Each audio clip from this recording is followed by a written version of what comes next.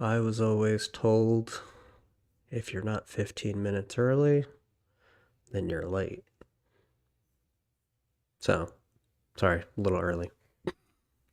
How's everybody doing? It's a nice day today. Jump scare. Yeah, sorry. It was it was inevitable. Good. I'm glad to hear Cape 41 you're doing amazing. Hexarixa. I'm so bad at pronouncing names. I'm doing good. Why am I so early? Cuz I can't help it. I truly cannot help it. I foiled your plans. Oh no. I got to keep you on your toes. That's why. I like starting early because then we can get a little bit of a Q&A in. You know? That'll be fun. Relax a little bit, get the heebie-jeebies out before we start reading some privacy policies.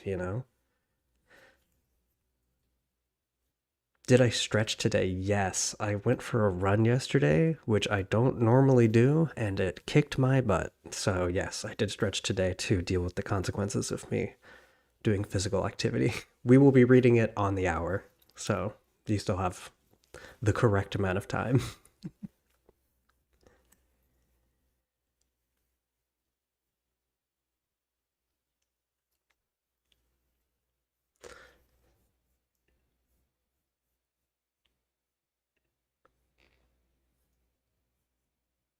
Did I stretch today exactly? Oh, yeah. Drink water, everybody. I'm going to try to remember that this time.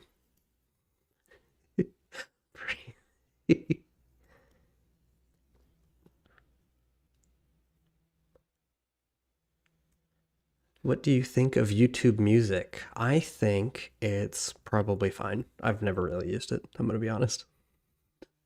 Um, I don't do a lot of music streaming anymore. I used Spotify for a long time, and I stopped using it about 3 years ago. And yeah, now I'm doing the iPod thing, like I mentioned a while ago. Under a snow warning this morning. Ooh, stay warm out there. I also love my little avatar guy. He is silly. It's funny. I'm actually noticing a visual anomaly with it right now. I'll have to fix that later.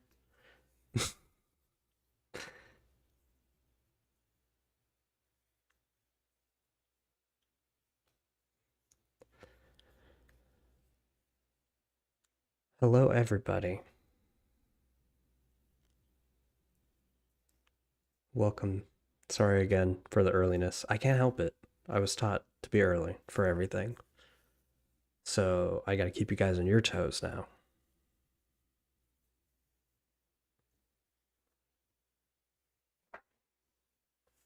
By the way, I did set up a thing. I don't know that I should actually say this. I set up TTS for donations specifically on Ko-Fi. Uh, Again, donations are obviously totally optional. Do not donate if you can't afford it, obviously. But I thought I should embrace my distractibility from the last stream. Uh, so yeah, I'm letting that be a thing until it like potentially gets too much. Then I'll turn it off. Hello, Carrie, and Tao, and Name, and Random Insanity, and Fancy Potato, and Cape 41, and William Burns, and Insert Username. I really like that one. And Rust, hello.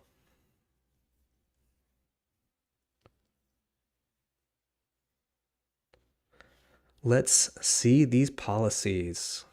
Yeah, that's fair. That is why we're here. I did pre-read these ones ahead of time. I think it's going to be a good one. I think you guys are going to have a good time with these because we have two very different types of services that a lot of people use. Why does my hair look so bad? I just got out of bed.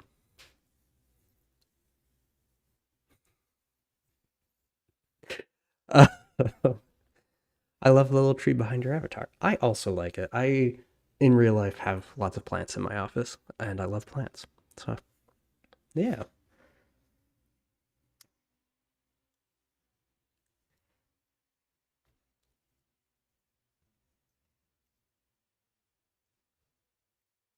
Who is to say the fancy potato? I don't know. It is more of a bush. It's actually more of a plant wall. There was a building I was in a little while ago that had a plant wall that I thought was kind of cool. Uh, and I don't know. I just liked the idea of it. Plant wall. How do you keep it alive? I don't know, but I'd like to make one someday.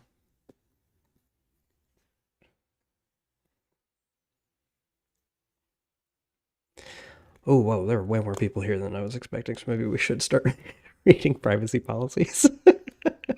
It is watered with pixels. It's 2 a.m. in Australia. I am so sorry. Also, I just got a pop-up from YouTube. I would like. Oh, hello, chat. Look at that. Isn't that fun? Oh, and it shows up in the chat too. Oh, that's neat. I'll wait till the hour. I got you. Um, I wanted to call something out. There will not be ads during the stream. I noticed last time when I was reviewing the chat, which by the way, it was really hard to keep up with it. There will not. I noticed that it was really distracting, and I didn't want people to be interrupted during the stream. So I have disabled ads during the stream. If you get ads, please let me know, because I need to figure out what the heck is going on there. So, yeah, for being here live, you're rewarded with ad free. Yay! Because it's distracting. I don't think it's worth it for live streams. I also want to kind of give you a heads up of like the idea of the schedule today. Um, let's see here. We're going to do Spotify first. Gonna read through that whole thing. We're gonna take a couple breaks here and there. You got an ad joining? Oh man. Okay, I will figure that out. Ba ba ba ba. Fancy Potato has a fantastic point. I'm not going to say it out loud to avoid YouTube getting mad at me, but please use one of those, everybody. So yeah, we're going to read through Spotify. We'll take a quick 10-minute break so I can get water and eat a snack. And then we'll read through Snapchats. And then that should be all we'll be able to get through today. They are both very, very long privacy policies. The last stream was 3.5 hours. I am anticipating this one to be longer, so I am so sorry in advance. If you can't stay for the whole thing, that's okay. It'll be available immediately after. Yes, uBlock origin is Bay. I love it.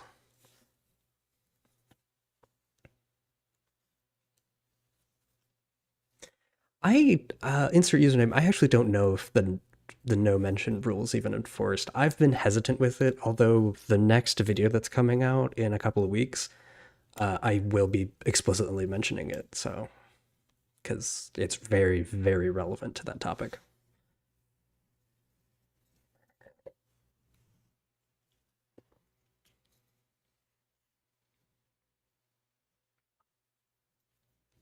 There are ways you can block them if you don't use the app. But again, that's mentioned in the video in a couple weeks. Animation takes a while, so sorry.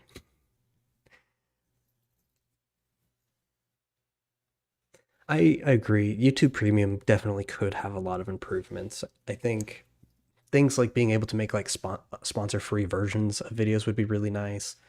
Um, I've seen a lot of really great suggestions out there that they could make it better, but it currently isn't. So, yeah. Um, I'm using an iPod now because of your videos. That's awesome. I'm stoked to hear that. I love my iPod. I use it every day to listen to all kinds of goofy things, like Weird Al.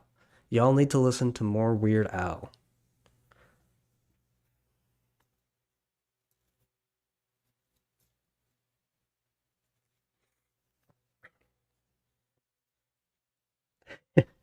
I've heard of the link card battle with the iPod 7th gen, and I'm so sorry. I know that that was my fault for inspiring you.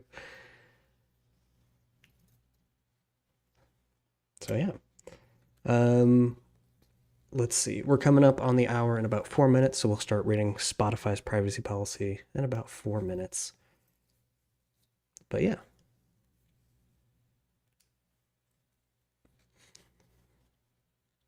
If you want a good song, good Weird Al song recommendation, Disco Snails. Oh, good weird song. Sorry, I misread that. The biggest scam ever is that Weird Al wasn't born in Albuquerque. That is so true. I I've been learning to play that song a little bit on the guitar, and it's very fun. I love it. I've heard that when he performs that song live, he will get to the part where he starts to trail off and then actually stop and then start the entire thing over again. I think it's hilarious. Question: have you ever experienced deja vu before? Yeah, of course. Not super often, but it happens from time to time.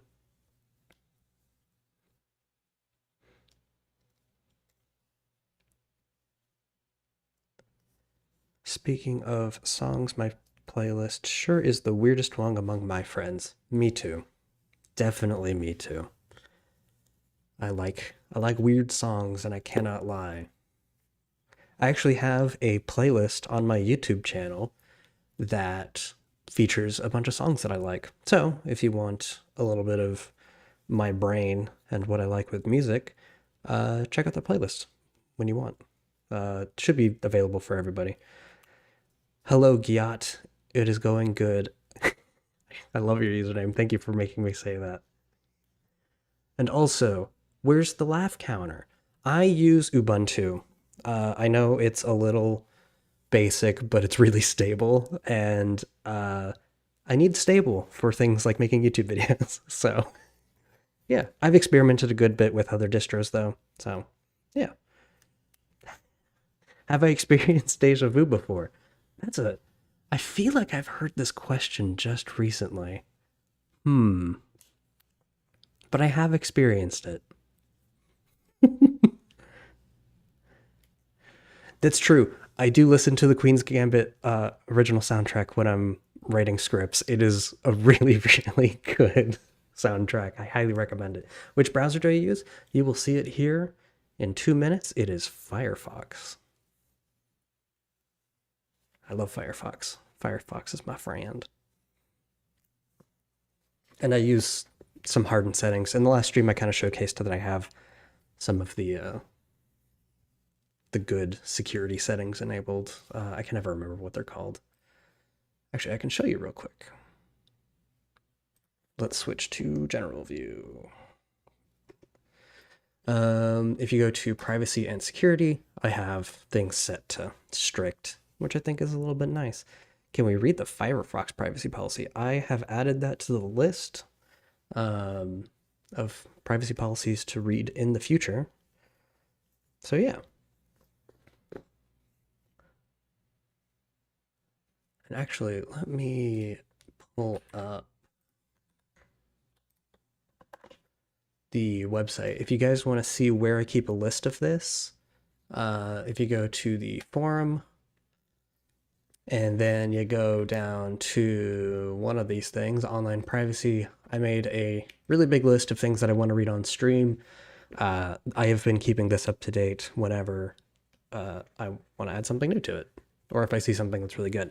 I will note, I have withheld a lot from this list because of future videos that are coming out. There's about a dozen privacy policies. The privacy policies we'll be going over today are specifically Spotify and Snapchat. They are both very long privacy policies, so that's all we'll really have time to do. I am anticipating this to be a long stream.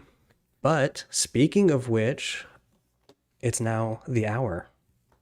Yes, it is a lot of policies. We have a lot of time ahead of us. I don't know if ELC has one. I just wanted to put it down there. I was curious. Anyways, we're going to actually get started now. And we're going to start looking at the Spotify privacy policy. So, first thing that we were presented with is their cookie pop-up. That's a pretty classic pop-up. I am a little bit in the way. I wonder if I can move myself. Well, actually, you can see most of it. Um, so it mentions here that they have 95 partners that store access information on your device using cookies, which I think is a really, really interesting thing. So what's nice about Spotify, not a lot of people do this, but they actually list every single one of these vendors, which is really cool. I really like that. Let me pull up my notes really quick because I wanted to showcase one of these specifically. So each one of these has their own privacy policies. We're not going to be reading all of these because there are 95 of them, but we are going to quickly skim one of them that I thought was pretty interesting. I had picked it at random. Look, Roku's one of them. Ooh, kind of neat. Kind of funny that Roku wants your data. This was the one that I thought looked interesting. Live intent. So we're going to click and view their privacy policy really quick. And immediately, uBlock Origin is like, don't do it. Don't look at this. Please. It's in our block list. This is terrible. And I'm going to say proceed because I want to see what's in it. And immediately, I can see that at the top, they have been acquired by a different company, Zeta. So we'll get there in a second. That's a great question. What does it mean by vendors? These are the companies that can access, these are the third-party cookies. If you've watched my cookie video, I kind of explain how these cookies work. And basically, all 95 of these companies share a common cookie with Spotify, meaning that all 95 of these companies can access cookie-related data, which is a lot. We will get to that in the privacy policy of Spotify in a moment, but I just want to showcase immediately how long and fun this is. Let's see. There was one thing I wanted to show. Yeah, let's actually just look at this. So they have their own privacy policy, right? Classic, nice and long. We love it. We're going to actually look at Zeta's. Also, welcome to Tier 1. Thank you. Stoked to have you. There was one thing I really specifically wanted to look at. So we're going to go down to their privacy policy. And they, of course, have a pop-up as well. I'm just going to close that. And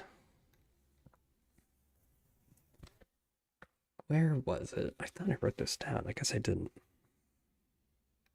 Oh, it was sensitive data. That's right. Blah, blah, blah, blah. International data transfer, do not track. Oh, I missed it. It's somewhere in here. But they collect like a weird amount of data. And of course, because this company is now owns the other company, they have access to all of that data as that's explicitly spelled out in that policy as well. So yes, this is exactly that, policyception. So, it never ends with this one, I'm going to be honest. There are, again, 95 of these, but you can just deny these ones right here. So I'm going to not consent to these. I'm going to confirm my choices. So this one, we have a benefit. It's optional. Most people don't care. They'll just click continue and just move on. But I did want to call that out, that immediately we're presented with a lot of information. So let's actually dive into the actual privacy policy now. Alrighty. So here we go. About this policy. This policy describes how we at Spotify USA Incorporated process personal data of US residents. From now on, we'll call it the policy. This applies to your use of all Spotify streaming services as a user. For example, this includes your use of Spotify on any device, the personalization of your user experience. I actually watched this video. They actually do showcase pretty nicely how you can use their different settings and personalization. I actually thought this was kind of a nice video. So I do recommend watching that if you want to look at that. The infrastructure required to provide our services, connection of your Spotify account with another application. Both are free or paid streaming options, each a service option, and other Spotify services, which include a link to this policy. This includes Spotify websites, customer service, and community site. From now on, we'll collectively call these the Spotify service. It's all of that. Cool. Now this is where things get like fun immediately. You know me, I love fun in privacy policies. From time to time, we may develop new or offer additional services. This will be subject to this policy unless stated otherwise when we introduce them. Our California notice at collection, as required by the CCPA, California Consumer Privacy Act, applies to residents of California. If you are a resident of California, you should read this notice together with this policy. Now, I really like reading the California notices because they give us like an actual clear indicator of what's going on, because California requires you be transparent about your data collection. So the fact that they keep it separate bothers me a lot. I don't like that. I don't like it when companies do that. But we're going to put a pin in that one for a moment. We're going to read that at the end of the policy because it is relevant after we read through a bunch of stuff.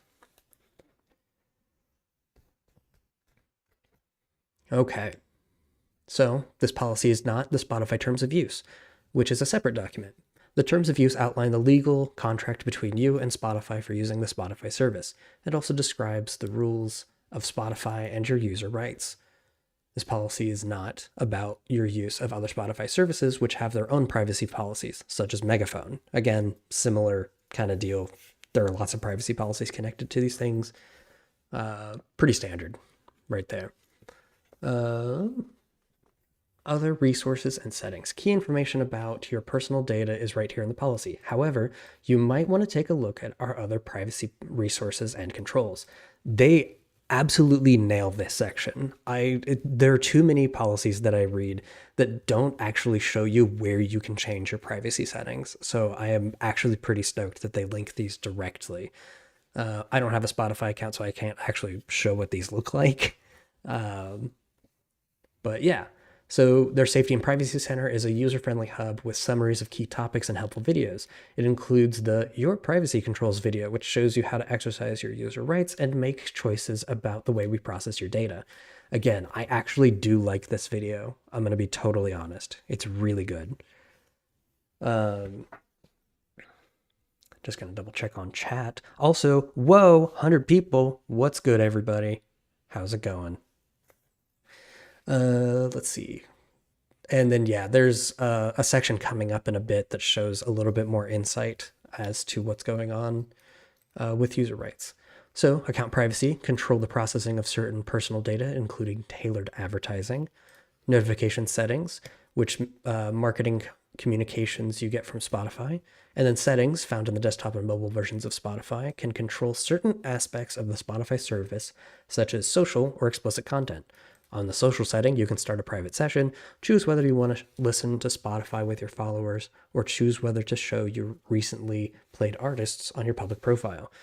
Now, this is interesting because this line is a little bit vague coming up later, but I did some digging. The iOS version, at least, of Spotify does collect contact information because of this. There's like that social feature, and that does technically count as Spotify, as contacts. So later on, we will be checking this, but not yet. We'll get there in a moment. It's interesting. Spotify really starts off immediately that, we want to show you what you can do and what you can control first. And then they jump into what's going on after the fact, which I think is interesting. A lot of companies kind of say, hey, here's what we collect, here's why we collect it, and here's where you can control it. They kind of do it a little differently, which is pretty cool. So on the explicit content setting, you can control whether explicit rated content can be played on your Spotify account. Cookies policy, information about how we use cookies and how to manage your cookie preferences. Cookies are files that are saved on your phone, tablet, computer, or when you visit a website. So, your personal data rights and controls. Certain US states have adopted privacy laws. It's like California, Washington, Nevada, and Texas, I think. I'd have to double check that, but those are the ones that I remember off the top of my head. Give certain rights to individuals over their personal data. We provide these rights to all residents of the US, regardless of where they live. I can actually confirm this. They do list how often they get data deletion requests, and they do comply with a majority of them, which is really nice to see. I don't see that super often. So this table below explains your rights and how to exercise them. Again, I love a good table. Y'all know me. You can also watch our video about your privacy controls. Again, they really love that video. I honestly think it's pretty good too. If you do want an easier to digest privacy control, if you use Spotify, I do highly recommend you watch that video. It is really well done. If you will not receive discriminatory treatment for exercising any of your privacy rights. Great. It is your right to be informed. Be informed of the personal data we process about you and how we process it. How do they do that? We inform you through this policy, through information provided to you as you use the Spotify service, and by answering specific questions and requests when you contact us. You have a right to know and access. It's your right to request to know and access the personal data we process about you. How do they do that? Well, to request a copy of your personal information from Spotify, which again, this happened in the last live stream. Request your data from companies. It really gives a fantastic insight of like how much data a company has about you on a particular service. Last time we talked about that using Discord. Also, to answer a question from last time, I'm going to get distracted for just a quick second. I don't have a Discord server because I didn't like the Discord privacy policy, and I just didn't want people to feel forced to join Discord to, hang out. So that's why I made the forum instead, because I thought it was a better platform. So that's the reason. I do technically have a Discord account. I just don't use it for the community. So yeah. Anyways. Correction. Request that we amend or update personal data when it's inaccurate. And again, that's usually under the edit profile or contacting them, which is great. I don't know how often that occurs. I'm assuming that's like a marriage thing. You get married, you change your name, edit it in there.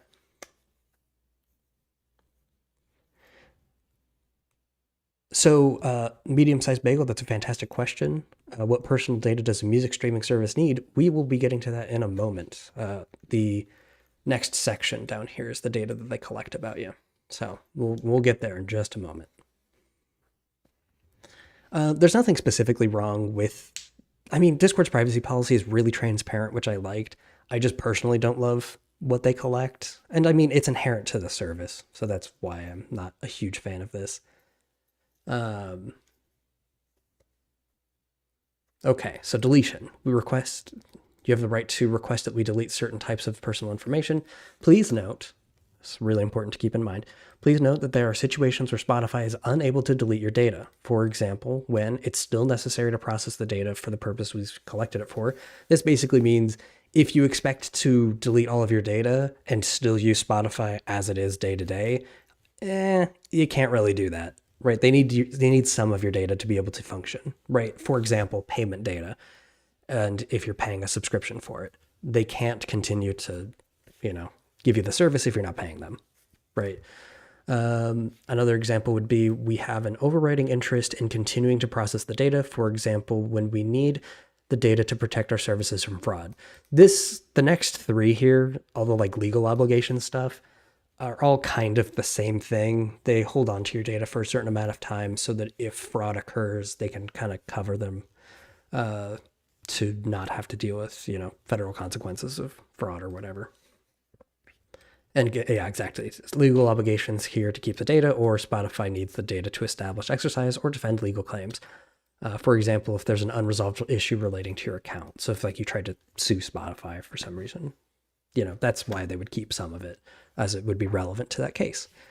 There are several ways you can delete your personal data from Spotify. To remove audio content you have saved, select the relevant content and choose to remove it. For example, you can remove a track from your playlist or remove an artist you've saved to your library. That's interesting, because they do retain when you listen to artists, so that's still part of their algorithm. But I assume them remove it if you remove an artist from your playlists and stuff, they would note that as well and probably stop recommending that artist. So that seems reasonable. Anyways, to request deletion of your account data from Spotify and close your account, follow the steps under our support page. This data includes user data, and other data outlined in Section 3, which again, we'll get to in a moment. For any other deletion requests, you can contact us or reach out to our customer support via our chatbot. We love chatbots. You have the right to opt out of tailored advertising. Ooh, great. Request to opt out of the process of your personal data for tailored advertising. For more information about the process for these purposes, see the section Tailored Advertising Controls below. Again, we'll get there.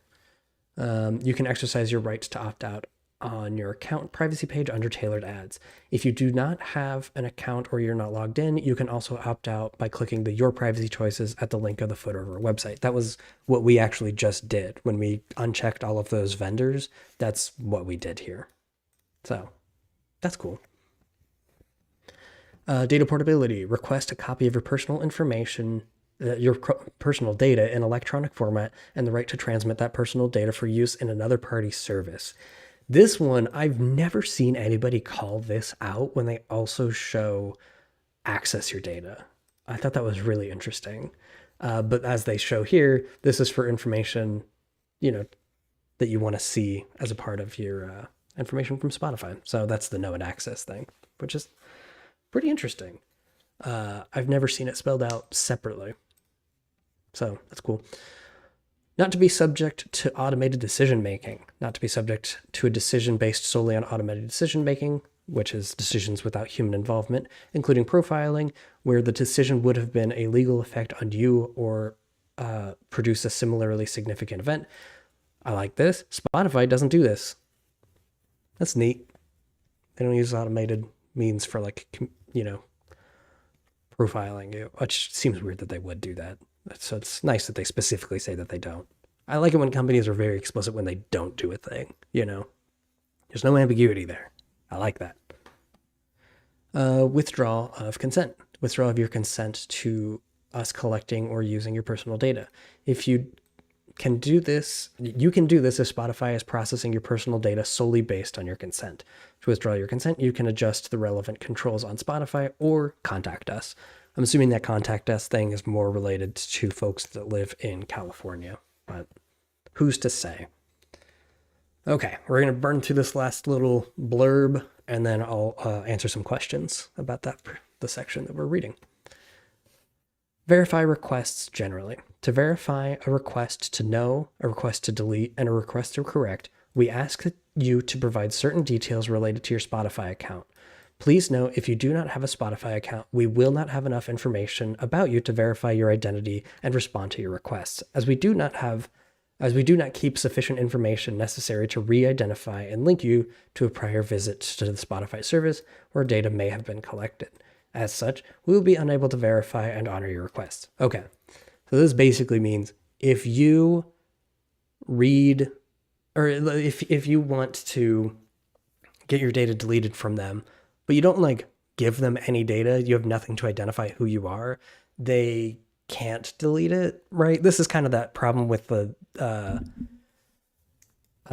data deletion services, right? They inherently need some of your data to be able to delete your data. So that's kind of what that's talking about. Household requests. If all members of a household make an access correction to delete correction or deletion request, we will respond as if the requests are individual requests. So they treat it as individual people, which is smart. That's how I would do that too. Requests made through agents. You may designate in writing through a power of attorney. God, they get real fancy with the language here.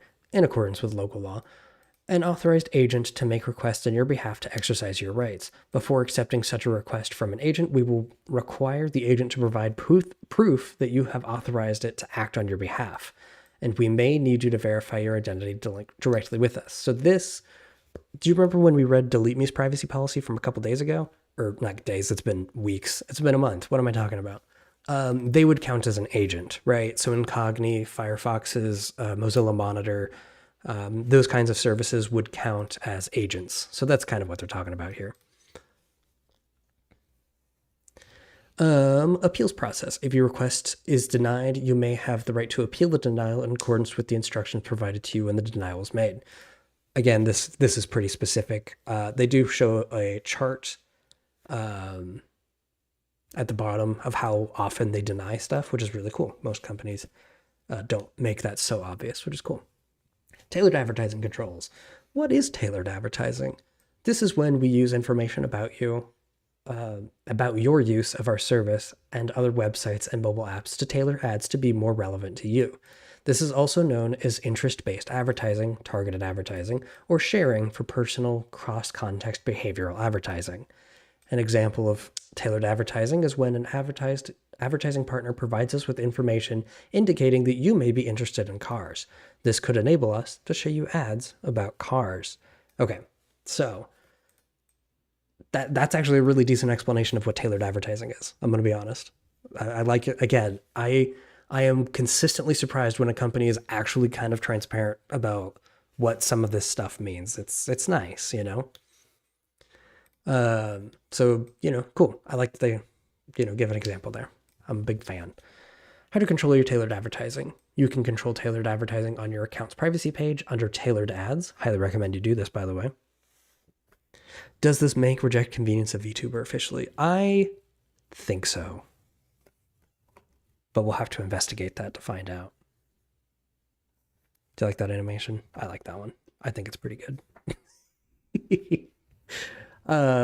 If you do not have an account or are not logged in, you can also opt out by clicking your privacy choices. Again, just like what we did here. You can also control tailored advertising for some podcasts using the link in the episode's show description. This applies where the content provider inserts advertising into the podcast to fund it. The hosting provider, which might not be Spotify, manages these controls of the podcast. I don't know how Spotify's podcast functions work. I'm going to be honest. I haven't used it in a long time. I think I used it probably shortly after they were adding podcasts to the service. I don't remember. It was when they paid Joe Rogan a bunch of money. That was around the time that I left, I think. Let's see here.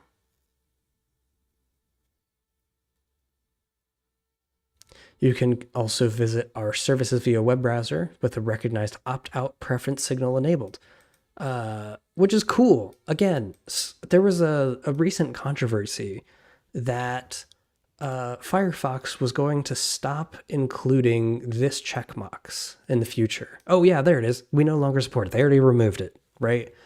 And that was because most companies, didn't listen to it. Most companies just said, nah, we're not going to listen to the do not, track signal or whatever, which is crazy that most companies didn't. So while Spotify does respect it, they don't really exist anymore. So fun fact for you. If you use a privacy signal, you may need to renew your preferences if you visit the Spotify service within another device or browser, or clear your cookies. Again, I recommend doing that regularly. If you are opted out of tailored advertising on your account privacy page, you will receive less relevant advertising, including our free service option, as well as paid advertising option as applicable, for example, advertising on podcasts. Again, I didn't know they did that. That's interesting. This type of advertising is based on your registration information and what you are currently listening to on our service. For example, if you're listening to a cooking podcast, you may hear an ad for a food processor. That makes sense. So they basically just keep it relevant to what you're currently listening to. I think that's fair. I also, again, highly recommend turning off things for tailored advertising. I think a lot of the concerns surrounding data collection is being used for tailored advertising. So if you turn all of that stuff off, they can't show you relevant ads, which means that advertisers don't have as good of an incentive to show you stuff. Or if you just fully block them, that also de-incentivizes them from selling your data constantly. Appropriate aged for tailored advertising.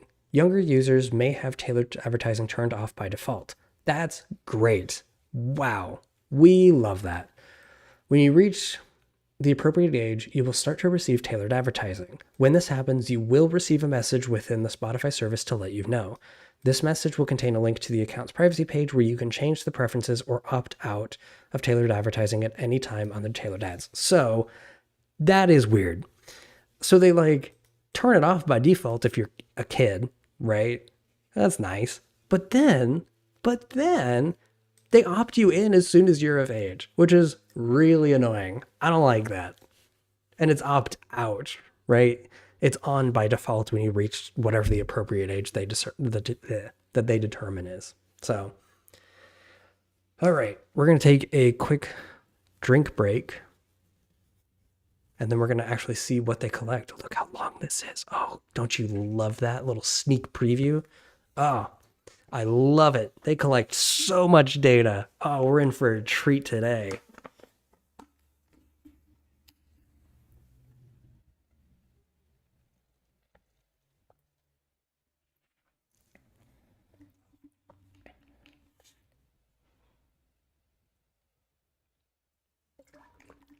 Yes, let us all hydrate. Let us be one with the water. Like that new Avatar movie that I haven't seen. Is it the same as the first one where like you don't remember what happens in it immediately? Has anybody here seen that new one? What was it? Way of the Water.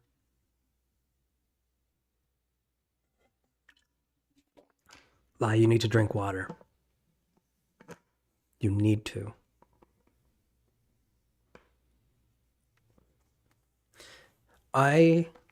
Yes, wet voice. Wow, I can't believe y'all remembered that. There was another Avatar. Jake Sully is back. I can't believe I remembered his name. And the cranky military guy. He was angry. He was like this the whole movie. We love angry.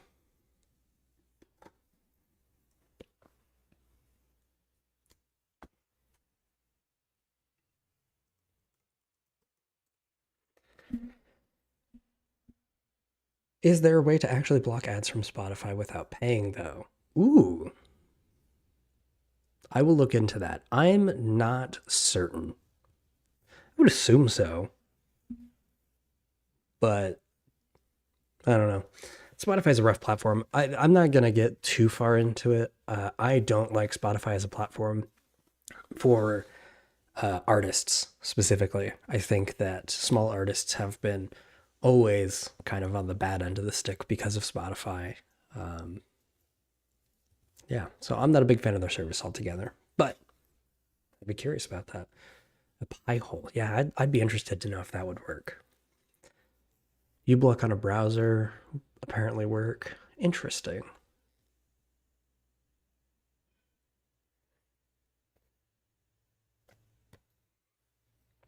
I used to skip ads on Spotify by refreshing the page, and then it didn't work anymore. That YouTube had that trick for a while where you could like refresh it, uh, and then it would go away. Also, reminder. Also, there's a bunch of new people here, so just a reminder for everybody watching: there will be no ads on this stream because you're here. Uh, I don't know. Ads are disruptive. They suck. You might have seen one when you joined, and I'm sorry in advance for that. But if you haven't seen ads during the stream, let me know. I think that should be working. Uh, Gosh, I sure hope so.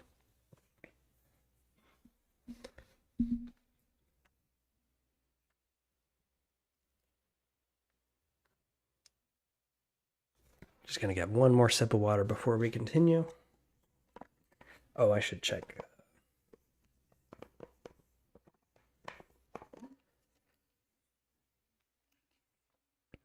I got a notice from one of the moderators. A couple people are asking about what you don't like about Discord's privacy policy. So yeah, I would recommend watching that stream. I know it's a little long. I did add timestamps though to try to keep it a little bit more contained. I give my opinions in there. So just a heads up for those that were asking about my thoughts on the Discord privacy policy. I did talk about it in the last stream. Alrighty. No ads. All right, look at this. Also, I don't know how many channel members are here. I added a little emotes. Look how cute they are. There's actually and shocked and angry. I know how much y'all love angry. So, ooh, that's a fantastic question. Hi, why did you change from 2D to 3D? Um, I don't know. I think the 2D, I'm not like amazing at drawing consistently, which is a majority of why. I just wanted to be able to make the videos a little bit more consistently as far as quality goes, which was a majority of why I switched to 3D. Just consistency. Well, stop with the angry. I will never stop with angry. Yeah, look at all. See, I hook you all up. I get you channel members a little something, you know. I'm not leaving you high and dry. Alrighty. We are going to dive in to the next section. Oh, I love investigate. Investigate's my favorite. I need to make that a little emote as well. Bandcamp is fantastic. Yes, please use Bandcamp. They are great for artists. Alrighty. This is a good question from the Sunny One. You mentioned in the last stream that you didn't like any of the services that delete the data broker stuff. Is there a chance that you could go over that? Wait a couple more videos. I am very much working on that. Don't you worry. That is in the works. I have learned a lot. You might say I've been shocked, not impressed, shocked, angry, mayhap. And I did an investigate on it all. So yeah, that's coming out hopefully in like 2 months. I don't know. I have a lot of videos in the process right now. There's going to be one in like 2 weeks, and then there's going to be another one in like a month because they, again, take a while. And then it'll be the video after that, probably. So, sorry. Anyways, we're getting into personal data we collect about you. These tables set out the categories of data, personal data we collect about you. You can also watch our video about personal data at Spotify. I didn't watch that one. I ran out of time. So, yeah. Collected when you sign up for the Spotify service or when you update your account. All right, here's where we get to fill out my favorite, my privacy visualizer. Oh, I love it. Look at it. It's wonderful. Oh, that was a scroll bar earlier. I'm just not realizing.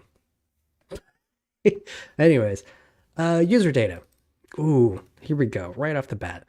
Spotify requires personal data that we need to create your Spotify account, and that enables you to use the Spotify service. This all makes sense so far.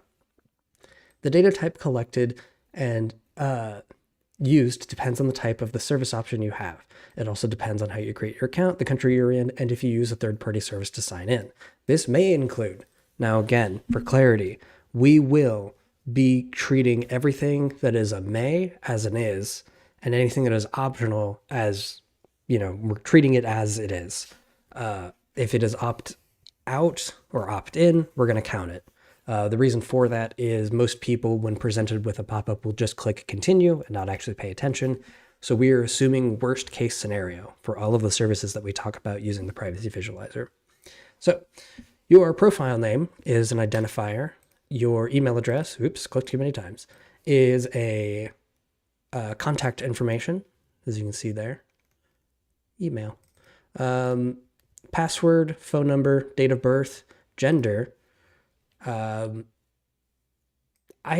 don't really have that. I'm going to keep that in contacts for now because I can't really think of anything else to put it in yet. I will be modifying the privacy visualizer based on this privacy policy. There's something we will look at in a moment that makes me want to change it. Anyways, street address. Ooh, that's location. Country, university, or college again. I'll count that as location. We receive some of this data from you when you sign up for the account page. We also collect some of this data from your device or region. For information about how we collect and use this data, see your general non-precise location. Again, a reminder on non-precise location. That basically means they know about what neighborhood you live in. Precise location can be anywhere from what building you're in down to the accuracy, precise location of where your iPhone is or whatever phone you use. This is spelled out using Apple language because it's the most popular phone in the United States, which I know not everybody loves that, but that's the way it is. So I'm keeping it to that. So yeah, they know what neighborhood at minimum you use or that you're in. So keep that in mind. So street address data. Ooh, love it. We love that, don't we? Anyways, we may ask and process your street address information for the following reasons: to check for eligibility for a service option, to deliver notices which are required by law. For example, if they experience a data breach, they need to be able to send you a letter saying, oopsies, oopsie daisies, we had a data breach. I haven't looked into data breaches for Spotify recently, actually. I don't know how recently that's occurred. To deliver support options, again, that makes sense, for billing and tax administration, and to deliver physical goods or gifts which you have requested. In some cases, we may use a third-party application to help verify your address, such as Google Maps. Neat. Very neat. So we're still going. We're not done yet. Collected through your use of the Spotify service. Categories, usage data. Oh boy, I love usage data because this, look how big that is. Look at all this stuff. Oh man, all just usage data. Personal data collected and processed about you when you're accessing or using the Spotify service. There are a few types of information this includes, listed in the following sections. Information about how you use Spotify. Examples include information about your Spotify service option, your actions within the Spotify service. Okay, so here we immediately have usage data for the privacy policy or the visualizer. We also have search queries, so they know what you've previously searched. So that's search. Streaming history, we'll count that as search. Actually, that's usage data. So we'll leave that there. Playlists you create, again, usage data. Your library, usage data. Browsing history, add that one. That's specific. And then account settings, I'm going to call that usage data once again. And interactions with other Spotify users. That technically counts as user content. However, that specifically is called out later, so we'll do that in a moment. Your use of third-party services, devices and applications in connection with the Spotify service. So if you link an account, like sign in with Google or whatever, that's use of third-party services. Inferences. This is where I need to change the privacy visualizer a little bit.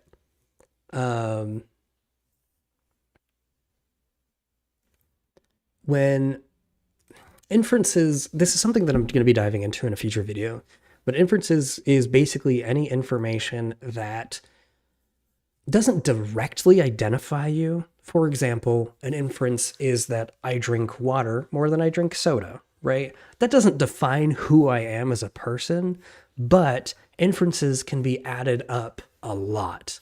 For example, maybe they would know I don't drink soda, but maybe I drink coffee and water. So maybe I'm more like specific for advertising for coffee or whatever, right?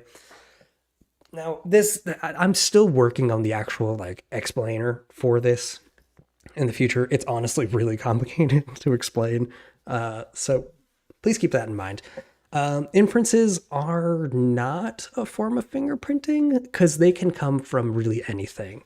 I mean, it's things that I would personally consider sensitive information. For example, if we look here, religious or philosophical beliefs or political opinion, those are pieces of inferred data. They can infer things about those things from what you listen to. For example, if you listen to a lot of Christian rock, it can be inferred that you're probably Christian, right? That doesn't necessarily mean that it's accurate, but it can be inferred. It can be guessed, right? Yes, trade union membership is something that is considered something that people track. Amazon is a company that tracks trade union membership. Fun fact, we'll be reviewing their privacy policy in the future. So like, it's not like precise information, but it does kind of define what you prefer, which I would consider sensitive information. So based on that justification, I will be checking sensitive info. I know that is potentially up for debate, so I will be adding an inferred button later because there are so many policies that we're going to be looking at that do dive more into inferred data. None of them are listed in the forum at the moment because, again, future video. You all are going to love that. And then as far as fingerprinting, there's so many videos I have in the works right now. I'm so sorry. They take so much time. Do I think usage statistics are acceptable in video games? I mean, it makes sense. Like, I enjoyed, like, in Tears of the Kingdom, seeing everywhere that I went. I thought that was neat, you know? I like that. So it depends. It definitely depends.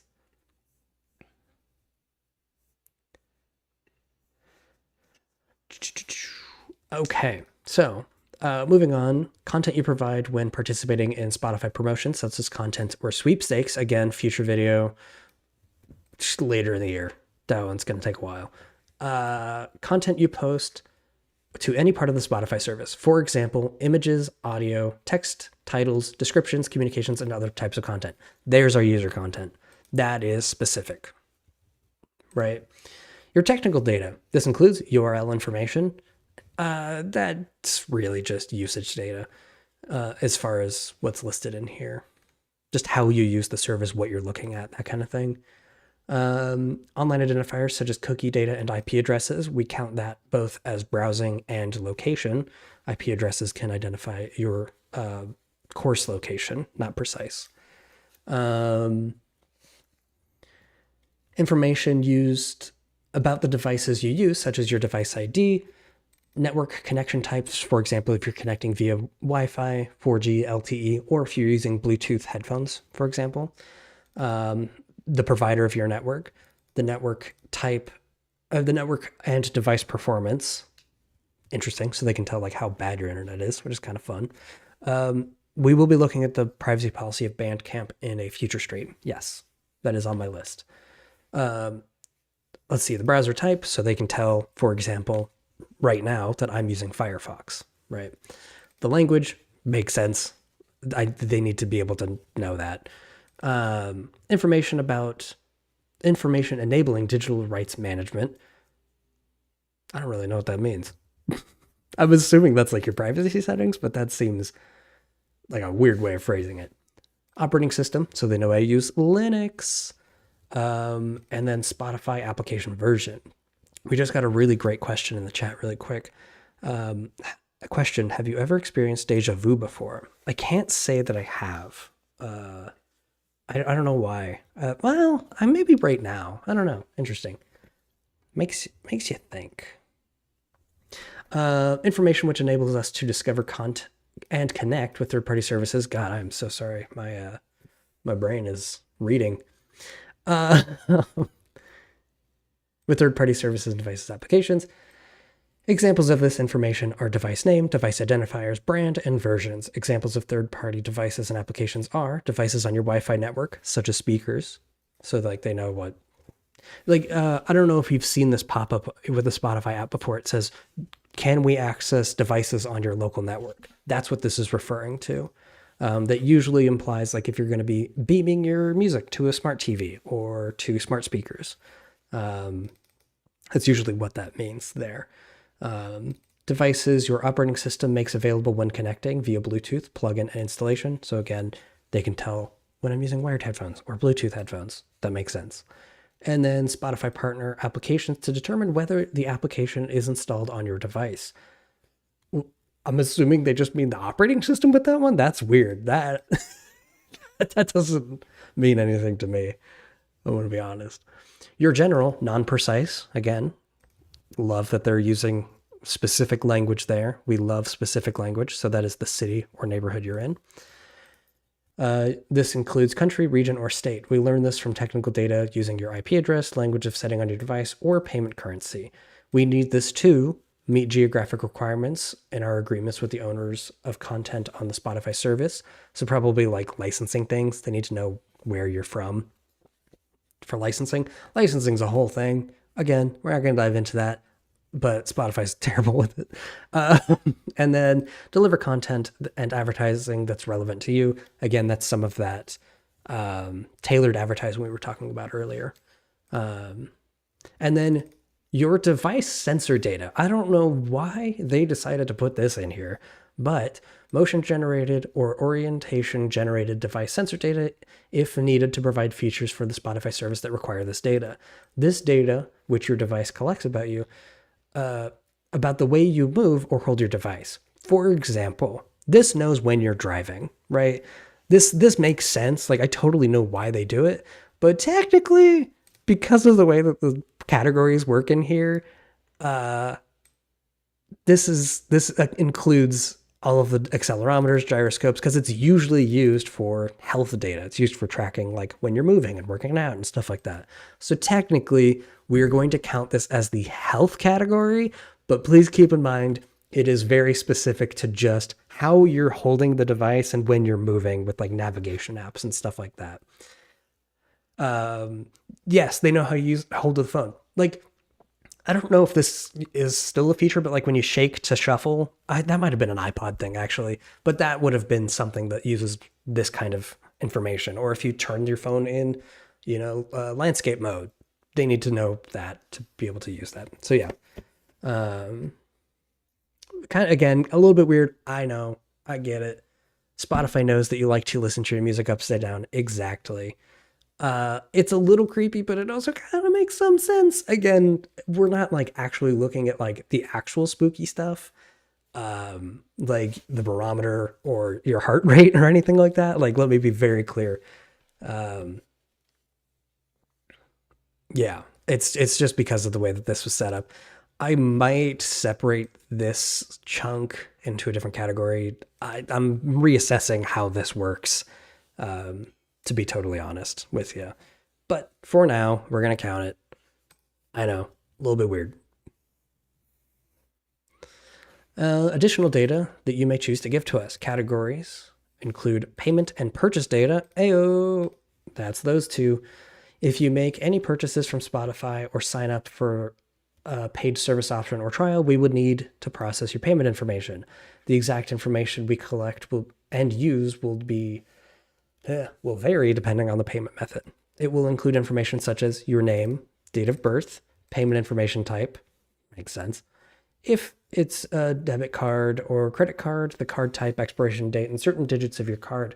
For example, we never store your full card number. Neat. I like that. And then zip and postal code, mobile phone number, and then details of your payment and purchase history. So that's why we enabled purchases here. They see that. And then survey and research data. When you respond to a survey or take part in user research, we collect and use the personal data you provide as described in the survey or research. So that's going to count as other data. We received some of the data mentioned above from third parties. The table below describes the categories of those third parties. So these are third-party sources that they get your data from. So they basically say, hey, we want to learn more about this particular user. This is where they get that data from. So authentication partners, if you register or log into the Spotify service using another service, that service will send your information to us. This information helps you create your account with us. So again, if you create a Spotify account using Google, Google will share information to Spotify, right? Third-party applications, services, and devices you connect to Spotify account. If you connect your Spotify account to a third-party application, service, or device, we may collect and use information from them. This collection is to make integration possible. So I can tell you right now, immediately off the bat, this covers things like, in Discord, when it shows what song is currently playing, that's this. That's what they're talking about here. But this also includes what's going in through speakers and headphones. I'm assuming smart speakers, smartwatches, televisions. Again, smart televisions collect an enormous amount of data. We will get to that in the future. And they obviously share some of that data as well. Mobile phones and tablets, automotive. An example, cars. Hey, spoiler for not the next video, but the one after that.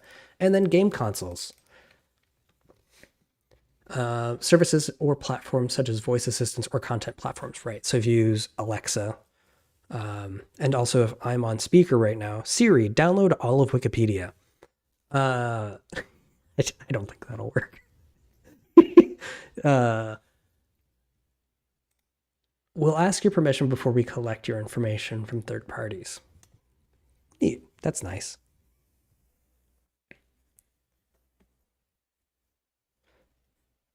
Oh, I see a couple questions related to health data here. I absolutely am planning on reviewing health related things. I am currently doing research on that, but it's going to take a little longer. I don't know when that stuff will be coming out, but I am looking into that. Don't you worry.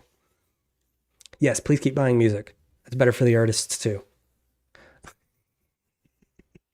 I think it would be really funny to just download all of Wikipedia through a service like Siri. And that would, I know it wouldn't do it, but man, that would be really funny. Like, that's a lot of information that they have on there. Although you can't, like, you can. So, Julian, to your point, it can be only 100 gig. It can be more, though. There are multiple versions of that download page where you can download, I think, up to multiple petabytes of data because they include all of the pictures and stuff like that. So it depends on which way you're doing it. All right, we're going to move on. Technical service partners. We will work with technical service partners that give us certain data. This includes mapping IP addresses to non-precise location. Again, I like that they call out non-precise. Big fan. So the country, region, city, or state. This makes it possible for Spotify to provide the Spotify service content and features. We also work with security providers to help us protect user accounts. Neat.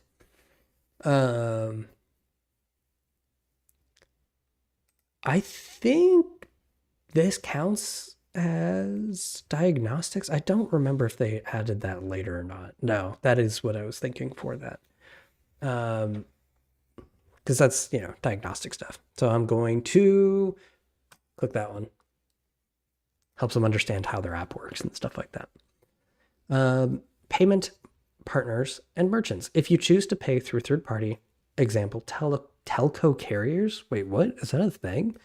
Or by invoice, we may get data from our payment processors. This allows us to send you invoices, process your payment, or give you what you've purchased. If we direct you to a merchant, we receive data from that merchant that is related to your purchase. For example, we might direct you to an artist merchandise store on a third-party platform or to a third-party ticketing website. So if you buy tickets to a band, that makes sense. Receiving this data allows us to calculate any commissions owed to us. Interesting.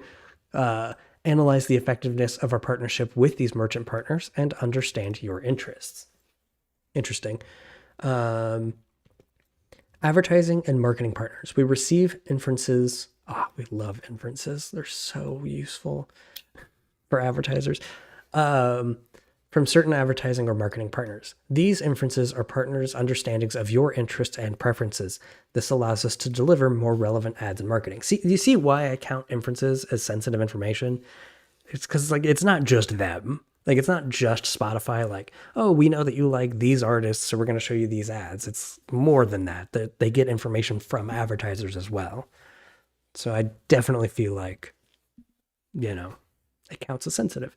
And then acquired companies, we may receive data about you from companies we acquire. This is to enhance our services, products, and offerings. So remember when we looked at the cookie thing at the very beginning of this stream, where Spotify works with 95 different cookie partners, and one of those partners was just bought out?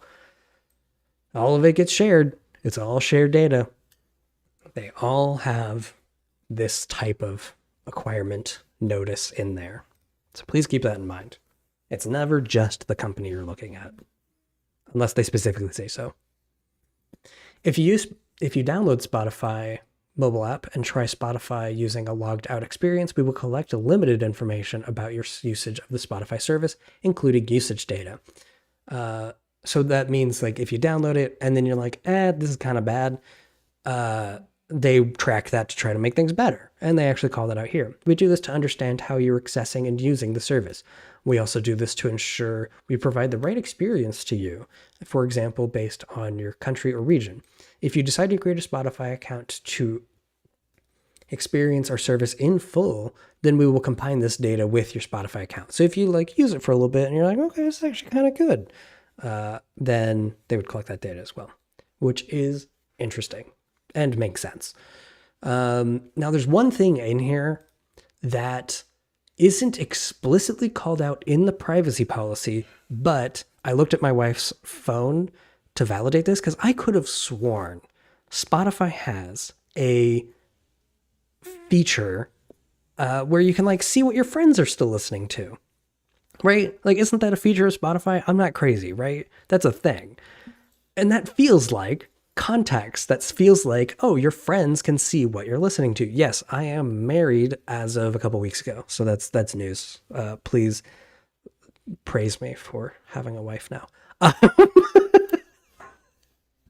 So because I didn't know, I looked at her phone to see like what the app specifically requests, and they do request contacts. So the app itself, I am going to count as contacts because most people are using this on their phone, right? So, ooh, look, we got a full grid. Neat. Also, thanks for the congratulations, everybody. I'm very stoked about it. This is a lore bomb that we didn't expect, but congratulations. Yeah. I love surprising y'all. And yes, that's the whole bingo. Neat. And we're not done. Can you believe it? We're still going. Oh, man. Now they get to describe how they use this data. Every single checkbox. Can you believe that? Do you remember reading some of the other privacy policies with those data deletion services? We didn't hit every single one of these. So we're in very neat territory right now. Thank you again, everybody. I really appreciate the congratulations. It was a nice day. There is no prize. The prize is you now learned a little bit more about the Spotify privacy policy. Yay! You can make a slightly more informed decision.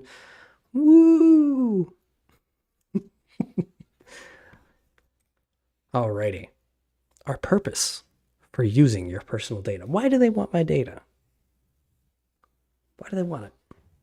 What are they using it for? This table below sets out our purpose for... Ooh.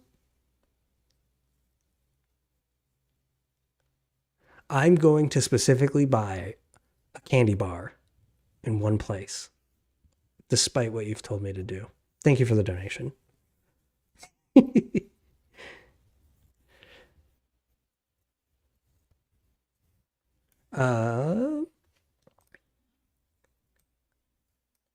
Let's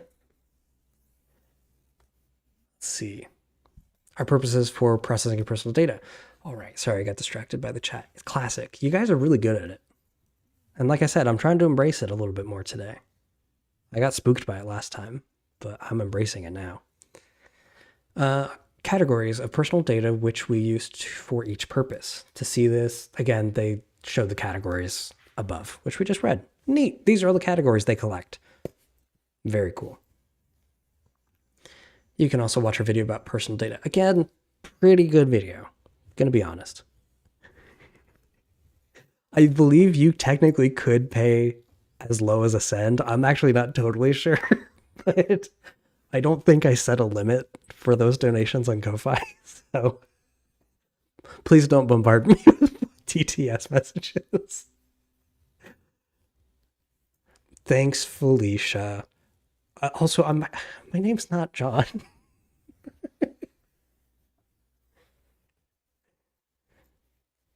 Somebody on the forum recently referred to me as John Reject Convenience, which I thought was really funny.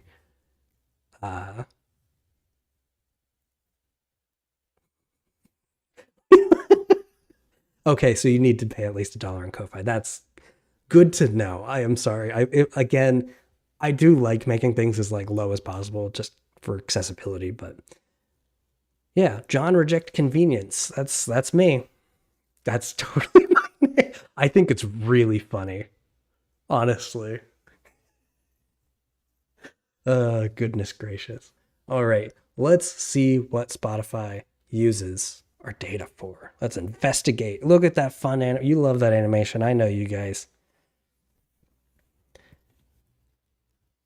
Okay, so purpose for processing your data to provide. Oh, this is nice. Look, they show like which categories, which we've already described here, which is weird because like they're different categories. So we need to scroll up and down a little bit, but whatever.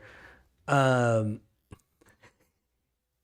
So to provide the Spotify service, for example, we need your personal data to set up an account.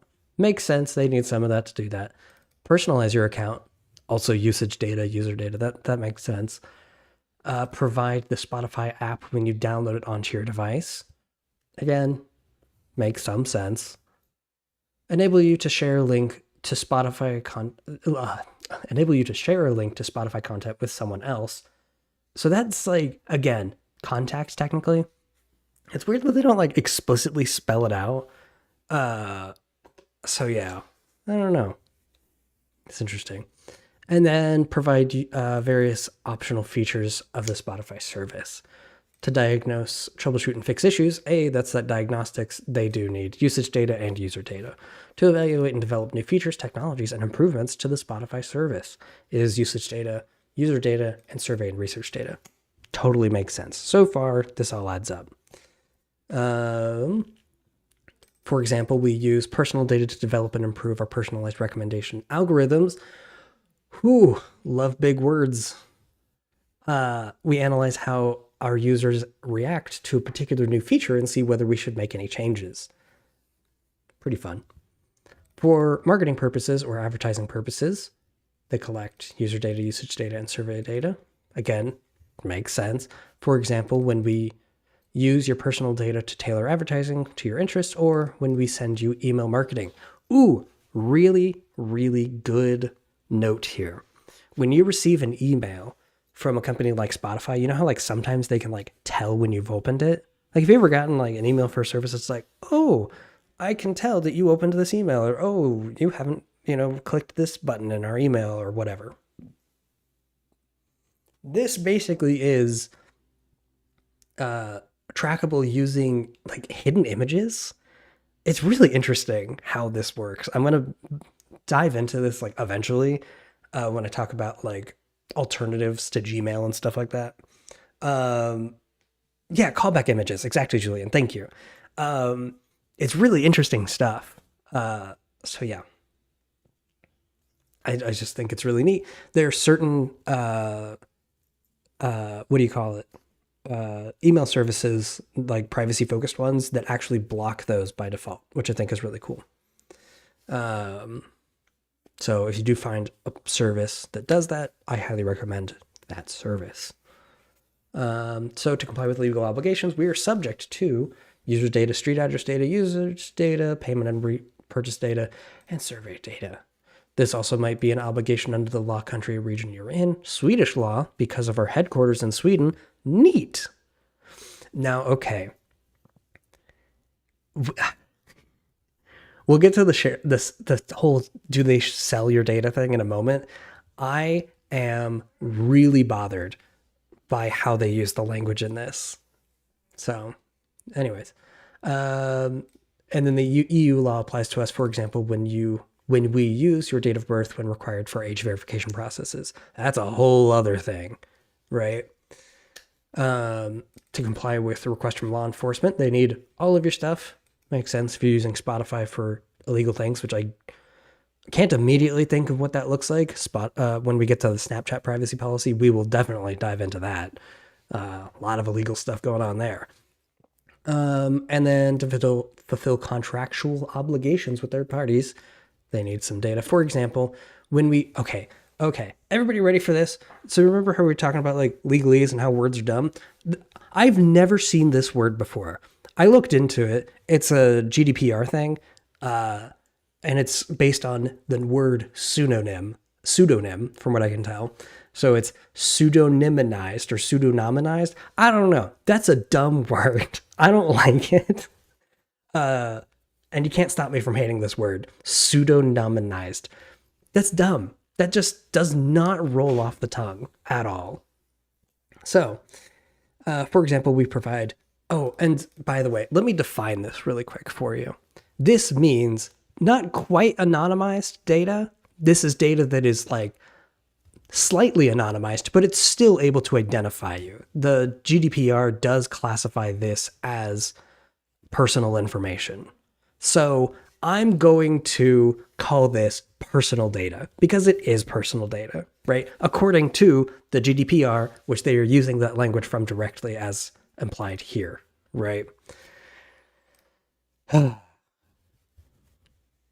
Yeah, pseudo-anonymized means that it's not fully anonymized. Yeah, it's so dumb. It's such a dumb thing.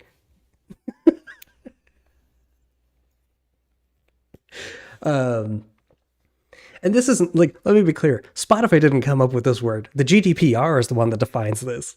I truly, man, this is dumb. I hate words that are hard to say.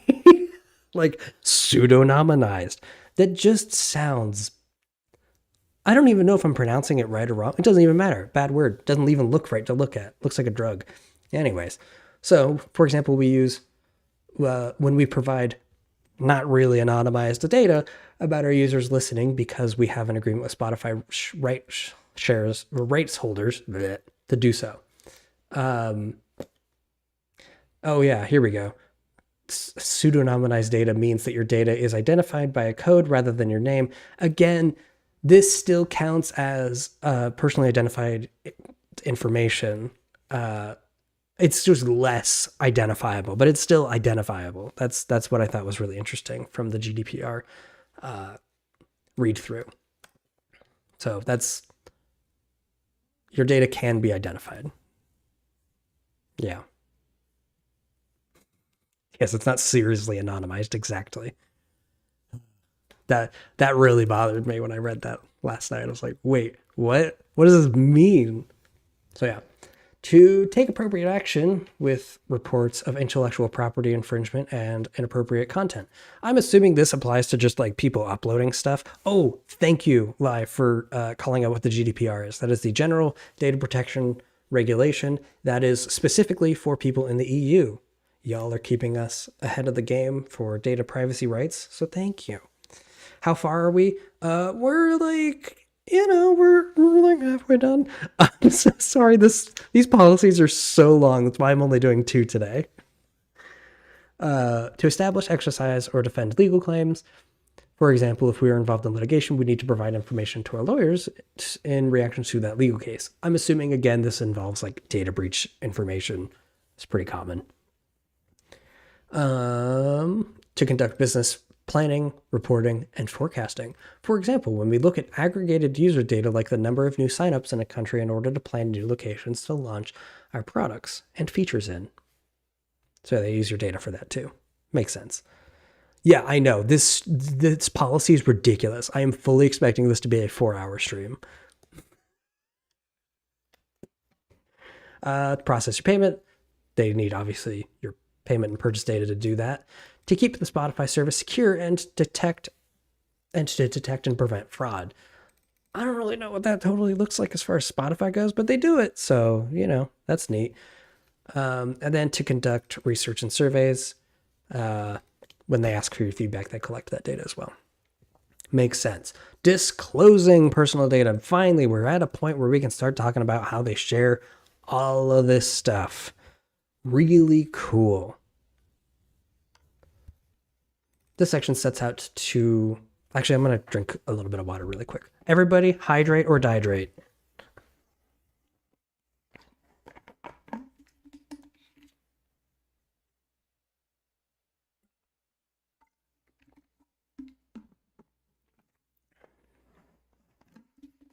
Isn't there a subreddit for people who like to drink water? I don't remember what that's called.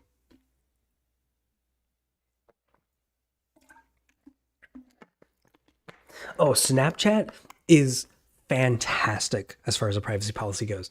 I am actually really excited to show you guys that one. Like, Spotify's is interesting because like a lot of people use it. But Snapchat, Oh, whole other level. I'm so excited to share that one with you guys. You have no idea. Hydro homies. Thank you. I couldn't remember what that was. I'm not a big Reddit guy. So, all right, here we go.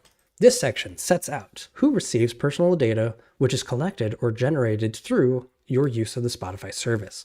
This publicly available information. Okay, so this makes sense. Let me clarify. Snapchat's fantastic in both a good and a bad way. Bad in that they collect a lot of data. Good that they're like super transparent about it. It's actually amazing. I have like a really weird definition of really good, so my bad.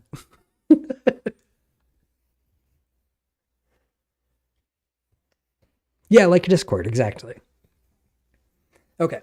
The following personal data will always be publicly available on the Spotify service, except to any users you have blocked. So your profile name, photo, playlists, and other content you post on Spotify, any associated titles, descriptions, and images.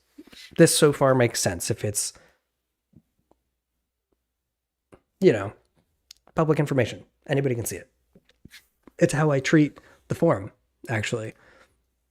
Anybody that posts to the forum, public information. Like anybody can see anything that anybody posts, right? That makes sense. And we actually do call that out in the privacy policy on the homepage, which is the homepage. Yay.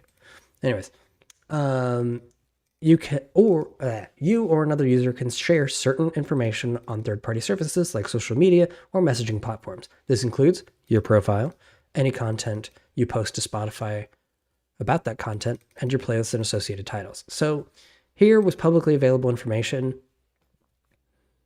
We're going to count things like identifiers, because, public name, public photo, and then public playlists. We're going to count it as usage data, because that's kind of what it is, right? And then content you post, yeah, we're going to count that as user content, technically shared. It's public data. Of course it is. Okay. Personal data you may choose to disclose. We will only disclose the following personal data with those outlined in the tables below. Okay, remember, we count any information that is optional as we're checking it in here. The reason for that is most people will be presented with a pop-up saying, hey, this optional thing is coming up, and they will just agree to it, right? We were assuming worst case scenario with data collection. So we're going to count all of these as shared data. But again, a lot of this is actually controllable through various settings through the Spotify platform. So please keep that in mind. But we're assuming worst case scenario. Okay. Where you have chosen to use a Spotify service feature or third-party application, service, or device, and we need to disclose personal data to enable this, or you otherwise grant us your permission to disclose this personal data. For example, you can do it by selecting the appropriate setting on the Spotify service by giving your consent. A lot of this consent is opt-in or opt-out, to be fair, so that language is a little bit weird. So whatever. So categories of recipients, third-party applications, services, and devices you connect to your account. So user data and usage data. Now user data contains things like contact info, but let's get a little bit more specific. So to connect your Spotify account or to do so in connection with third-party application, service, or device. Examples of such third-party applications and services include social media applications. Again, that's where we get that contact info from. Speakers or devices. I'm going to count that as other because, I don't know, most things don't use that. Televisions, automotive platforms. Again, very interesting video coming out soon on that. And then voice assistants. You can see and remove many third-party connections under apps into your account. Again, most of this stuff is modifiable, fortunately. Support community, user data. This enables you to use the Spotify support community service when you register for an account. So this one's pretty specific. Most people wouldn't be using this, but they'll ask you to create a profile name. We're going to count that as an identifier technically, but we've already counted that. And again, that's sort of publicly facing information. So as it says there. We'll also display questions to the comments you post. But again, you have to really opt into this one specifically. other Spotify users. To share information about your use of the Spotify service with other Spotify users, this could include your followers on Spotify. So that's kind of that social aspect. We're going to count that as user content because that's usually what that kind of boils down to. And yeah, you can see here, for example, under social settings, you can choose to share your recently played artists and playlists on your profile. You can choose to create and join a shared playlist with users. Shared playlists gives you social recommendations based on your listening activity. Neat. And then artists and record labels, user data. To receive promotional offers from artists, record labels, or other partners. Cool. That all adds up so far. Information we may disclose. The set of information is what we disclose, so not us as the users, Spotify.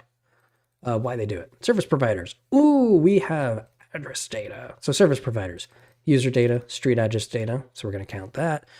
And then we also have usage data, which is already checked. Payment and purchase data. Neat. And survey and research data, we're counting that as other data. So they can provide the services of Spotify.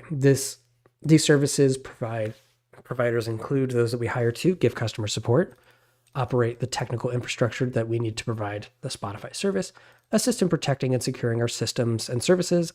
For example, Google's reCAPTCHA, help market Spotify and our partners' product services and promotions, and verify your eligibility of certain types of service options for like Spotify Premium Student. Neat. Payment processors. User data and payment and purchase data. So they can process your payments for anti-fraud purposes. This makes sense. If you pay for a subscription, they need your payment information, right? Oh, Amir, hello. Thanks, Felicia, for tagging me. I didn't notice. It's really hard to keep up with chat while I'm reading these, I'm going to be honest.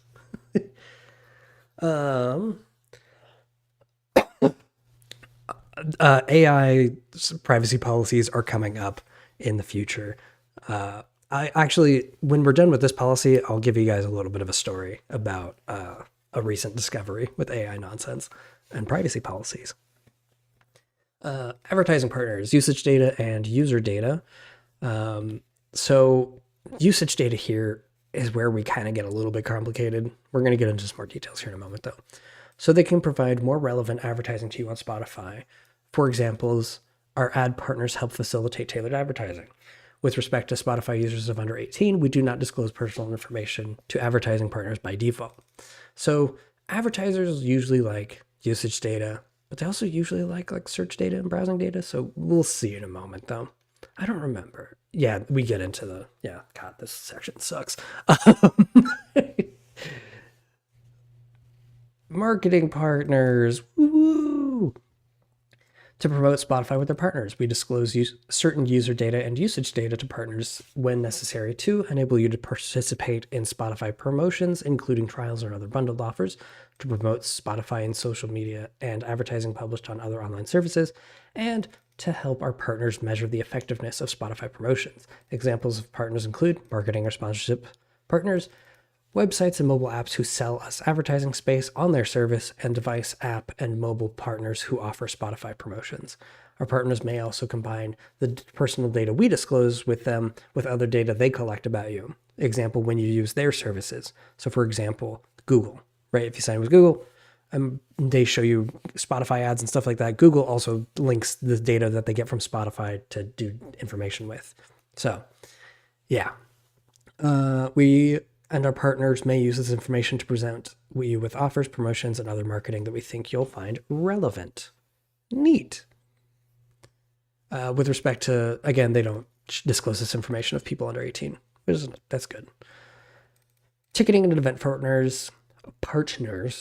For every event which we sell tickets, we will need to disclose your name, email, or other order details to our event partners, such as ticketing agent or venue box office where the event is taking place, so that they can check in, as well as a verifiable guest who purchased a ticket through Spotify's ticketing system. Whew. That makes sense. I'm going to request y'all to relax on the AI chat a little bit. My personal stance is I don't like it. I have lots of reasons for that. I ended up throwing away a video that I was going to make on it because it just made me sad. Uh, and we're here to talk about Spotify privacy policy. So for now, let's chill in the AI chat. It's a hot topic, I know, but we're here to have a good time, right? Podcast hosting platforms, usage data hosting platforms host podcasts so that they can deliver them to you. We disclose certain data, such as your IP address, ooh, neat, to the podcast hosting platforms when you play a podcast. That's really weird. I don't like that. We also allow you to stream podcasts available from other hosting platforms not owned by Spotify. I didn't know that. Podcast providers should explain in the show or episode's description which platform is hosting the podcast. See the platform's own privacy policy for how they use data disclosed to them. It's so annoying. I don't like that. Like, they emphasize should here, so they should do it. But then they're like, oh, but just read it on your own. I really don't like that. That makes me a little angry.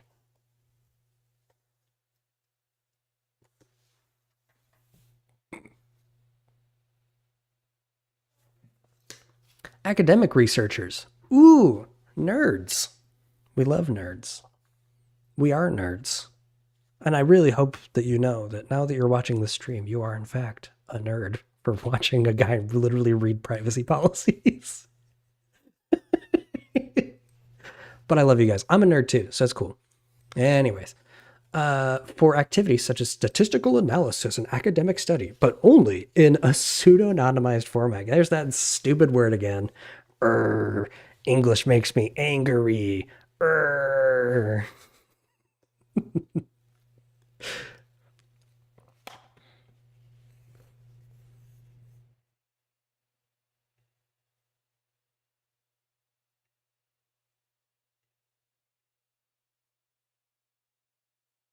Lie, I forgot to add you as a moderator. I'm so sorry. You're now a moderator. I just noticed that. Alrighty. To carry out our business operations so we can. Oh, oops, reading the wrong line. Tables suck to read. Okay. Other Spotify group companies, including companies that Spotify acquires. Look at all this stuff. Look at all that. User data, street address data, usage data, payment and purchase data, survey and research data to carry out our daily business operations so we can maintain, improve, and provide Spotify service and acquired companies to you. For examples, enabling our employees who work different group companies to develop and improve features for the Spotify service. Disclosing our data to our measurement companies to measure the effectiveness of our ad campaigns that run on Spotify, and disclosing data to our podcast companies to better understand user listening trends. Okay. We're getting into a weird category. Specifically, like marketing partners specifically call out user data quite a bit. So let's look at that. Just because I really want to make sure we have a really solid understanding of what they consider user data. So that's use. Oh, great. They also call it usage data. So we'll look at that in a moment. Okay. So user data is profile name, email address, password, phone number, date of birth, gender, street address, country, university, and then that's it. Okay. Then for usage data, so it looks like we're good there. This includes search queries, streaming history. Okay, there we go. Those two definitely count. Playlists you create, your library, and then here we go. There's that inferences again. So we got to count that as well, right? The motion sensor data also technically is included under usage data. So, right. This is why it's good to go back and look at some of this stuff.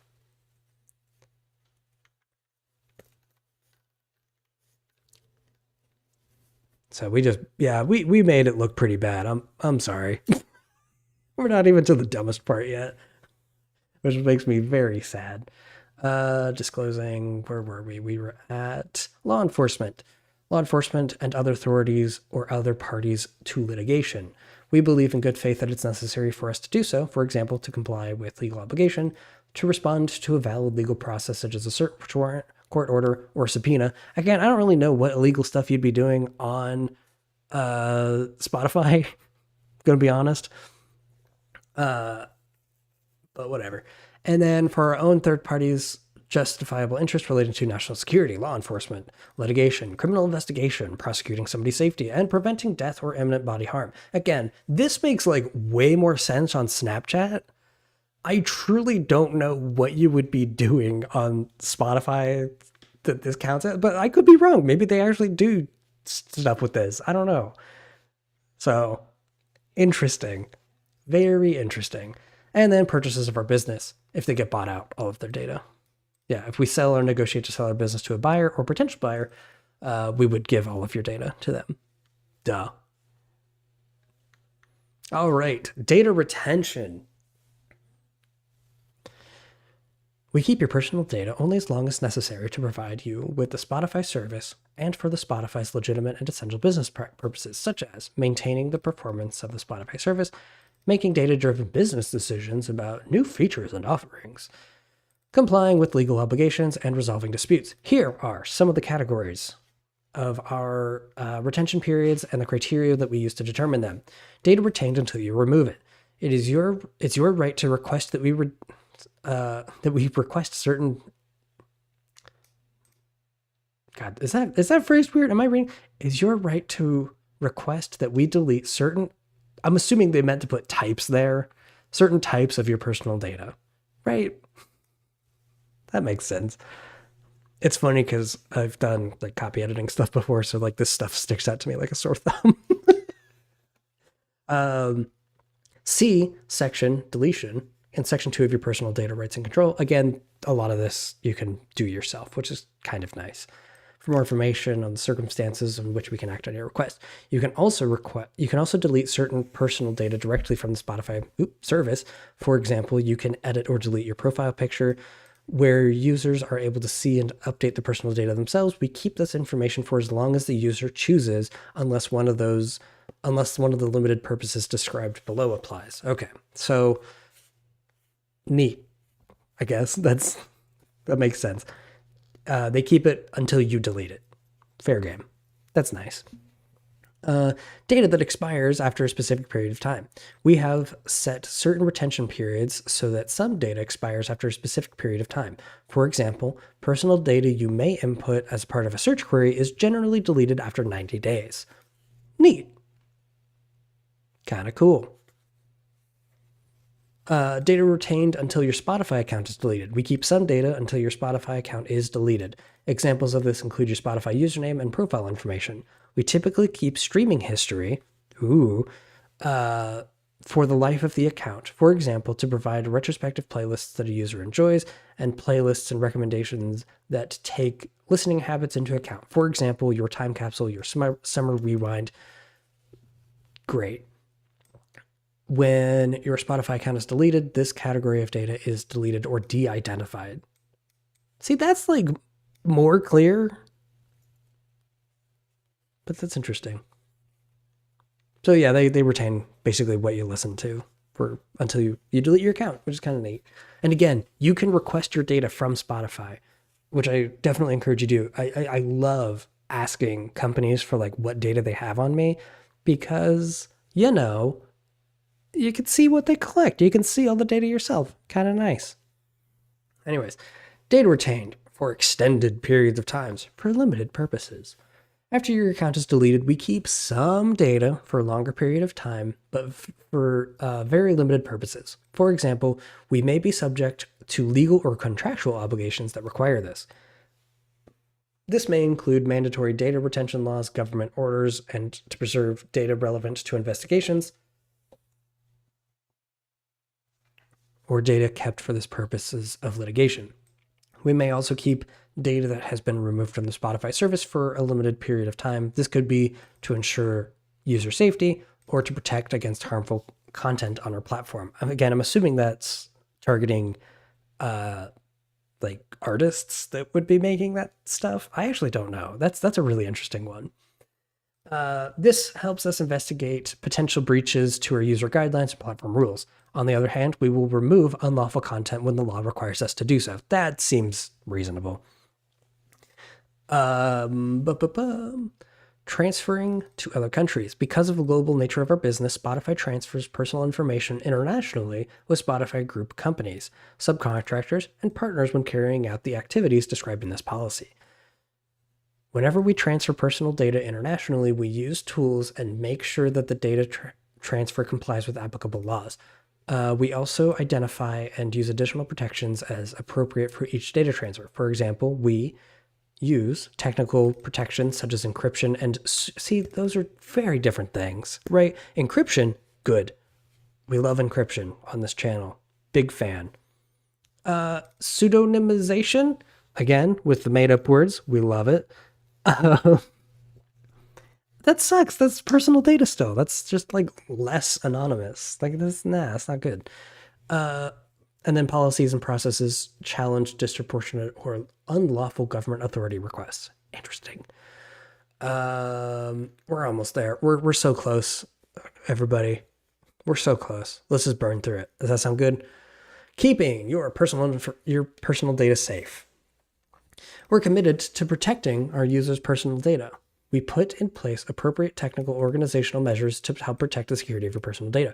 However, we've seen this before. Everybody say it together. However, be aware that no system is ever completely secure. That is straight copy pasta nonsense from literally every other privacy policy I've ever seen.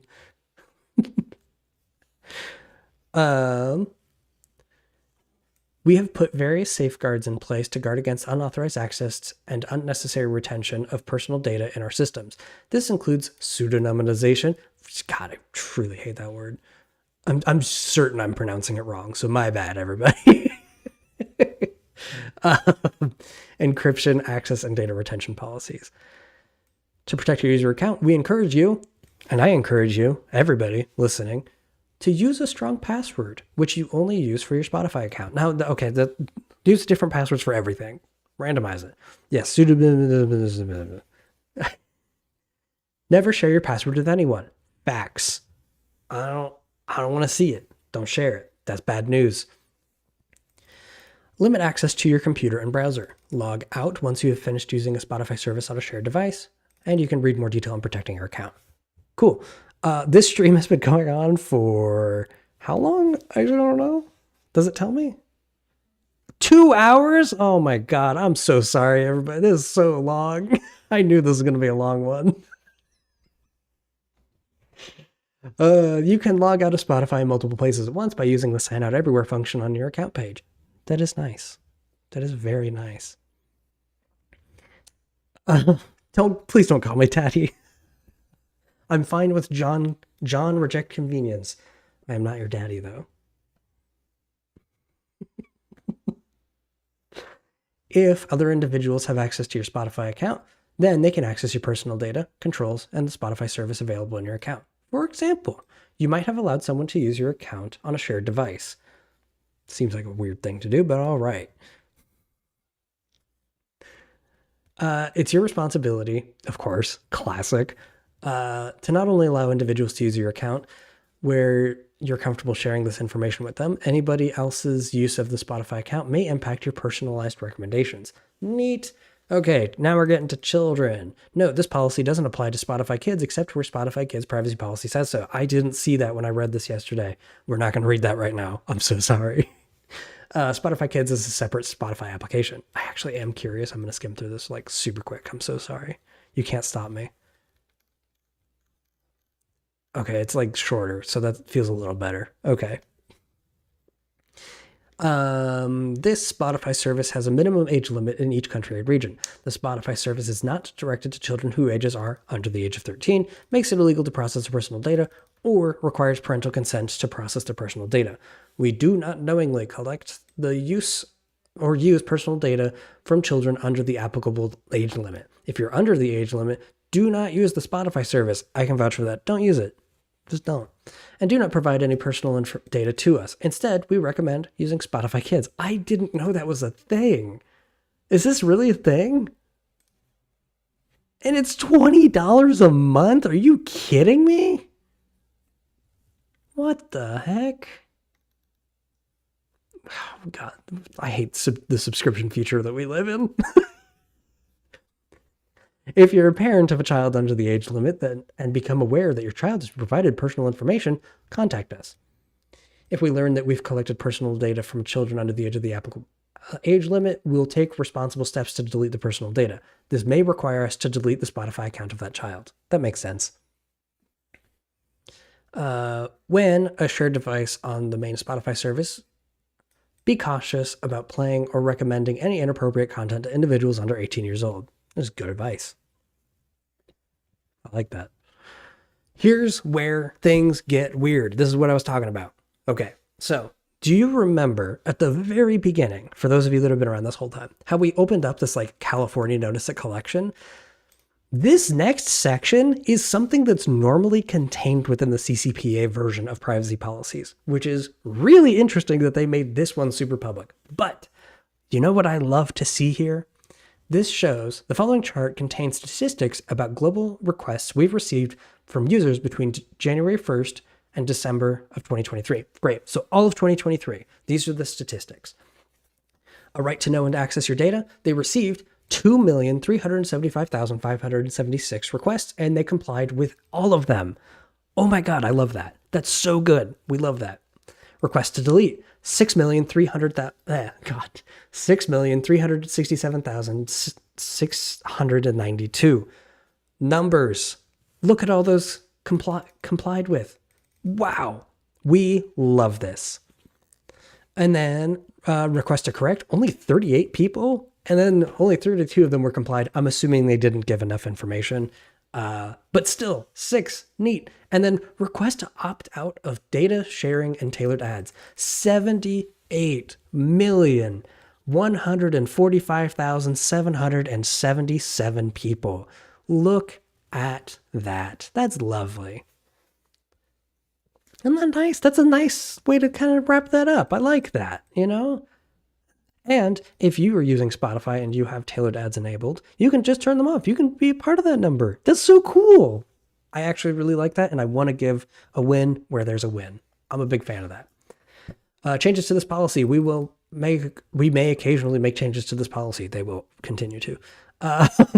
When we make material changes to this policy, we'll provide you with prominent notice as appropriate under the circumstances. For example, we may display a prominent message within the Spotify service or send you an email or device notification.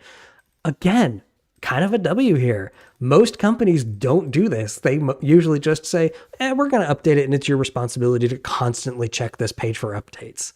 Nah, Spotify's like, we'll tell you when we change stuff. That's cool. Big fan of that.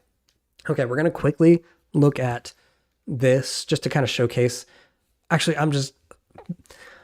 I wasn't able to validate that they sell data.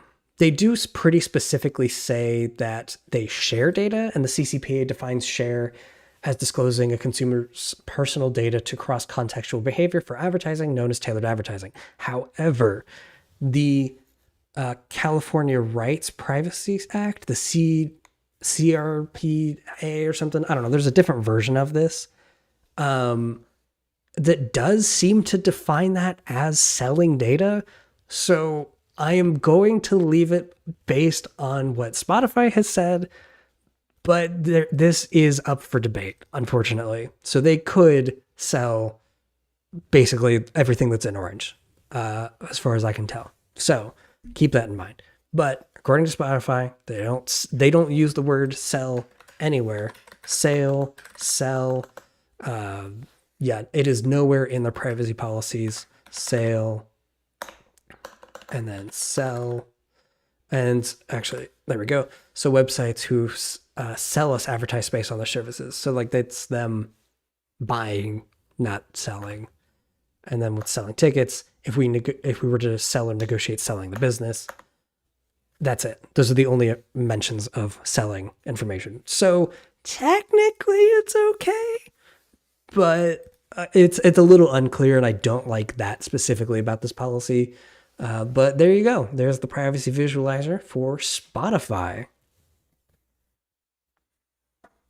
I'm going to take a quick break to drink some water. I'm thirsty. So um, let's touch some grass for a moment. What do you say? Yeah, that was a lot. I'm so sorry. I don't know how long this one's going to take to catch up. I'm sorry. These chats are a little out of date. Yeah, there it goes. That's not accurate. Please, please keep that in mind. That is not how fast chat is actually going. Okay, so I'm gonna drink a quick drink of water. I'm gonna go to the bathroom really quick. And when we come back, I'm gonna tell you a little story about whatever that new app is that everybody's doing for like AI stuff. I saw a pretty funny story come up recently. I do I need to catch up on any other things? It doesn't look like it. Okay. Cool, cool, cool, cool.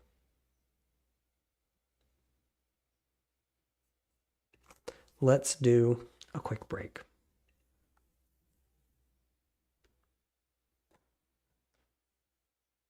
Boop. Look at that. Isn't that fun?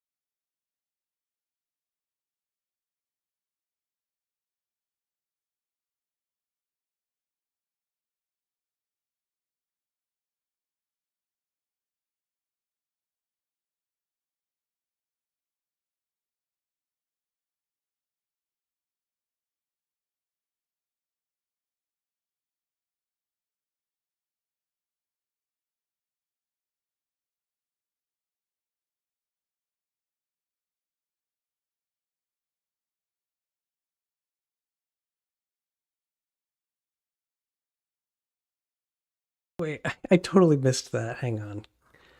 Let me see. What did you say? Don't tell reject convenience that I put a whoopee cushion on his seat. I can see that.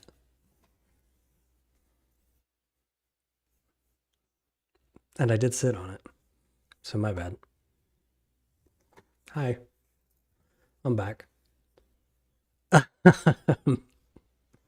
So I want to tell you a little quick little story. I was oh, let's see here.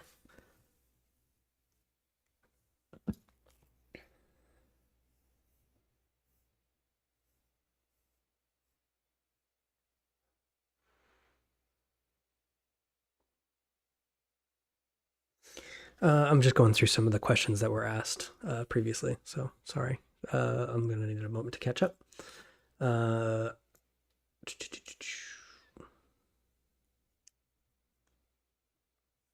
Oh, in regards to the phone orientation with the Spotify privacy policy, it could be involved with like, yeah, playing in mono well in portrait and stereo well in landscape. That's an interesting point.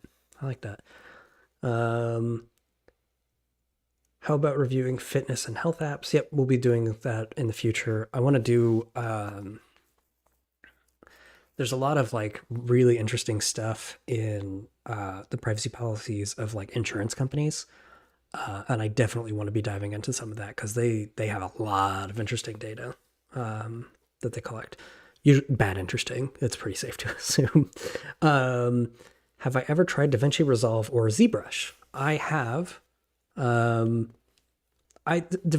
Resolve felt a little bit limited to me. I know that sounds crazy. I'm a Blender guy. I edit all of my videos in Blender using the video editor, which to those that know what that looks like, I'm a crazy person, but it's free. Whatever. I'm not going to pay for it. But I like that I can like move my windows around the way that I like and stuff like that. So yeah, all of everything you see here, even on the stream, was completely made in Blender. I'm 100% Blender boy.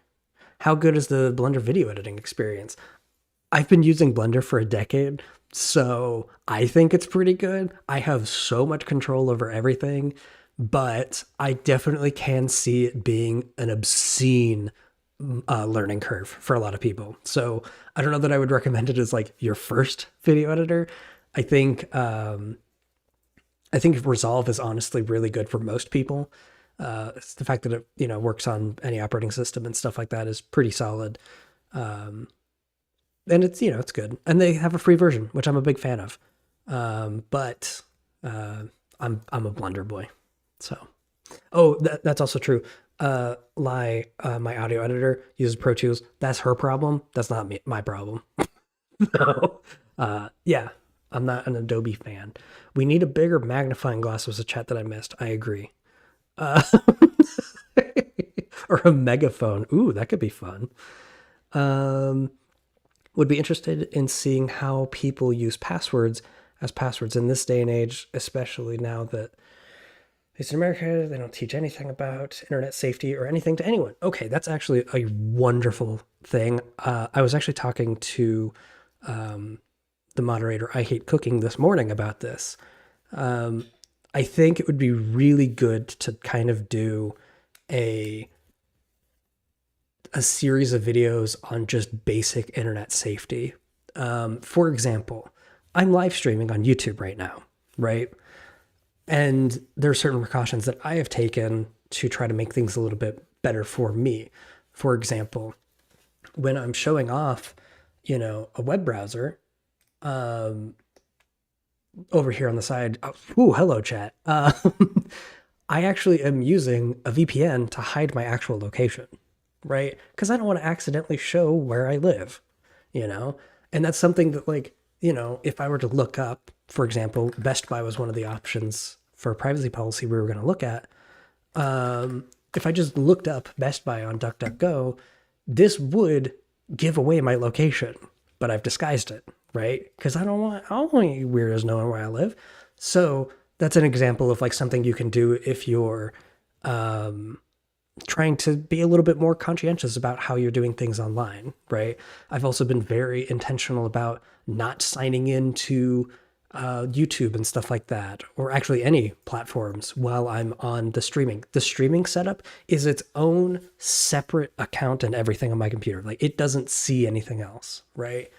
So stuff like that. I think that would be really cool. To Satan, I will never sponsor VPNs. I actually won't take any sponsors at all. I made a video about that recently. Sponsors, I don't like them, and they don't make sense on this channel. So I use Firefox. Firefox is my choice, and I used some enhanced protection to make it a little bit better for me. I do live in Blender. That's actually a fact. Opinions on password managers, love them. Please use them. If you're like me, use ones that are, self-hostable. Bitwarden, you can host yourself. But if you're not certain how that works, there are a ton of fantastic options out there. Big fan. What do I think of Brave? I will actually be discussing that in a future video. So don't worry. That's coming out in like a couple of weeks. But initial reaction, if you don't care about some of the controversies that they've had with relation to like crypto especially, it's good, gets the job done. If it's easier for you to use, I support it. They have a decent privacy policy and stuff like that. It's just I can see why a lot of people don't like them, which is why I'm not, going to be praising them. But for like my mom, for example, it's better than what she's doing already, right? Like it depends on who you're asking, right? For the VPN that I use, I currently am splitting between what is this one? Proton VPN, and I was using Nord for a little bit. That was subscription did get canceled though, because of the last video actually. So yeah, Brave is Chromium based. Yeah, I think someone will have to correct me on that. I've been hesitant to promote Proton lately because they have started to do sponsorship spots, and I am trying to avoid that kind of thing. So that's my take on that. Yeah. Okay. So I'm gonna tell you this fun little story. At work, I'm part of a security channel. Can you believe it that I would be a fan of keeping up to date with security news? Who knew, right? Um, and they posted this article talking about that new what is it? DeepSeek? Yeah, DeepSeek AI. It was talking about this, right? And it was basically like this article, security article written by security researchers, talking big game. They were like, we did all the big investigation. We uncovered the truth about how they're sending unencrypted data to China, right? Like really like fear mongering kind of language. And I got curious. I was like, what the heck is going on here? So I started reading through this article, and it feels padded. We'll be honest. And I was like, okay, how big of a deal is this actually? So I looked at the DeepSeek privacy policy because you know me, I'm obsessed. I can't help it. It's literally what I do for fun at this point. And that's fun. Ooh, love that. And I read through it, and basically the entire article was based off of this paragraph and I think it was somewhere in secure. Yeah, how the security of information there. Those two paragraphs was what this entire article was written about. In fact, the article was longer than this privacy policy, right? And it was the only content of this article, which I was like, wait, this is bad. Like, I don't know. I didn't like it. I thought it was really like misleading. And after reading through this privacy policy, I'm like, sure, this sucks. Like, I wouldn't use this service, but it's better than TikTok, which is better than Meta, which is, on par with Google and stuff like that. And I'm like, so what's with all the hubbub? Also, specifically calling out encryption as something that they don't do, I would love to point out that Apple, there's like only 5 companies that I've looked at that have privacy policies that have specifically called out encryption, right? And that is Proton, Signal, Apple. I think there's a couple others, but like it was so funny because I was like, this is wildly misleading because most people don't do encryption. We actually just looked at Spotify's. They don't mention encryption basically anywhere, right? It's not relevant to their service. But Apple specifically calls out that their integration with Apple Intelligence with ChatGPT is unencrypted. They call out that it is one of the few things that is not encrypted. So if we're comparing like services, AI platforms, ChatGPT and stuff like that, it's not a fair comparison, right? None of them do end-to-end encryption. So I don't know. I just thought that it was really, really interesting of an article. And it goes to show that sometimes it is literally easier just to read the privacy policy. It was literally half the length of the article that I was looking at. So that's all I had to say about that. By the way, these are the privacy policies we're going to be reviewing in future streams. There are lots in here. Molvard is in here. Molvad? I don't know how to say it, but I like it. Anyways, let's do a quick Q&A if anybody has any questions they want to ask. And then we'll read through Spotify's. we're going to be, oh, not Spotify. I'm sorry. We're going to be reviewing the Snapchat privacy policy next, which I truly can't emphasize enough. It is super cool. Like, okay, let me clarify. They collect a lot of data, but they do something that I've never seen a company do to this extent. They are crazy transparent about the data that they collect. I am really excited to show you guys this. Preferred Linux distro for daily driving. I use Ubuntu because it's really stable with Blender, and I live in Blender, as was mentioned earlier. Hi, Danny. Why Firefox over Firefox spins like LibreWolf? I've never looked into it. That's actually a good question. That's my answer. How did you discover music now that you're out of Spotify? That's my main struggle with the app. Bandcamp actually has done a really solid job of recommending new music to me. So I've been a big fan of that. And then also on my YouTube channel, there's a playlist that that shows what music I listen to, and I get a lot of recommendations for music on YouTube as well. Apparently I missed one. Oh, Annabelle, hello as well. Sorry. Again, it's a little hard to keep up with. There's a lot of you here. Do you have an? Oh wait, let's see. Yeah, I definitely know the controversy surrounding Brave, and I'm definitely not a fan of them. But if we're going with the ease of use for average consumers, I understand why that would be a reasonable platform. But don't worry, in the next video, I'm giving alternative options to that because I believe in, that kind of transparency. So don't worry about it. I'm not like full blown promoting them because I don't like them either. Anyways, da, da, da, da. Do you have an opinion on Kagi Search and Zyre VPN? I actually haven't heard of those ones. I'm going to be honest. Bye,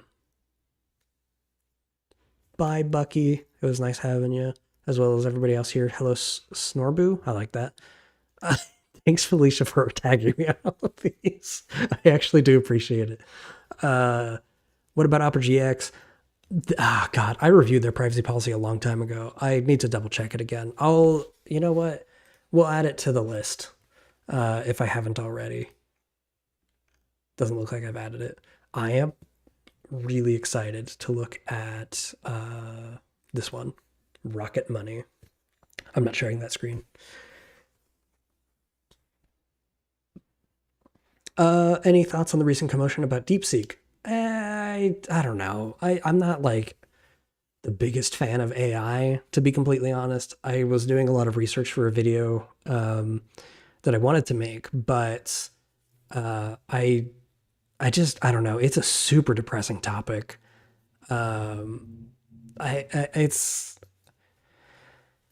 There's definitely some good in it. Like, that's the thing. Like, I was trying to get like a truly nuanced take on it, and I just kept finding things that were worse than good with it. There was things like child sensitive material that it just broke me while researching it. And I think that because, like, yes, there's an argument that, PDF files are always going to do their thing. I don't know. I don't like things that make it easier for them. It feels gross. So I don't know. I'm not a big fan of AI, and the open sourcing of it, I don't care. I'm going to be totally transparent. I think open source is generally a good thing. But with something like AI, I don't know, not a giant fan. I also am not up for having a debate on my opinions on AI, just so everybody's aware. Don't go writing novels in the comments, please. I don't care.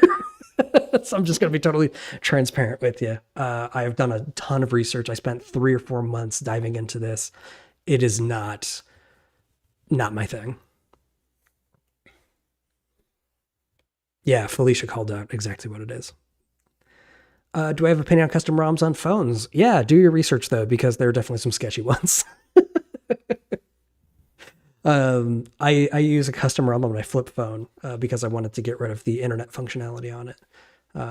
So yeah.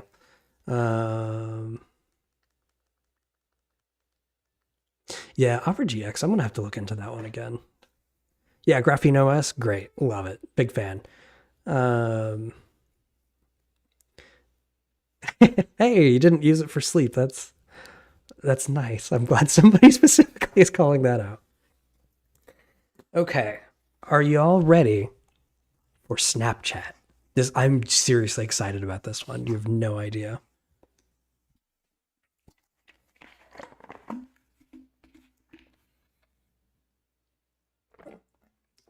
Oh, my little dude took a minute to show up there. That was weird. All right. Just getting some hydration in while we get started on Snapchat. Yeah, I know. This image is cursed. But let's do it. All right. So here towards the bottom, I'm hiding it. It's behind my desk. If you look where my cursor is, it is exactly on this axis. We're going to click the privacy policy. Nothing interesting here as far as cookie pop-ups go. Look how long this one is. Ooh, we're in for a good time. Look at that. Oh, man. All right. Can't emphasize enough. I actually really like this one. Not because it's like they're really good about content or data collection. They actually collect a ton of data, and it creeps me out a little bit. But I like how they present it. I like I wish more privacy policies looked like this. That's what I mean when I say a good privacy policy, right? Yeah, you might not be reading it, but I will. So you must suffer with me. If you want, you can leave if you want. I don't care. Alrighty. Welcome to Snap Inc.'s privacy policy. This policy explains how we collect and use your data and how you can control your information. Looking for a quick summary on privacy practices? Check this page in this video. Don't do that. Read the policy. Don't do summaries. If you're looking for a specific product, if you're looking for specific product or privacy information, for example, how we use your chaps and stats, take a look at our privacy by product page. I'm not admittedly a huge fan of this aspect to their privacy policy. I will admit it is more detailed because they show different examples of like what things mean for each thing.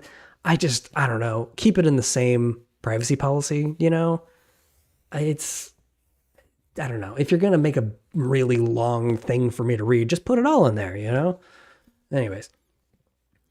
In addition to these documents, we also show in-app notices that provide you with more information about our products and services. Okay. Transparency is one of our core values here at Snap. I actually believe this, and you'll see why as we read through this. We believe that there shouldn't be any surprises about the data collected and how we use it. Now, I will admit, saying that that's why we're upfront about how we process it.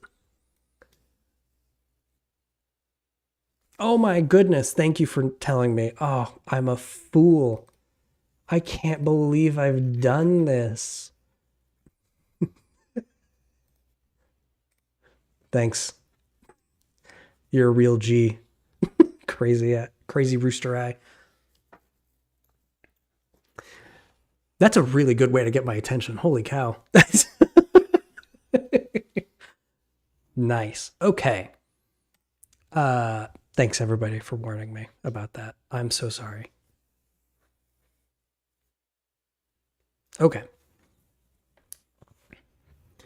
So yeah, I think like a truly upfront thing isn't how things kind of are currently. These privacy policies are really obnoxious and hard to read through and stuff like that. And that doesn't feel super upfront to me, you know? But yeah, we'll continue on. For example, we process your information to provide you a more personalized experience, including to show you content and information that is most relevant to your experience, as well as more relevant advertisements. We kind of talked about that a lot in the Spotify one. Relevant advertisements are like, they love these things. So, understanding your interests and preferences help us provide a better product experience. Furthermore, we believe that personalized experience should not come at the expense of your privacy. This is where I really don't like this. This specific chunk kind of bothered me a lot. Just like in real life, there are some moments that we want to share privately with close friends and others that you want to share publicly.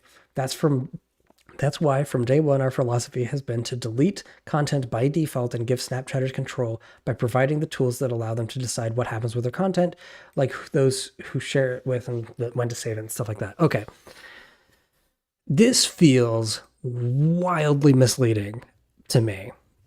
and I'll ask again later in the stream if you agree with me, but the concept of like privately versus publicly, I don't know. I think Snapchat kind of takes advantage of that because none of this is like actually private. Snapchat absolutely does access everything you do on Snapchat. You know, like sure, it's like if I were to Snapchat somebody else, another one of my friends couldn't see that, but Snapchat sees everything, right? Like let's be totally clear about that. It is private to other users, not to Snapchat. Okay. We don't worry. We'll be getting into the privacy visualizer in a moment when we get into the actual like information we collect section. And I'm actually going to be showing off something that they do really well. We'll get into the retention as well later in the policy. It's all listed in here. Okay. This policy covers our Snapchat app as well as our other products, services, and features such as Bitmoji, Spectacles, and our advertising and commerce initiatives. When you read service in this policy, we're talking about all of them. Also, if you see us refer to our terms, we mean the terms of service that you agree to when you sign up for our services. Finally, if you see the term Snapchatters, we are often using that as shorthand for any user of our services. Let's get started with the controls you have over your information. Okay, so again, they upfront something that I liked that Spotify did. They show immediately how can you control your information. I'm a big fan. That's neat. You know, I like that.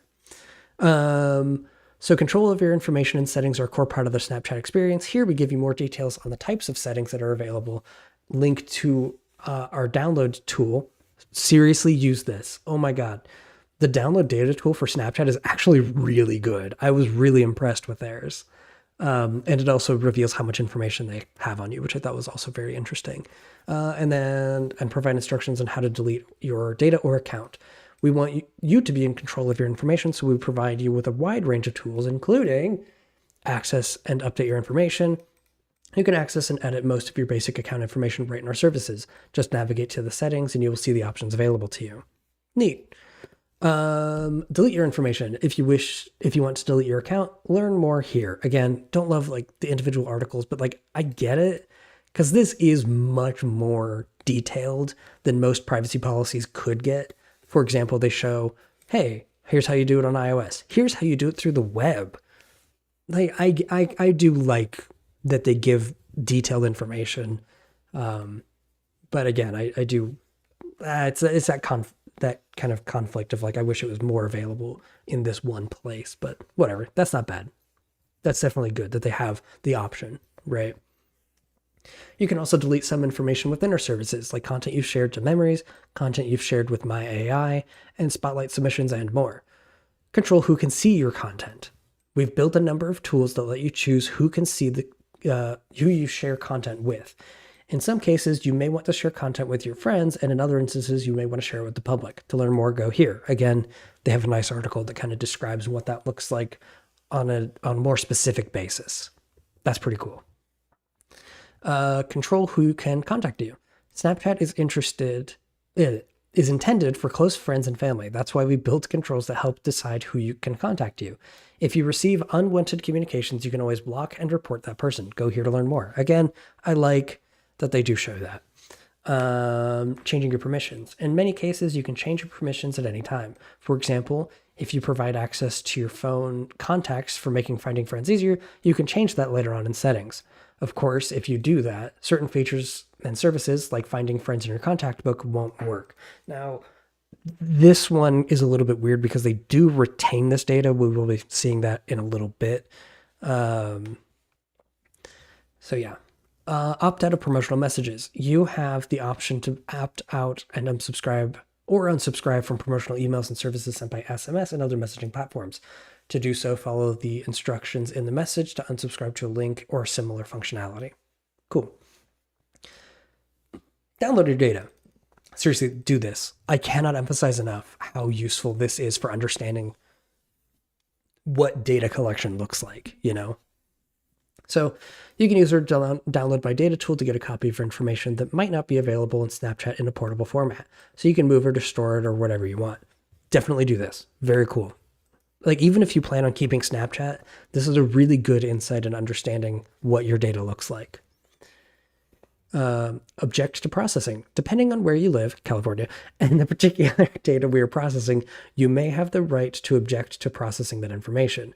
This gets a bit technical, so we've explained it in more detail here. Yeah, of course they do. I'm just going to quickly skim this. Wow, that's... Oh, God, you have to fill out a form to do that? Ew, I hate that. Okay. Setting advertiser preferences. We try to show you ads that we think will be relevant to your interests. I love that they make that seem like it's a favor. Oh no, is it? My Wi-Fi's being dumb?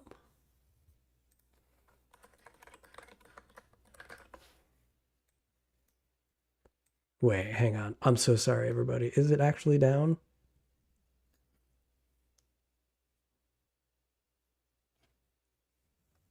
I'm checking things out. I'm so sorry, everybody. Yeah, it might be me. I have a terrible internet service provider, famously.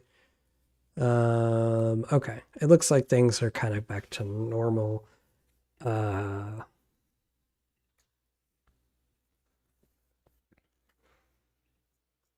Okay, cool. Neat. Okay. Weird. Don't know what that was about. Where did I leave off? Let's see here. Probably the advertising preferences. We try to show you ads that we think will be relevant to your interests. Again, I think it's interesting that is like seen as like a favor. I don't like that. It's not a favor. I don't like it, seeing specific ads. But if you'd like to have a less personalized experience, you can change your advertising settings in the Snapchat app. Learn more here. Again, neat. Tracking. If you use an iPhone with iOS 14.5 or above, some specific requirements apply, which we've specified here. So that's that pop-up that happened a while ago. So that's, actually good on Apple. I'm not usually the biggest fan of them, but that was actually a good move. Holy, thank you, Felicia. Here's some money for a better service provider. Felicia, here in America, it's a monopoly. You get who you get. But thank you for the donation. I appreciate it.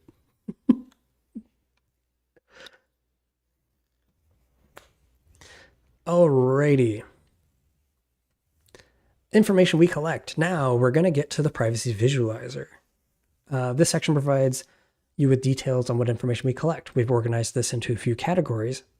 Information you provide to us, information we generate based on your use of our services, and information we receive from others. Sometimes we may also collect additional information with your permission. When you use our services such as Snapchat, we collect information that you provide to us, generate information when you use our service, and in some cases, receive data from others. Let's break that down in more detail. I agree. Information you provide. Okay. Is this where they had the thingy? I thought that was, oh man. Okay, shoot. I don't know where that went. I thought they had a cool grid view of this, but maybe I'm wrong. Felicia, thank you for the next donation. You get who you get, or you need more money. I don't think that's going to solve all of my problems, but thank you. I appreciate it. I'm not going to say no.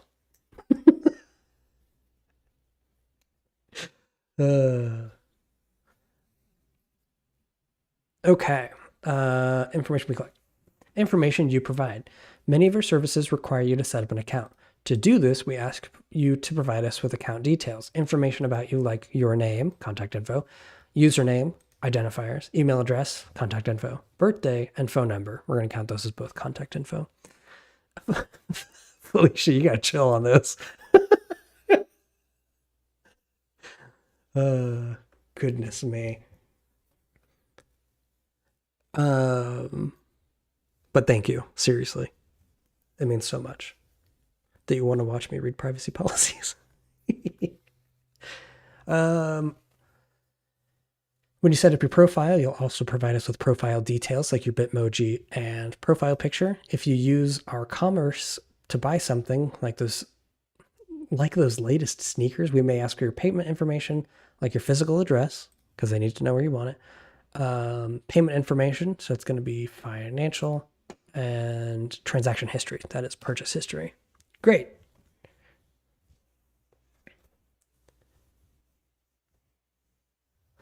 Of course, you'll also provide us with information you send through or save within our services. We consider this information to be private content and communications. Hard disagree. Alicia, thank you again. You're very distracting today. But I very much appreciate it.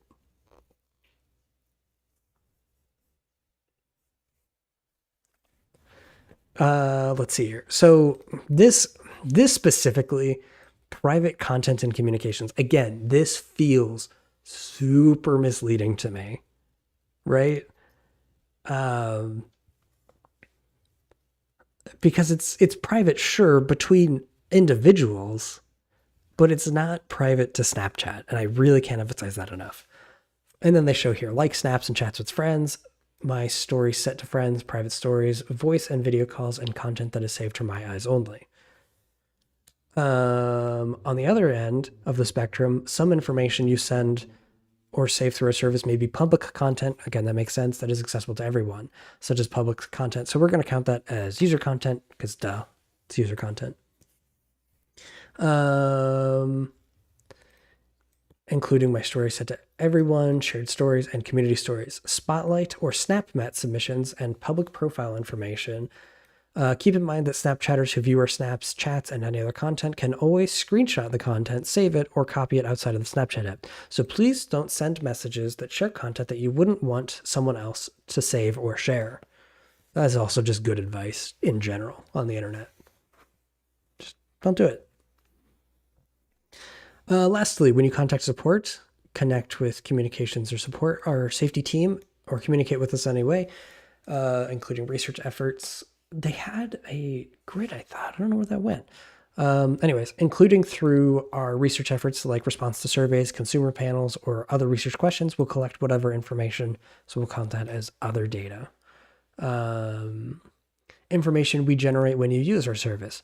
When you use our service, we collect information about which of those services you used and how you use them. That is usage data. This helps us better understand the way that our community uses the service so we can make improvements. This includes usage data. Hey, look at that. I'm ahead of the game. Information about how you interact with the services. For example, which lenses you view and apply, stories you watch, and how often you communicate with other Snapchatters. And content information. Information about the content you provide, engage with the camera, and creative tools, your interactions with my AI, and metadata, for example. Metadata, very interesting. Information about the content itself, like the date and time and when it was posted and who viewed it. Content information includes information based on the content of the image, video, or audio. So again, user content is what we've defined. We've put here. So if you use Spotlight of a basketball game, we may use that information to show you more content on Spotlight about basketball. That's technically browsing too. Alrighty. This also includes device information such as your hardware or software, operating system, device memory, advertising identifiers, apps installed. Please think about that for a moment. Apps installed. That's neat. Browser type. Information from device sensors that measure the motion of your device. Health data. Which, again, to clarify, health data does include sensor data. We talked about that during the Spotify privacy policy. I'm considering changing how this looks, but for now, it counts as health data. So we count it. 2 bingos. Hey-oh. And let's see here. Yeah, microphones, including whether you have headphones connected, and information about your wireless and mobile connections. Location information, IP address, information that may be collected by cookies and similar technologies. That's the browsing. Depending on your settings, cookies, web beacons, small graphic data. God, I love sub parentheses. So web beacons are small graphic data that recognize user activity, such as if and how often a user has visited a website. Cool. Web storage and unique advertising identifiers.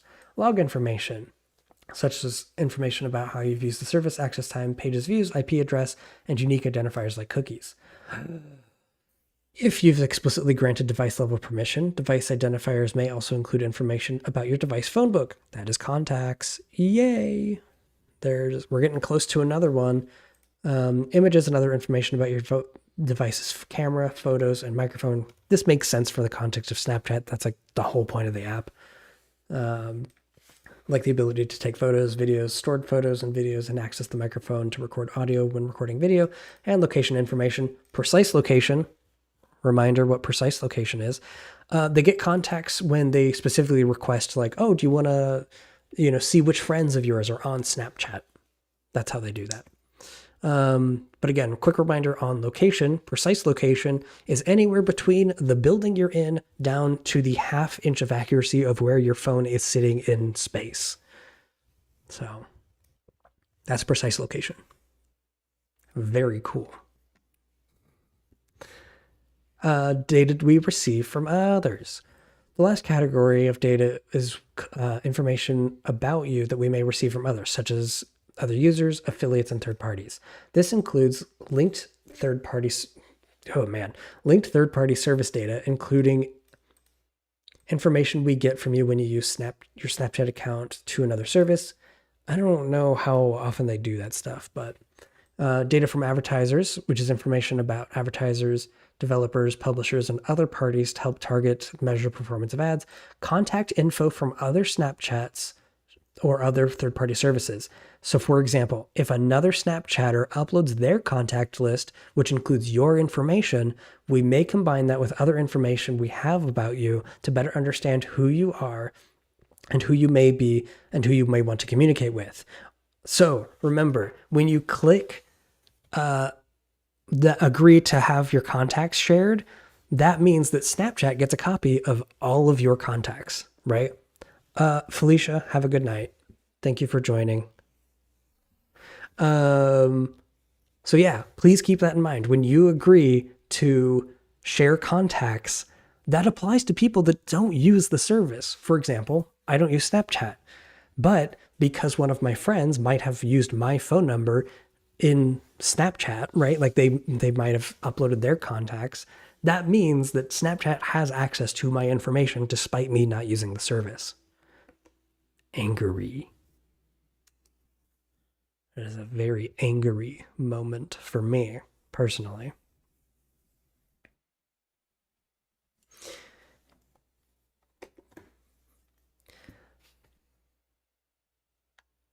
Or if you provide information, or if you provide us with contact information, we may use that to determine if we communicate with you in other ways, like SMS, email, or other messaging services.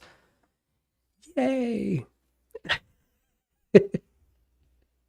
We do need an even more angry face. You're absolutely right. And data relating to potential violations to our terms. So this one's where things get really interesting. We'll look at it later, though. We may receive information from third parties, including website publishers, social network providers, law enforcement, and others about potential violators of our terms of service and community guidelines. Again, we will dive very deep into that in a moment. It is super interesting. Very big fan.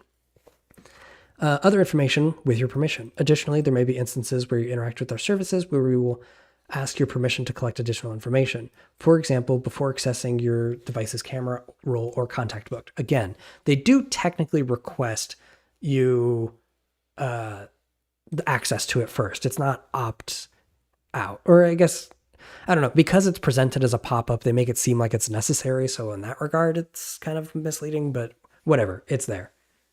Okay. So oh, here we go. Okay, I found the table. Here we go. This is where things get cool. How we use this information. This section explains how we use the information we collect. Among other things, we use this information to collect to provide you with the personalized products and services that we work hard to build and improve. Below, we walk through each purpose for which we use this information in detail. If you would like to see a mapping of the data we collect with the purposes of where we collect it, we have a table here. This is amazing.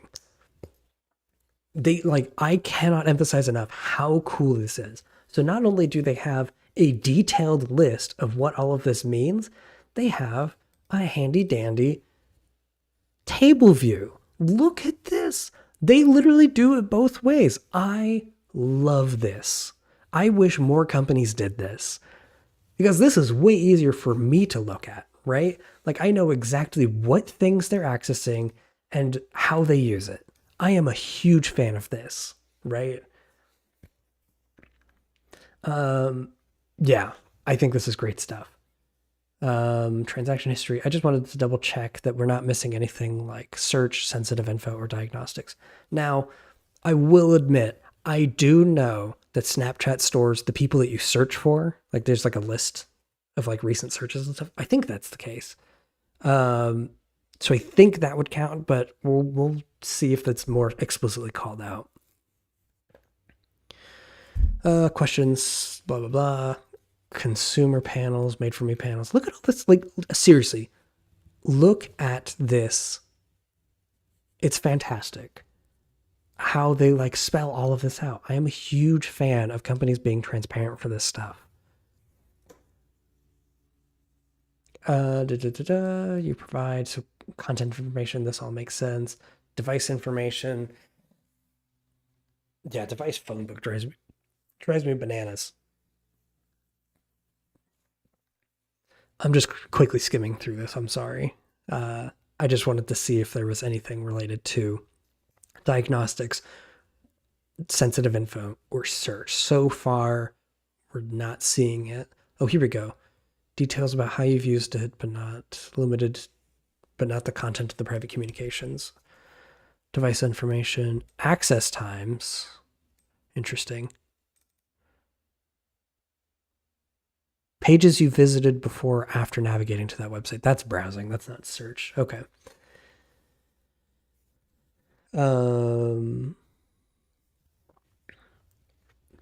So far, nothing. We may obtain information from advertisers, app developers, publishers, and other third parties. We may use this information, among other ways, to target the performance of ads. You can learn more about this. Control through here. Okay. We may use contact info from when we gain it from others, right? We already talked about that. We may receive information from third parties, including website publishers, social networks. Okay. And then other stuff is, so this is kind of what we already reviewed, which is nice, right? Oh, including sensitive data. Count it. Isn't that nice? Purpose definitions. See, look at that. This is seriously so good. They defined every single thing. Again, this is wildly transparent. I really like this. You know? Yeah, this article is helpful. I'm a fan. Big fan. Okay. So we're going to read through this section. As much as I really hate reading through these types of sections, I'm going to be honest. We'll burn through it. So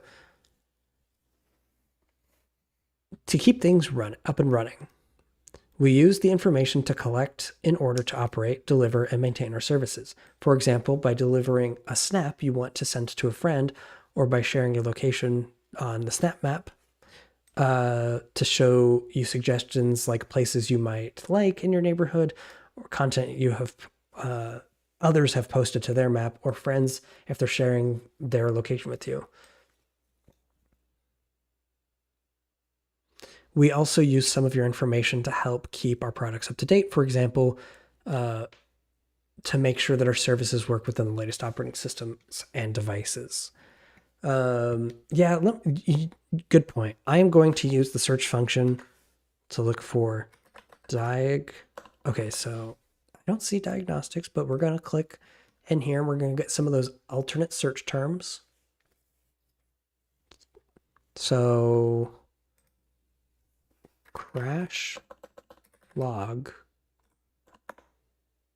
information about, yeah, that's the way they define this. This feels more like usage data, not diagnostics, because they don't specifically say that they use this information to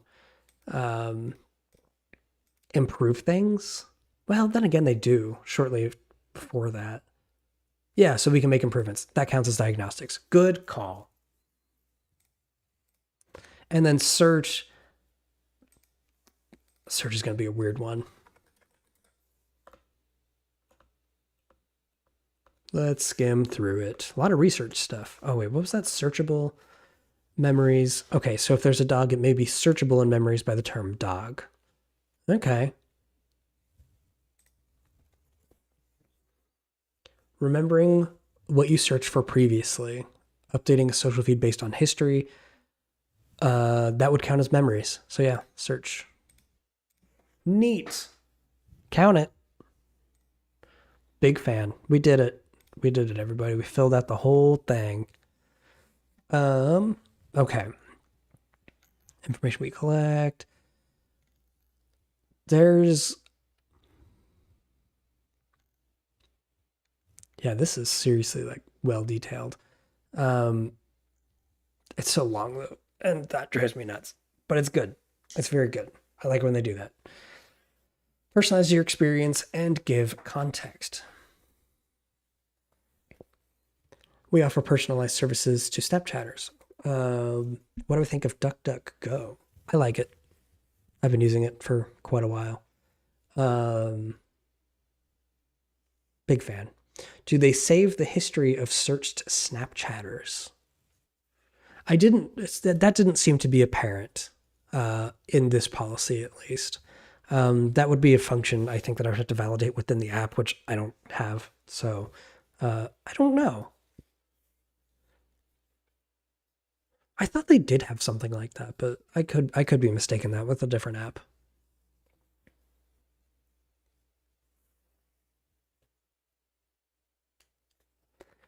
I'm gonna get a quick drink of water for a moment.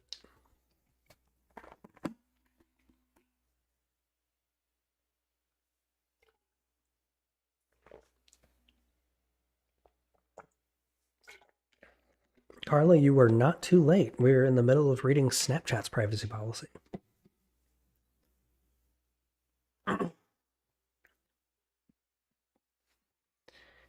Alrighty. Shall we continue? One of the ways we do this is by showing you content that is relevant to you or what you think you may enjoy based on the information you share with us. To do so, we use the information about you across different areas of the service in order to add context to your Snapchat experience.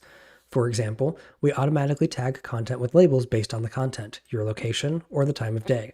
So, if there's a dog in the photo, it may be searchable in the memories by the term dog. That was what enabled us to do that search function. Show up on the map at the location where you created the memory and inform us that you're into dogs, so we can surface for you fun. So we can surface you fun dog videos and dog food ads in other parts of our service, such as Spotlight, right? So that's kind of that inferred data that we've talked about a little bit before. This is actually a really solid definition of that. For example, having the information that you have a photo of a dog by itself isn't really all that helpful of information to advertisers. But then seeing that it was like made by you in a memory and it has map location and stuff like that, that makes the advertising a lot more relevant, which can feel like sensitive information. Okay. Personalization can... that's driving me nuts. Personalization can also help with suggesting friends or recommending a new friend to send a snap to based on who you snap with the most. That's weird. We may also show recommended places on the Snapchat, generate stickers, or even generate snaps and other content using AI to share with friends. Ew. Infer your interest based on your content or activity, or customize the content we show, including ads. Again, sensitive information. Best service to buy music from is probably Bandcamp, or buying from used media stores, or the artists directly if you're able to, if they're like on Patreon or something.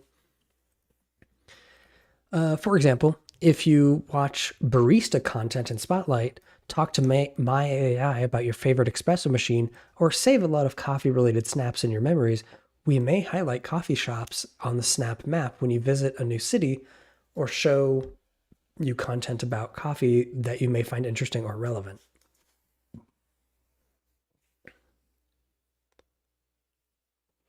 Bandcamp has Bandcamp Fridays, where the first Friday of every month, 100% of the proceeds that are used to buy music goes to the artists directly.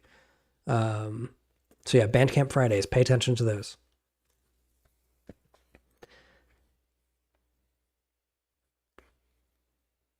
Or if you interact with a lot of music venues, we may, that's really funny timing.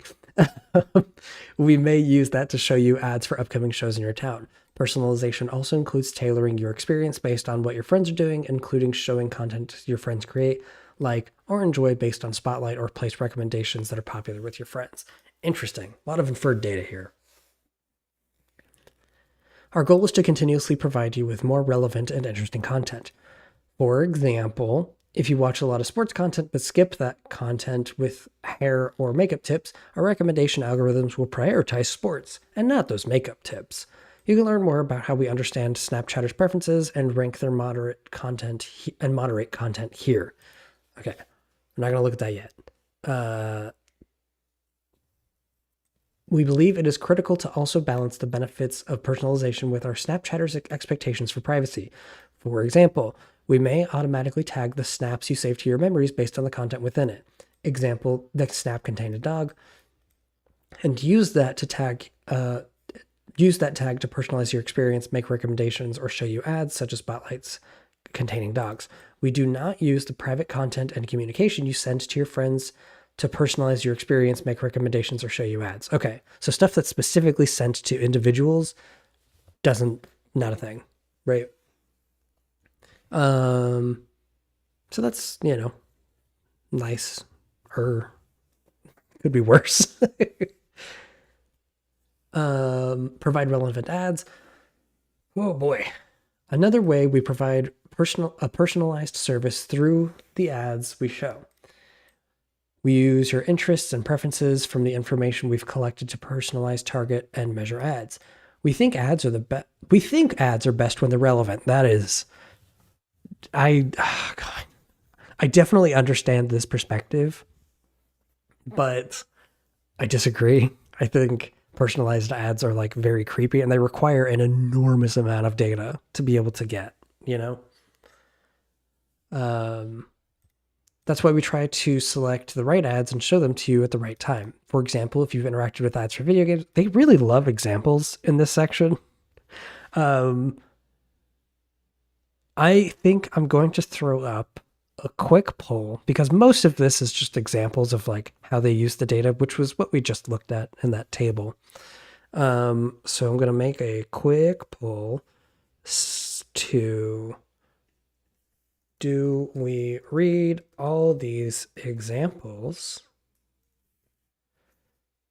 Yeah, read them all. Or, nah, skip to the good stuff.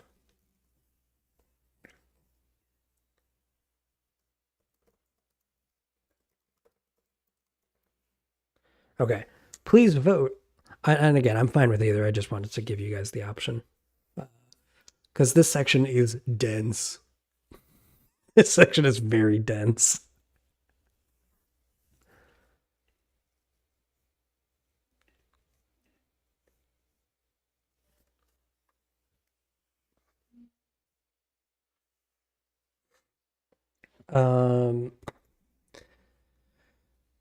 Yeah, I can't see the thingy.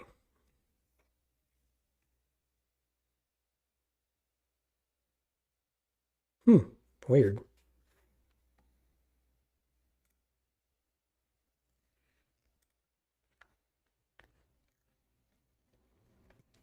Oh, y'all weren't kidding. My internet is acting weird.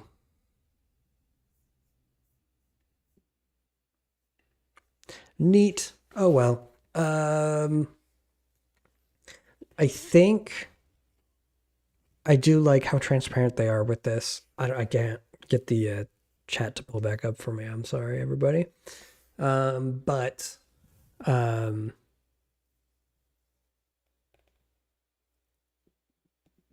yeah, I think I'm just going to jump down to the information that I thought was really interesting that was beyond this section, which is how we share information. Because we know how they're going to use the data. They want the data. They need the data to function as a service, right? That's the whole thing. Um,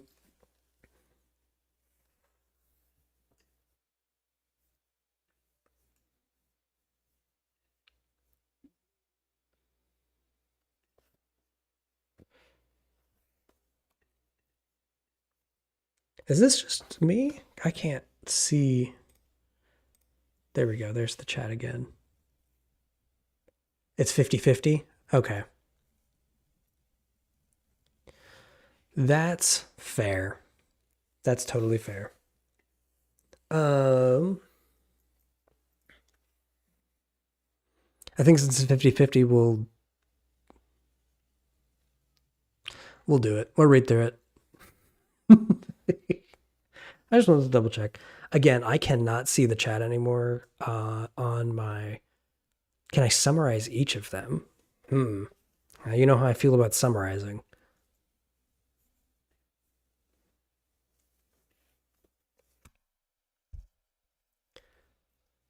What is going on with my network today? Here we go. It's finally pulling back up. All right, here we go. Yeah, okay. It looks like a majority want to read it all. So here we go. We're going to read everything. Let's do it. We're going to have fun. Okay. We still, so for example, if you've interacted with ads for video games, we infer that you like video games. Hey, there's a good example of inferred data. Right. That was good call. And show you similar ads, but those won't be the only ads you see. Similar to our content strategy, we try to ensure you receive a variety of ads. We will also use your information to avoid showing you ads that you probably wouldn't be interested in. For example, if a ticketing site tells us you previously bought tickets for a movie, we can stop showing you ads for that movie. You can learn more about the different types of advertising and your choices about which ads you receive here. Actually, a fantastic example of how that works and for data. That's really cool. Big fan. Big fan. You can learn more about how we collect, use, and share your information for advertising purposes here. Neat. Again, they have this whole like ad center that's like really detailed. Big fan of them being so detailed on this stuff. A note about information collected by cookies and other technologies. We may need these technologies to collect information when you interact with services we offer through one of our partners. For example, we may use information collected on an advertiser's website to show you more relevant ads. Most web browsers are set to accept cookies by default. If you prefer, you can usually remove or reject browser cookies through the settings of your browser or device. Keep in mind, though, that removing or rejecting cookies could affect the availability and functionality of our services. To learn more about how we and our partners use cookies on our services, you can check the cookie policy. I don't remember seeing a list of vendors on Snapchat. But again, very detailed. So otherwise, big fan. Oh, they totally do. Look at this. Well, I'll be damned. That's pretty cool. Develop and improve features, algorithms, and machine learning models. Our teams are constantly coming up with new ideas for features and ways to improve our services. In order to do this, we also develop and improve our algorithms and machine learning models, an expression of an algorithm that combs through significant amounts of data to find patterns to make predictions that make our features and services work, including through generative AI features, artificial intelligence capable of generating text, images, and other media, and using generative models.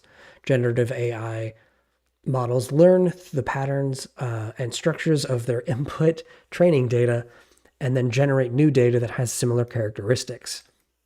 That's an interesting thing.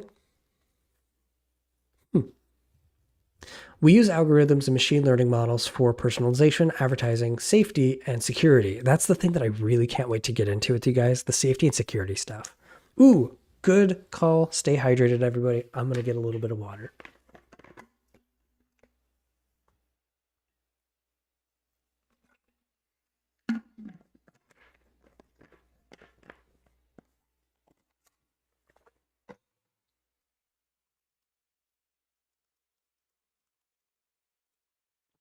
Okay. Good reminder. Thank you. I hate cooking. Okay. Safety and security, fairness and inclusivity, augmented reality, and to prevent the abuse of other terms and service violations. For example, our algorithms and machine learning models take into account the conversations Snapchatters are having with my AI to improve responses from my AI. Ooh, I hate saying that. Yes, we are sponsored by Big Water. Please drink water. Your information can help us decide what kind of improvements we should make, but we are also focused on privacy. If you don't want us to use more of your personal information than is necessary to develop our features and models, I'm going to get one more swig of water. I will be right back. I'm sorry.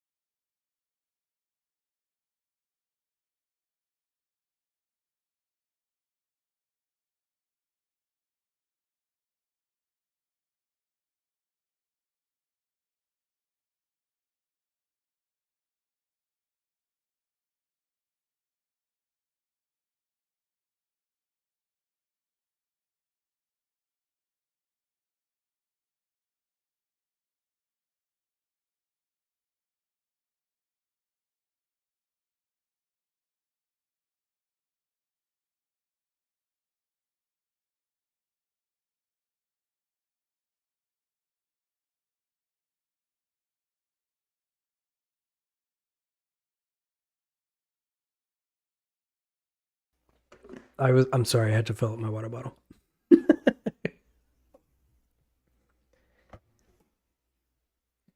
Okay, we are back.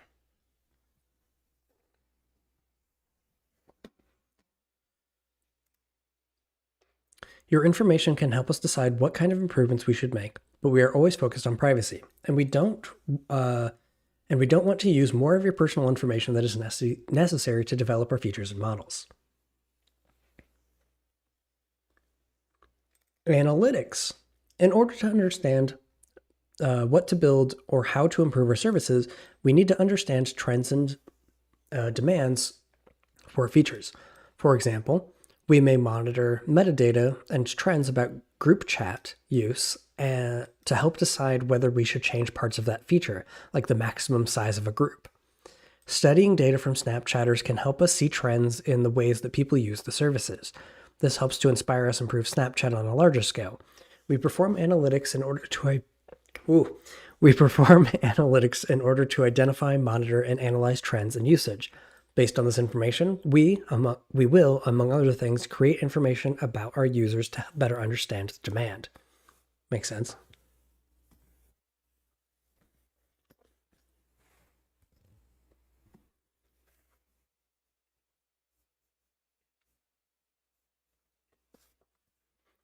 Research. We conduct research to better understand general consumer interests, trends, and how our services are used by you and others in our community. This information, along with analytics, as we described above, help us understand more about our community and how our services fit into the lives of those in our community. We also engage in research and development to develop new techniques and technologies. For example, new machine learning models or hardware such as spectacles. Neat. The point of our The results of our research are sometimes used in features of Snapchat, and we will sometimes publish papers about things like overall behaviors and consumer trends, which we only have aggregated data across our user base and not contain any private information about you specifically. The overall behaviors and consumer trends, again, we will get to this. It is so cool. I'm so sorry that I keep teasing you like this. This policy is gigantic. I promise it's really cool. Enhance the safety and security of our services. We use your information to enhance the safety and security of our services, verify Snapchatter identity, and prevent fraud or other unauthorized or illegal activity. For example, we provide two-factor authentication to help protect your account and send emails and can send you emails and text messages if we notice any suspicious activity. We also scan URLs sent on Snapchat to see if that web page is potentially harmful, and we can give you a warning about it. That's actually good. That's completely reasonable for them to scan URLs. I don't know if you remember back in the day of getting like a link and it was something terrible, or a tried and true one, a Rickroll. Be careful clicking those links. So it's nice that they warn you. I like that. I'm a big fan of that. Contacting you. Sometimes we'll get in touch with you to promote new or exciting features or existing features. Oops, can't read. This includes sending Snapchatters communications through Snapchat, email, SMS, or other messaging platforms, where permitted. For example, we may use the Snapchat app, email, SMS, or other messaging platforms to share information about our service and promotional offers that we think may interest you. Other times, we need to communicate with you to provide information, alerts, or to send text messages to our users to ask us to deliver at their request. This may include sending communications through Snapchat, email, SMS, or other messaging platforms where permitted to just deliver account status updates, security alerts, and chat what is this? And chat or friendling. What is a friendling? That was weird. Anyways, it may include fulfilling our users' request to send invites or Snapchat content based to non-Snapchatters. This is a good point. Is there a legitimate use, or is this simply a peer pressure thing? That's a great question. I feel like Snapchat is, at least in my use, it felt like a lot of like peer pressure, like, oh, I was on it because everybody else was on it. I can't speak to that for everybody, though. There are definitely some people that probably really enjoy it. So it depends. I'm not sure. Support.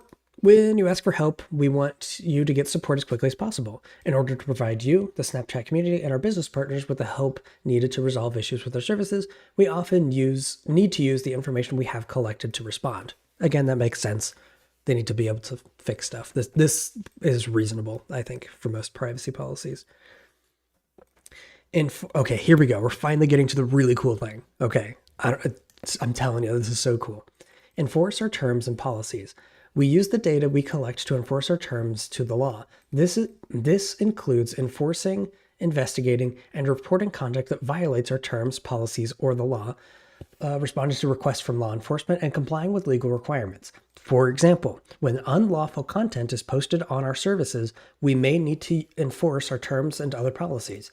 In some cases, we may also use or share your information to cooperate with law enforcement requests, escalate safety issues to law enforcement and industry partners or others to comply with our legal obligations. Check our transparency report here. This is the thing that I'm talking about. This is the thing I've been so excited to show you guys. I truly cannot emphasize enough how cool this transparency report is. Okay, are you all ready for this? I'm seriously so excited to show you guys this. Okay, so this takes place between the first half of the year of 2024, right? Please keep that in mind. This is 6 months worth of information, okay? So the transparency report basically shows the amount of times they've had to enforce certain things, right? If something bad happens on their service, they not only track that, they publicly make this available. For example, there were a unique 5,417,595 accounts that broke some sort of terms of service thing that usually hits their trust and safety teams, right? So this usually, and they actually break it down by individual type. For example, sexual content impacted 1.8 million accounts, right? There were 1.8 million people that were being weirdos that it got reported against. And that was either through Snapchat's own built-in moderation tools or by users saying, hey, this is kind of creepy, right? Child exploitation, 700,000 different accounts were enforced and like shut down because of this. Again, it's really interesting to see how like specific they get with the data. Harassment and bullying, 1.7 million accounts. Threats of violence, 130,000 accounts. Self-harm and suicide, 5,000. False information, 6,000. Impersonation, 9,000. Spam, 327,000. I believe that. Drugs, almost, 894,000. Weapons, 149,000. Other regulated goods, 121,000. Hate speech, 221,000. And terrorism and violent extremism, 6,000 people, right? So this is really interesting data because they actually track it over time, which I think is really interesting. And they also show how many they enforce and how many like people specifically like say, hey, this was a false report, right? And so they show like how many people said like, hey, this wasn't actually true, the appeals and everything like that, right? So of the total appeals that they got in this first half, right, there were 481,000 appeals, right?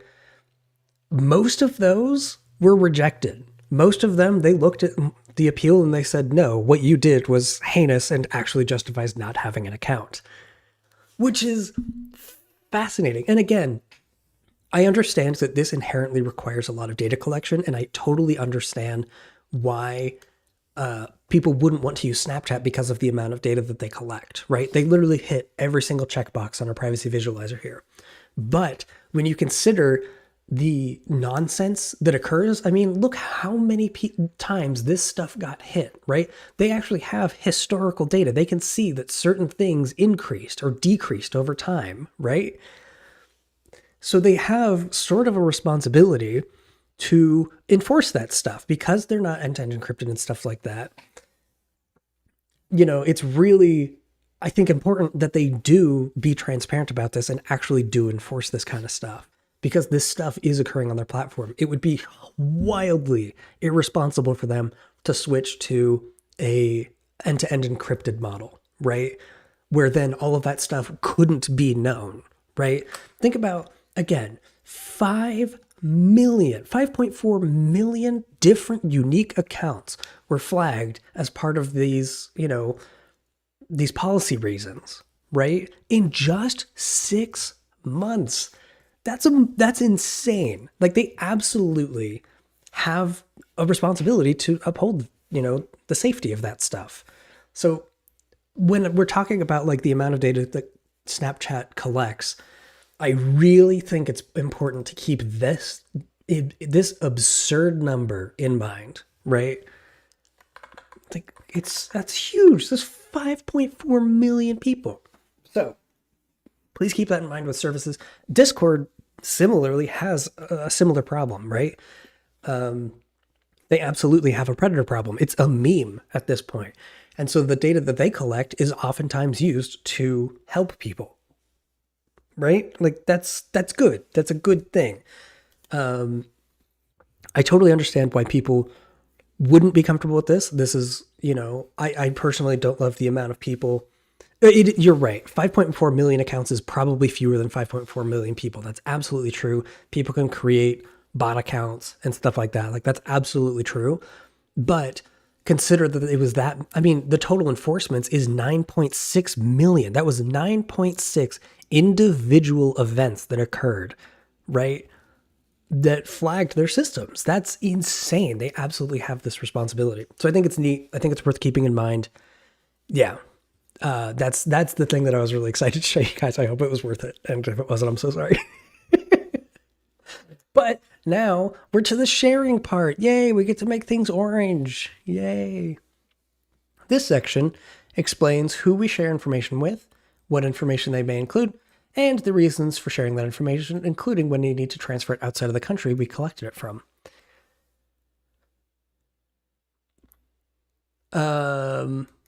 Recipients and reasons for sharing. Snapchat. To provide our services to you and our community, we may share information with your friends on Snapchat or other Snapchatters. For example, the content you post to stories can be viewed by your friends if you allow them.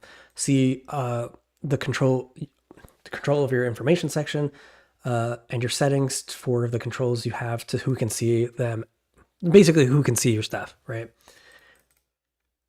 Family Center participants. When you have enabled Family Center, we share information about the connected account to provide insight about how that account is used. For example, who your friends on Snapchat are.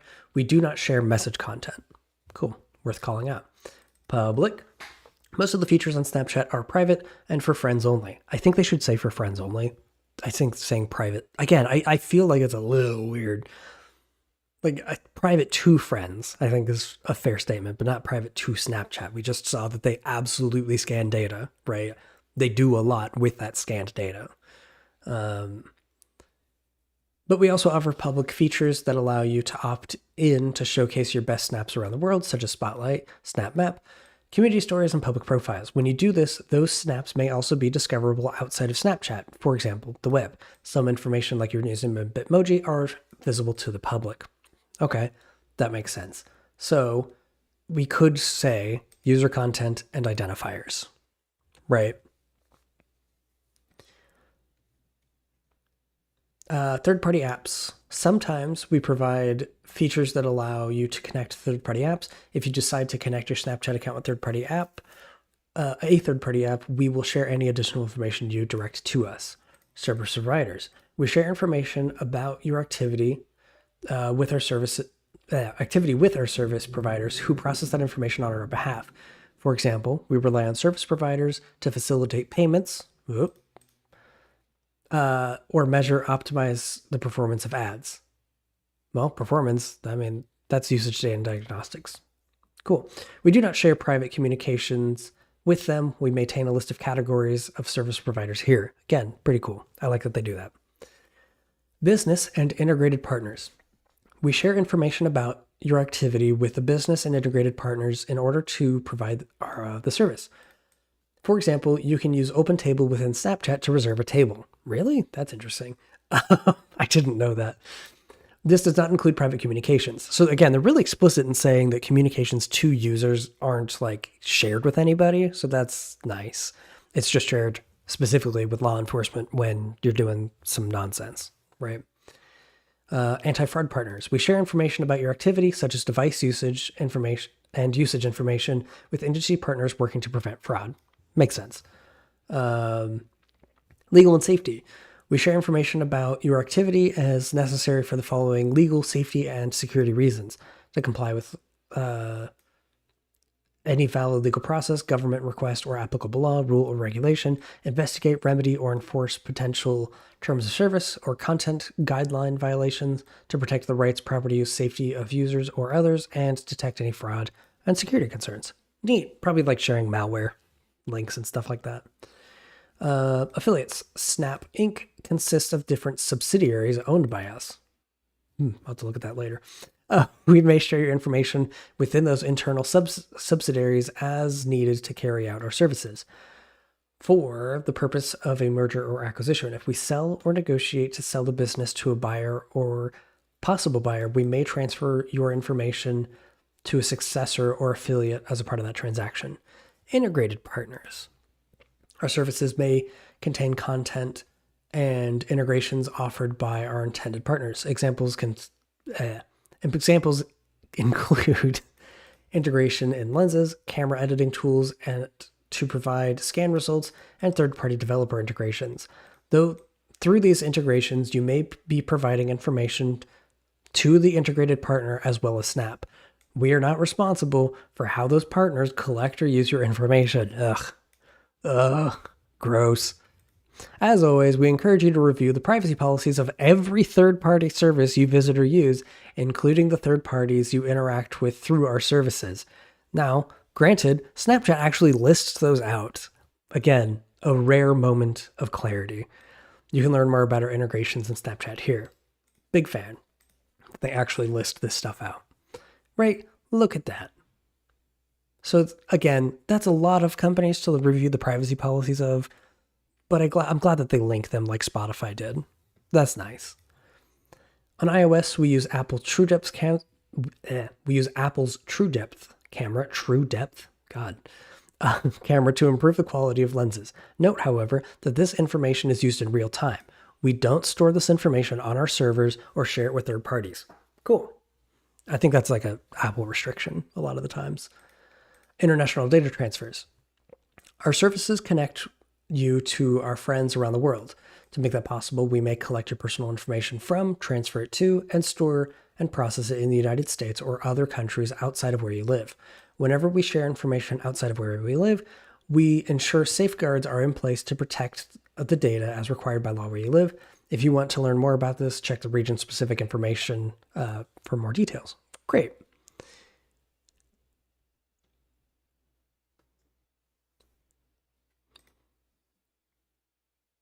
Okay. Oh man. Yeah. I was considering streaming it on Twitch, but then I remembered that Twitch is owned by Amazon, and I really don't like Amazon. So, yeah, that's why I'm. Yeah. It's weird that it would be legal for them not to list them. Yeah, it's privacy policies are a whole thing. Um, and knowing that like it is kind of this like rabbit hole of privacy policies within privacy policies within privacy policies, like it's pretty obnoxious. I totally understand why, we're in the state that we're in. So, yeah. Okay. Let's get this last section done. We're almost done. Look at that. Isn't this nice? Okay. How long we keep your information. In this section, we provide you with information on how long we keep your information, why we keep your information, and highlight how we may need to keep your information to comply with laws, courts, and other obligations. As a general rule. Okay, so did you notice right off the bat, we didn't see the term sale of data. Actually, if I type in sale or sell, yep, no matches. So that's cool. They don't sell data. I'm cool with that. I do like that. At least they don't state that they sell data. Again, it's complicated, but I generally have been going with the philosophy of if they say they don't, we're going to trust that they don't. Right. I kind of dive into that in the next video coming out in a couple weeks. Spoiler.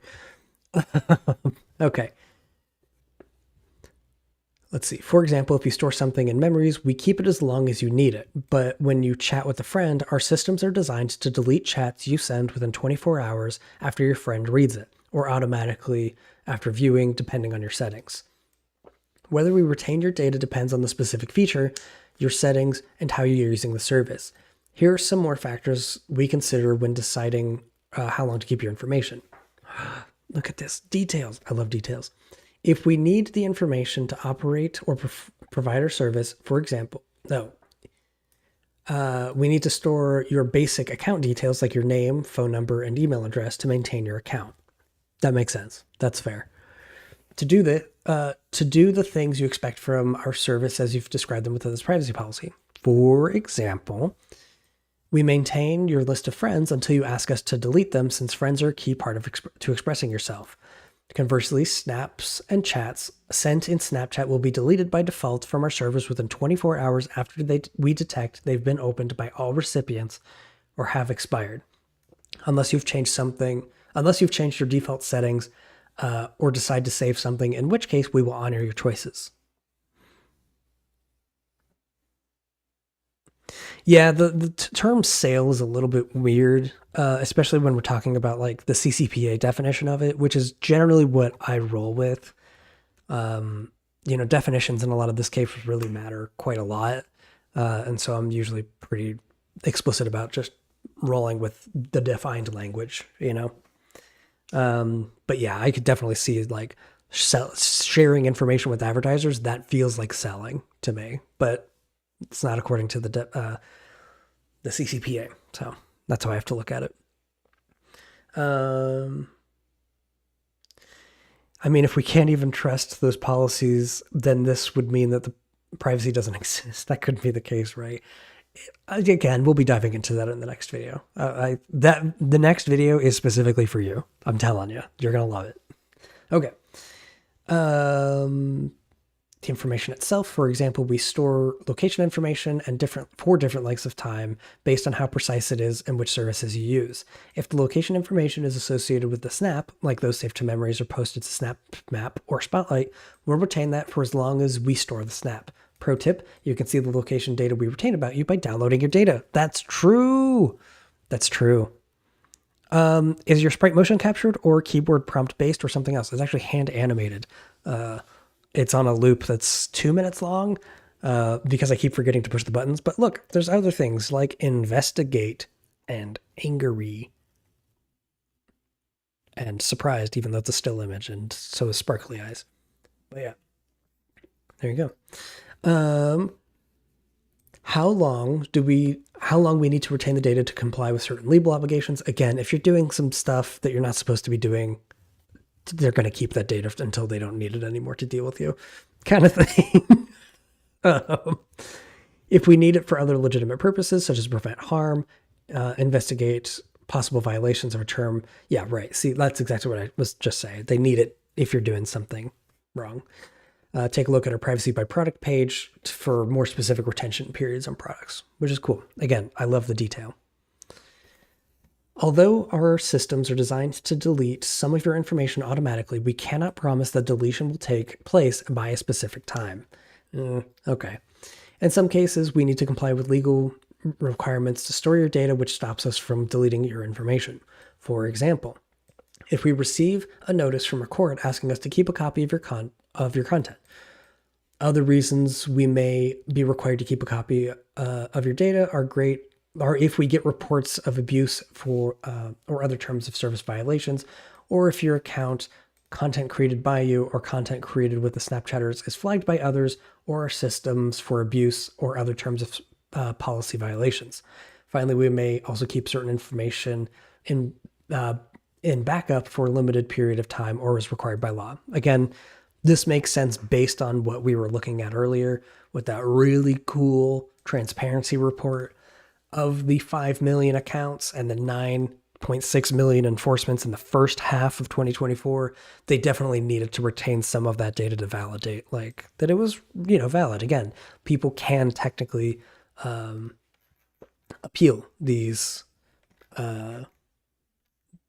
things, and they reject most of them, which shows, a lot of how bad these actually are. For the latest information on how we store different types of content, let's check our support site. Okay. So, this is region-specific information. I won't be diving too deep into this because I don't.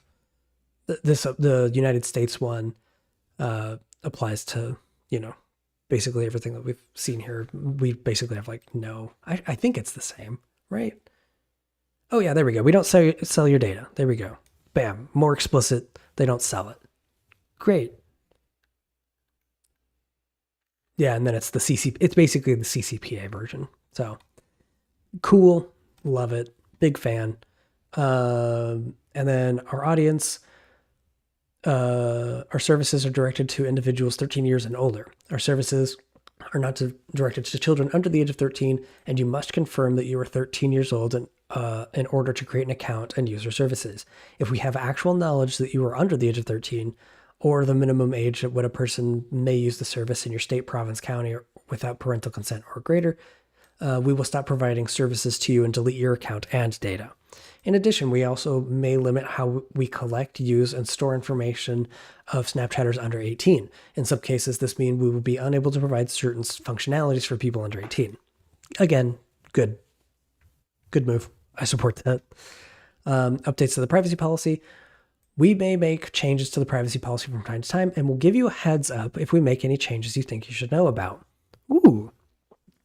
We may change this privacy policy from time to time, but when we do, we'll let you know in one way or another. Sometimes we'll let you know by revising the date at the top of the privacy policy. That sucks. Other times we may provide you with additional notice, such as adding a statement to our website's homepage and providing you with an in-app notification. I prefer the second thing. I prefer that they notify you. But yeah. All right. There's Snapchat. Not the worst. Contact info I'd be a little iffy on. I would assume they shared that with law enforcement, but yeah.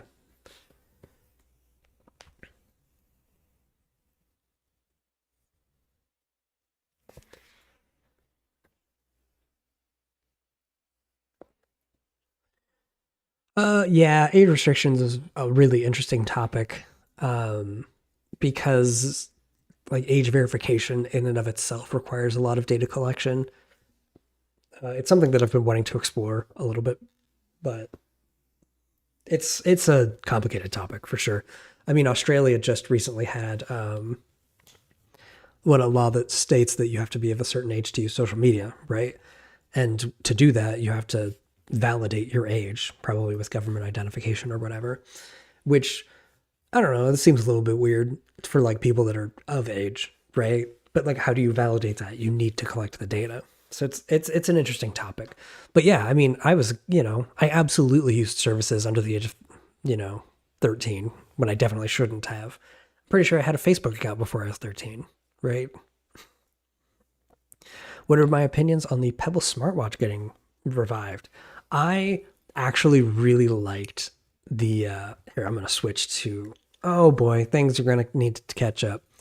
I actually really liked the Pebble smartwatch back in the day. I was a big fan of that one. I liked a lot of what they had going on for them. I liked the battery life. I liked the screen. I liked the notification like control. I got an Apple Watch years later and it drove me nuts. I couldn't stand that dang thing.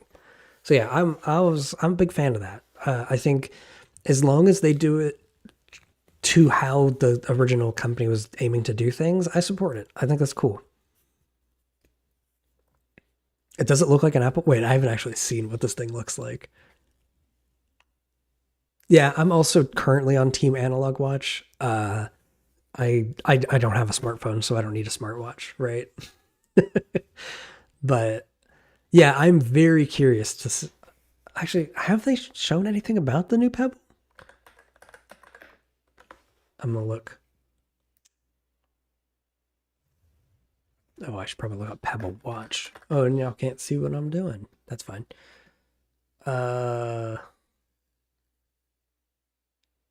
It doesn't look like there's anything new about it, so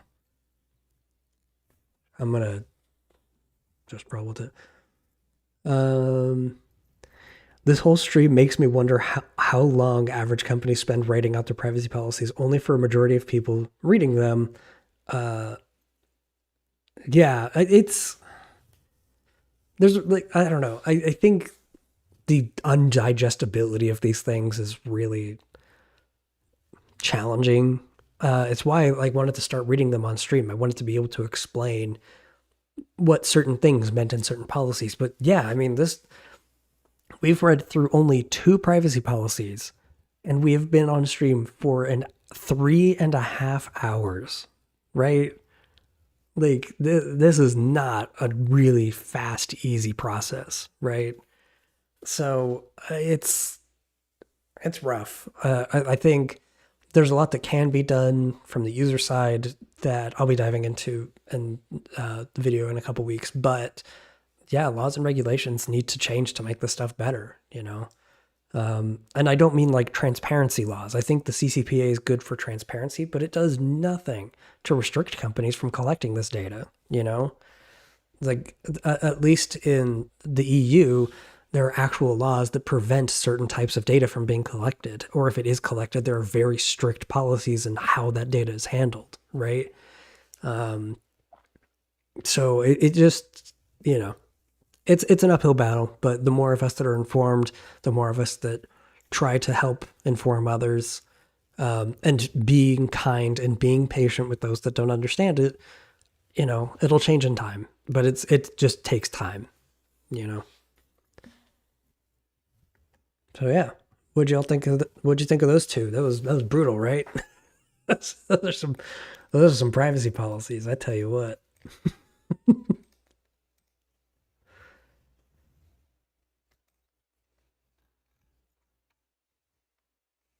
Dense is, yeah, brutal. Absolutely. Those are, yeah. Uh, it really makes you think though. um, Unrelated question: am I screwed, or am I still safe if I want to erase my digital footprint? It depends. I don't. I don't want to imply that nothing can be done about it because that's not true. There's absolutely a lot that can be done about it. I am hesitant to recommend any data deletion services. A lot of it, I'm going to recommend that you look into doing it yourself. There are also certain things that you can't delete, right? But you can start taking steps now to improve things, and in time, they will get better.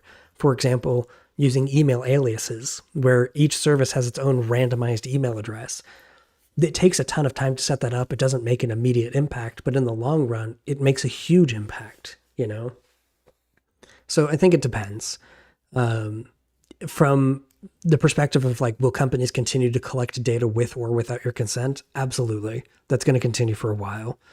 But the question of can anything be done on an individual basis to make you feel better about what's being collected and being used and what you're being presented with, even, you know, there's definitely a lot that you can look into, which I think is really good. And I mean, yeah, to Jess's point, just try to delete every account you don't use. That can make a gigantic difference. You know, just kind of taking the time and, you know, really combing through it all. It is an uphill battle. It takes a long time. You know, it is far easier to give your data to these companies than it is to remove it. So yeah. Yeah, being on the EU, you're doing all right. Even in California, if you live in California, take advantage of that because you have a right to delete your data, you know? Um, yeah, accepting cookies. That's been a fun one. I get the I don't care mentality to an extent. I mean, I definitely had that same mindset for a long time. Um, it's I mean, I get it. I totally get it. And again, I'm hoping that the video in 2 weeks can help ease that mind a bit more. I think that there is some reason to care, and I think there is something that can be done. So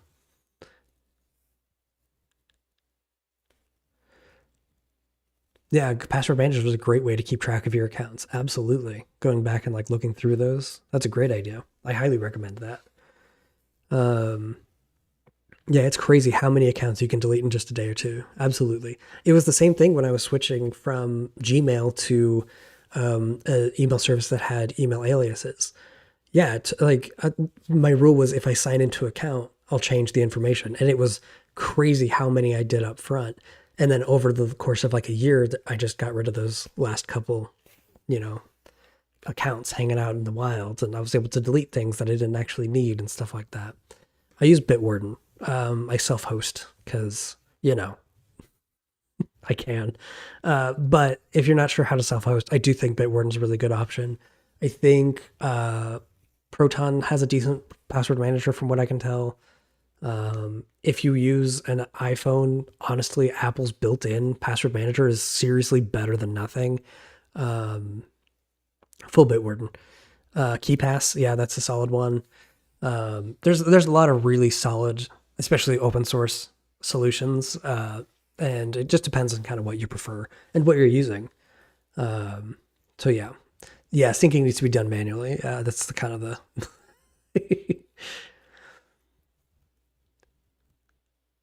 yeah, and remembering what accounts are registered. So here's kind of the trick with that.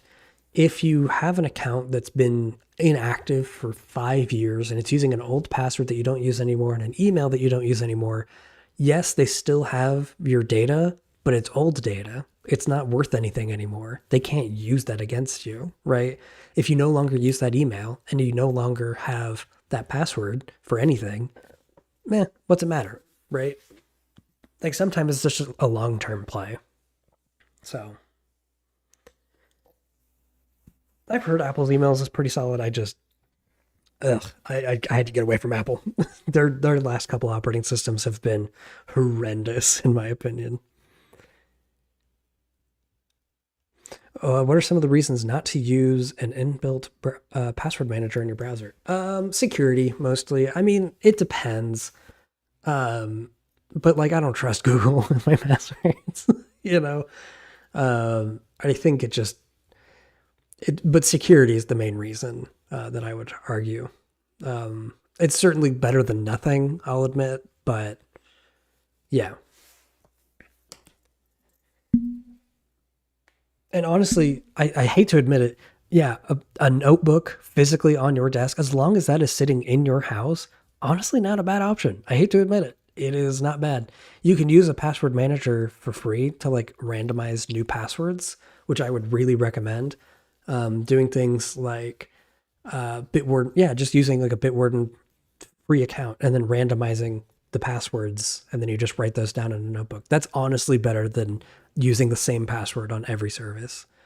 If you use Firefox, it encrypts your password. Yeah, I would assume most encrypt, but I mean, we did see a few years ago with LastPass that, those encrypted vaults can be breached.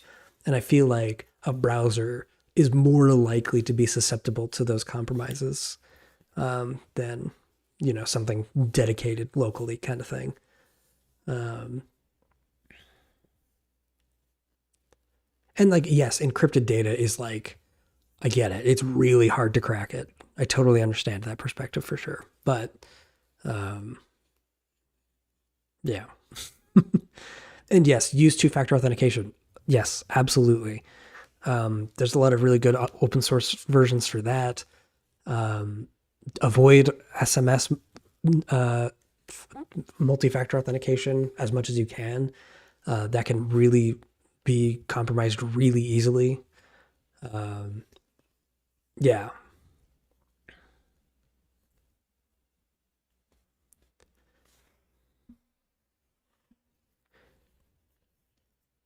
Yeah, it's crazy how much more secure actual physical notes are to compared to digital these days. It's so funny because you're absolutely right. I absolutely would have laughed at that years ago. I would have said you're a fool for putting these on sticky notes. But like, I'll be honest, if it's just in your house, yeah, it's probably better. I'm gonna be honest. Like you can't get a data breach on a physical thing that's sitting on your bookshelf. It's now, granted, again, don't do that at a workplace ever. That's a terrible idea at a workplace. But if it's your personal stuff at home, I don't got beef with it. I'm gonna be honest. I've been super interested, Julian, in getting a YubiKey. I just haven't done it yet. Is Obsidian good for note taking? I don't actually know. I've never seen Obsidian. Oh, wait, that might be somebody mentioned that on the forum, I think recently. Yeah, I've seen that they're expensive, those YubiKeys.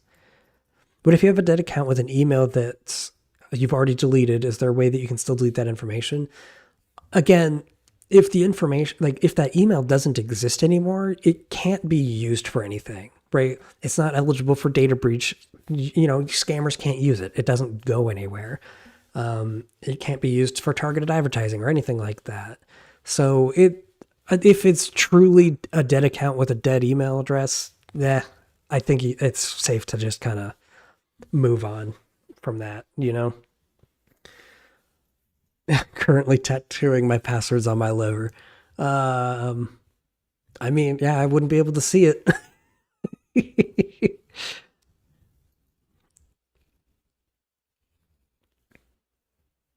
I can't believe I almost missed this. Atlas, I'm so sorry you missed both of the really good parts where we read actual privacy policies, which was super, everybody, right? It was super fun, right? Like it was totally the most entertaining thing you've ever seen and not a mind numbing chore to read two privacy policies in 3.5 hours, right? It was super cool, right? Everybody, right?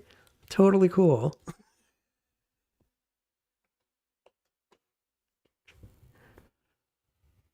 Definitely. See, yeah, we're in the final Q&A. Yeah, I probably should have made that more officially. uh, Oh, this is an amazing question. I'm confused. Why is target advertising bad? Isn't it better to have ads for stuff that you would actually want? That is an amazing question. And I'm so glad you asked that. Thank you. Um, so it depends. It truly depends. If you would prefer to see ads that are relevant to things that you want to buy, all power, more power to you. Absolutely. You don't have to worry about things, right? Again, this is something that I'm going to be getting into in the video in a couple weeks, but like that's absolutely fine if you are okay with ads. The thing that I have kind of noticed over time is that the reason that a majority of this data collection is occurring in the first place is because of targeting ads. So like, if you're not comfortable with XYZ company collecting all that data, like we just looked at, Spotify, right? If you're not comfortable with the amount of data that Spotify collected, a majority of the reason is for targeting advertising, right? We saw that in the privacy policy. So if you're not comfortable with that data collection, that's what it's used for. So it's kind of a cat and mouse thing. And if you yeah, exactly. Target advertising depends on how much you value your privacy. And I don't necessarily want to use the term value there either. I think that kind of implies that if you are okay with targeting advertising, it implies that you're wrong. And I don't want to imply that at all. I think that it is truly up to what you're comfortable with, and there is no wrong answer here. If you don't like the data collection, but you don't mind the targeted ads, yeah, it's kind of a little bit conflicting, I'll admit. Um, but like blocking ads and stuff like that can make a huge difference in kind of preventing that targeted advertising if you're not comfortable with it. Which is why I totally support it. There's a reason I didn't do ads on the stream, right? Because I didn't want people to be interrupted with things that might have been relevant to what I'm talking. Like, imagine getting a Spotify ad while we're reading the privacy policy for Spotify. That would have been weird. I wouldn't want you to deal with that. I wouldn't have liked that, as a viewer. So yeah, I turned those off specifically for those. And yeah, for blocking ads everywhere, I do the same. I genuinely do that because I don't like looking at them. I don't like the data collection. And so while I can't prevent the collection from all sides, I can at least prevent the end result of that collection, which is targeted ads. I can make the data a little less valuable to that company. It's kind of a free market way of fighting back. There was I don't think, ooh,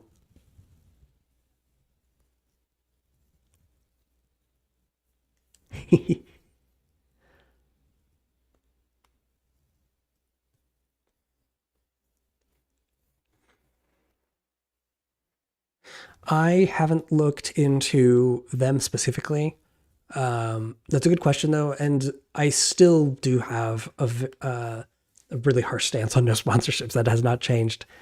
But yeah, I would love to look more into those more popular services and future videos for sure. I think it's worth keeping them all accountable. Like I don't know anything about ground news right off the top of my head, but I think it could be super worth investigating. Yeah, their privacy policy and some of their data practices and stuff like that. And yeah, as a video topic too. Yeah, I think that could absolutely be something worth looking into. Um, but yeah, that's a good question. Thank you. Also, thank you for the donation. I'm really glad I enabled the text to speech thing. That was fun.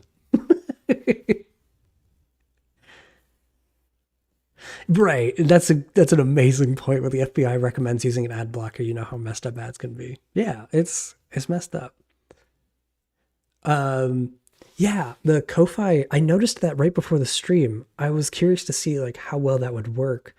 And the text to speech, that's all like handled through Ko-Fi. I've never tried something like that before. I thought it was kind of fun. Um, oh, a Timu pop-up ad while watching a YouTube minimalist. Uh,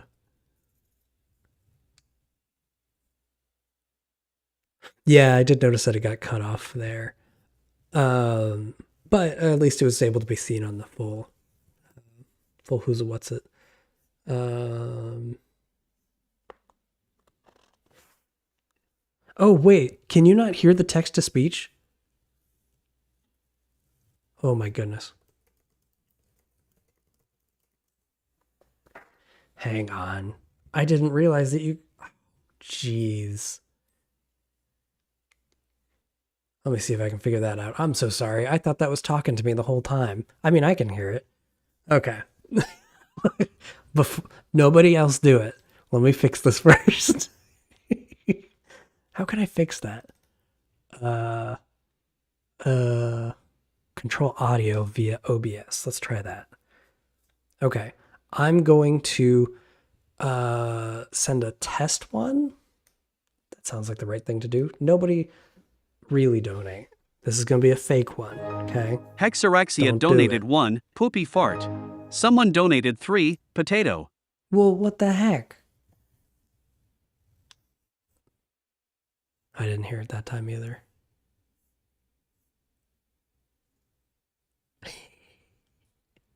You can hear it? Okay, I just can't hear it. Okay. That's great.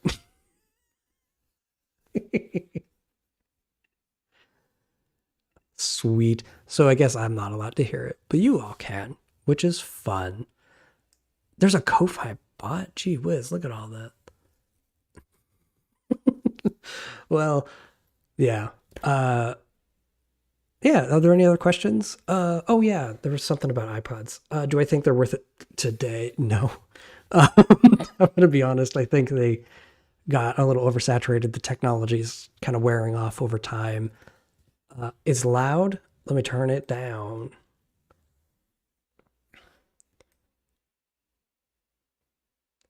I'll make it like the same volume as the music, maybe a little bit louder. Okay. Um, cool. Yeah.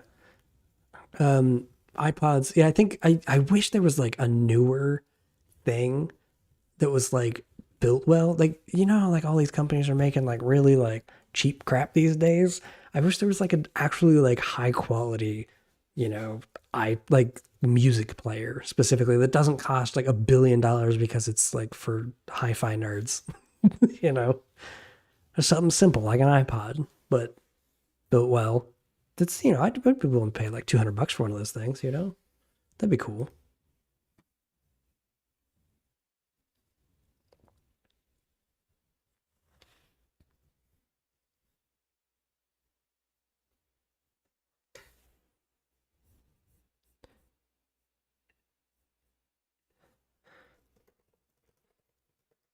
Um, music.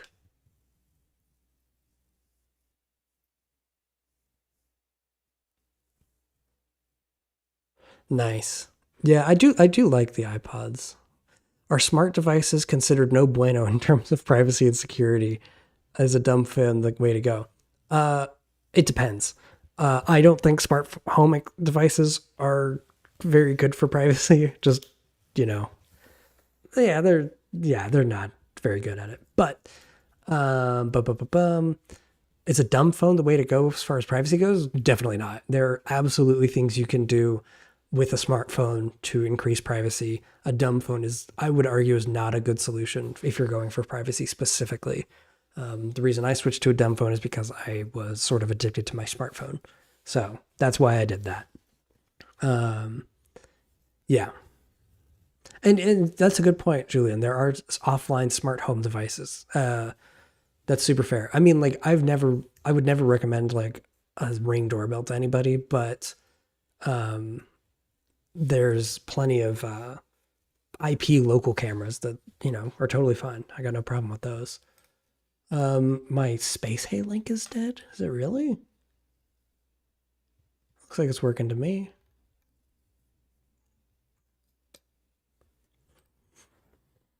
Have you heard of CyberDex? No. I know CyberDuck. It's an app. But I'll look into that. You can use your Arduino to make your home smart, but it requires some skills. Facts. That is a bigfact.com.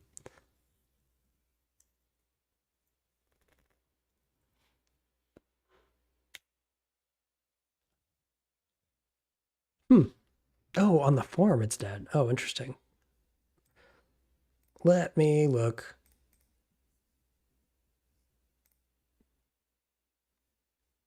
You were totally right. That is a broken link. Thank you. Let me fix that. Yes, I did lose my voice from reading privacy policies. This happened last time too. Yeah, I couldn't talk for like the rest of the day. But this is still fun. This is super worth it. And the more that I do it, the more I'll get used to it. So, yeah. Recommending hot tea with honey. Great suggestion.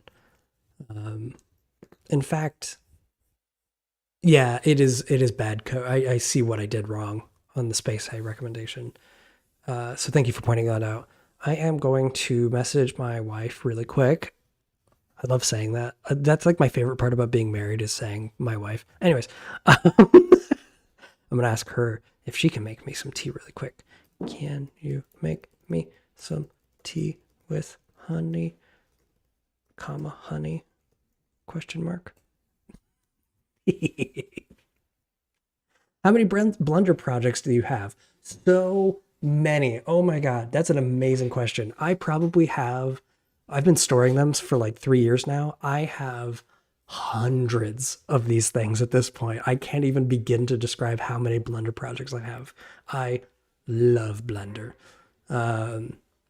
Yeah, way too many. Oh yeah, I Hate Cooking has actually seen all of them. There are so many of them. Hopefully not the sponsor Honey. No, Honey is terrible. Do not use it. Bro is married. That's true. I'll look into Blockbench. Yeah, there's definitely benefits to dumb phones, but if you're not, I don't know, if you're not like specifically seeking it out, I don't recommend it for most people, Honey, if it's sponsored by bees. I love bees. Bees are cool. Do you ever plan to update your NeoCities website? Yes, when I have the energy. I'm going to be totally honest. It's been hard to keep up with the forum. Yeah, I'll be honest. It's been tough.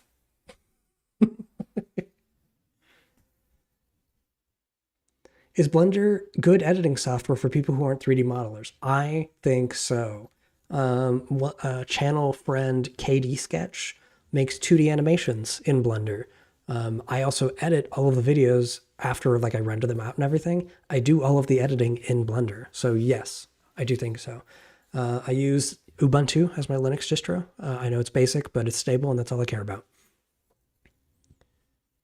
Yeah, Graphene OS I've heard a lot of great things about. Again, Delatham donated 10. Now I don't have to feel bad for using a patched Whitey app to watch this. For the patched thing, highly recommend. If you've never looked into it, highly recommend looking into it. Really cool stuff. Not that I've ever used it before. Wink, wink, nudge, nudge.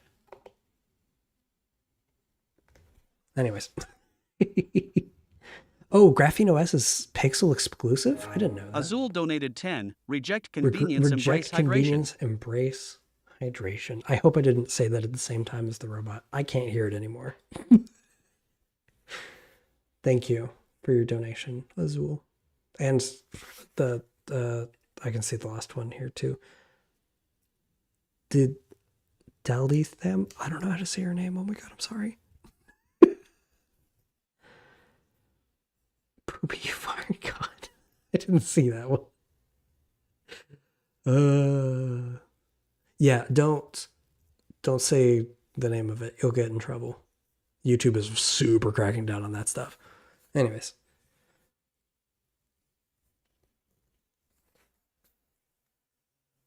That's good to know with the pixel thing. Learning a lot every day. That's my favorite thing about being around. Learning a lot.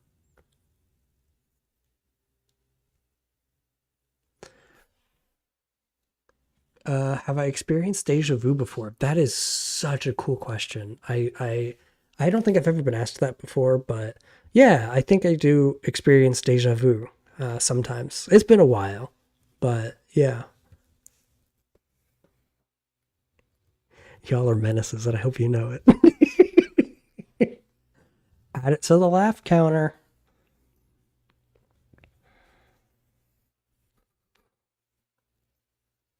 How many times was that question asked? I'm gonna look at that after this. Yeah, you should. I'm glad you know. Hexaraxia donated 1. You're I using am OBS, using OBS. right? You might be able to hear the Ko-fi notification and have it play at the same time if you duplicate the audio sources. Good call. I'll look into fixing that next time, because I don't want to do it now. Shouldn't your character have tea and drinking for the hydration? Yes. And Kirk, to your point, I will be making a spitting water animation as well for when we find something that is shocking or angry inducing. So I don't know if you'll expect to see that next time, but I'm going to do it eventually.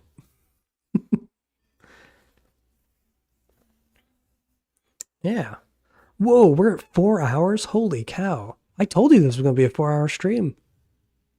I knew it. I'm impressed. We did it. We're so cool. Are you guys having a good day? Any fun weekend plans? I want to ask you all that. The angry face makes me happy too. Angry. And also, just as a reminder, our channel members get access to their own little custom angry emoticon. Angry. Yeah.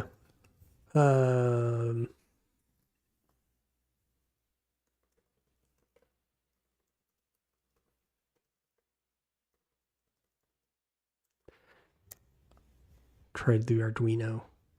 I'm gonna draw stuff in funny video game. Good idea. I like that.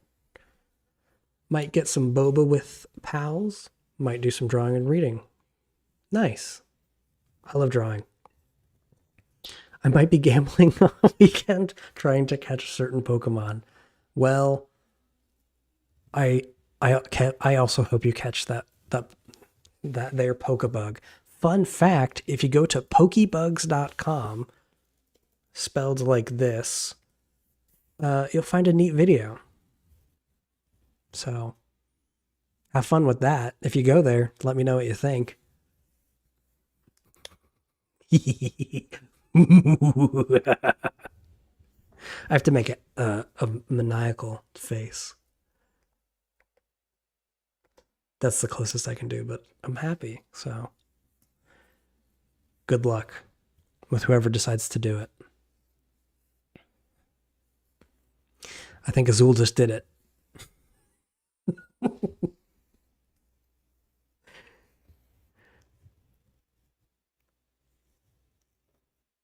Yeah, that's exactly. It's all manual for the animation. I manually made every single animation, and that's all different scenes, all attached to a stream deck and stuff like that. So yeah, very fun. Since you use Ubuntu, what do you think of snap packages? I have no opinion. They seem to work fine. I don't know. It's one of those things that if I haven't like struggled with it, it's fine. You know. I know that's potentially a hot take amongst Linux people. So, I've been able to use everything totally fine. I've been able to do my Blender thing. OBS is good. Everything's A-okay in my opinion.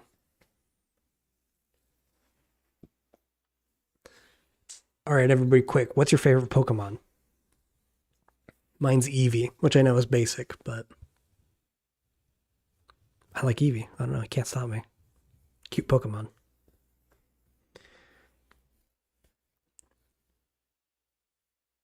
Gengar is a great one. Umbreon, classic. Raichu, great. Uh, just saw Pokebug. Can't say I'm not disappointed. It's good. Charizard, classic. Zigzagoon. Oh my god, there's so many good answers in here. It's so good. I'm so glad I did this. Shiamin? I don't know that one. Basic but Charmander? No, it's good. I got a basic one too. Argamon. Isn't that a wait? Agumon. That's not a Pokebug. Charizard, the trash guy. Yeah. Onyx looks cool. I agree. Alolan Ninetales. Ooh, very cool. I can't. The internet ruined it. Ah, I gotcha. That could. It's so funny, John. I Law-abiding citizen can't donated 3. tell Love your you. channel. Hate how common the all-or-nothing approach to privacy has become. Thanks for the donation. Law-abiding citizen. I'm suspicious of your name. But yeah, I'm very against the whole all or nothing approach to everything. I'm all about the nuance. It's funny, John Doe, your comment that the internet ruined it. I don't know which Pokemon you're talking about. That's how many the internet has ruined. Which is really funny. Xerox. God. Oh, that's great. Mimikyu is a good one. Jigglypuff, classic. Oh, but Smash, no, that's fair. Gardevoir. I'm just naming Pokemon at this point. Oh, how things have devolved. No, this is great though. Why so many Gen 1s? Everybody should get more creative. Gen 1's pretty solid though, you gotta admit. I mean, like I said, Eevee, you got Pikachu, you got Blastozoid, you got all your classics, you know? Greninja's good. Magnemite, classic. Will you ever do Snapcraft privacy policy as an Ubuntu user? Ooh, I'm adding it to the list. That is a great suggestion. Snap.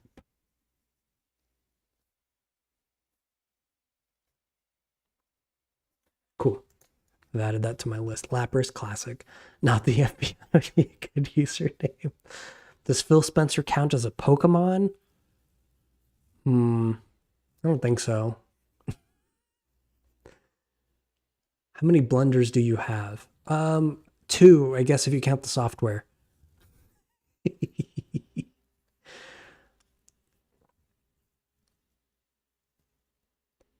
The LinkedIn and Zoom privacy policy. Oh, you are so right.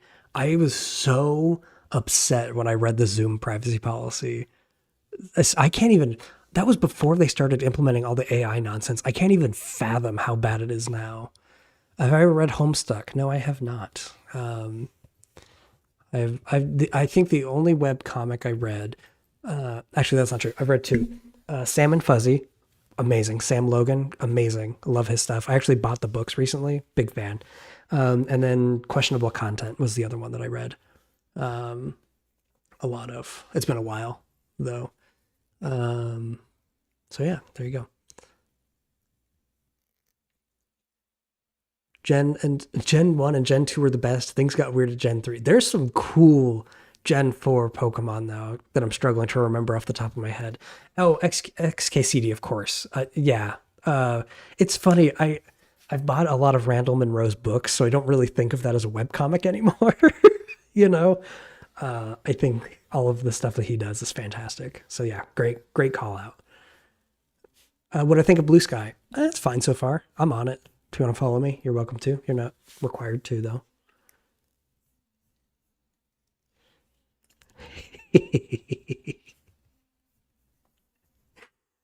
Do I use RSS? Yes, I just recently did start using it for the forum specifically. Really helpful. Big fan. I do have a weak stomach, so I will be avoiding that one. I shall follow you on Blue Sky right now. All right. Sick.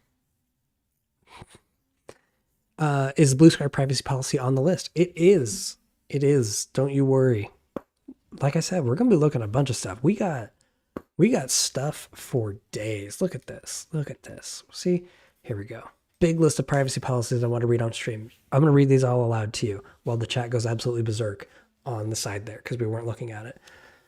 1Password, Albertsons, Amazon, Apple, Authy, BetterHelp, Best Buy, Bird Buddy. That was a weird one. That was recommended to me.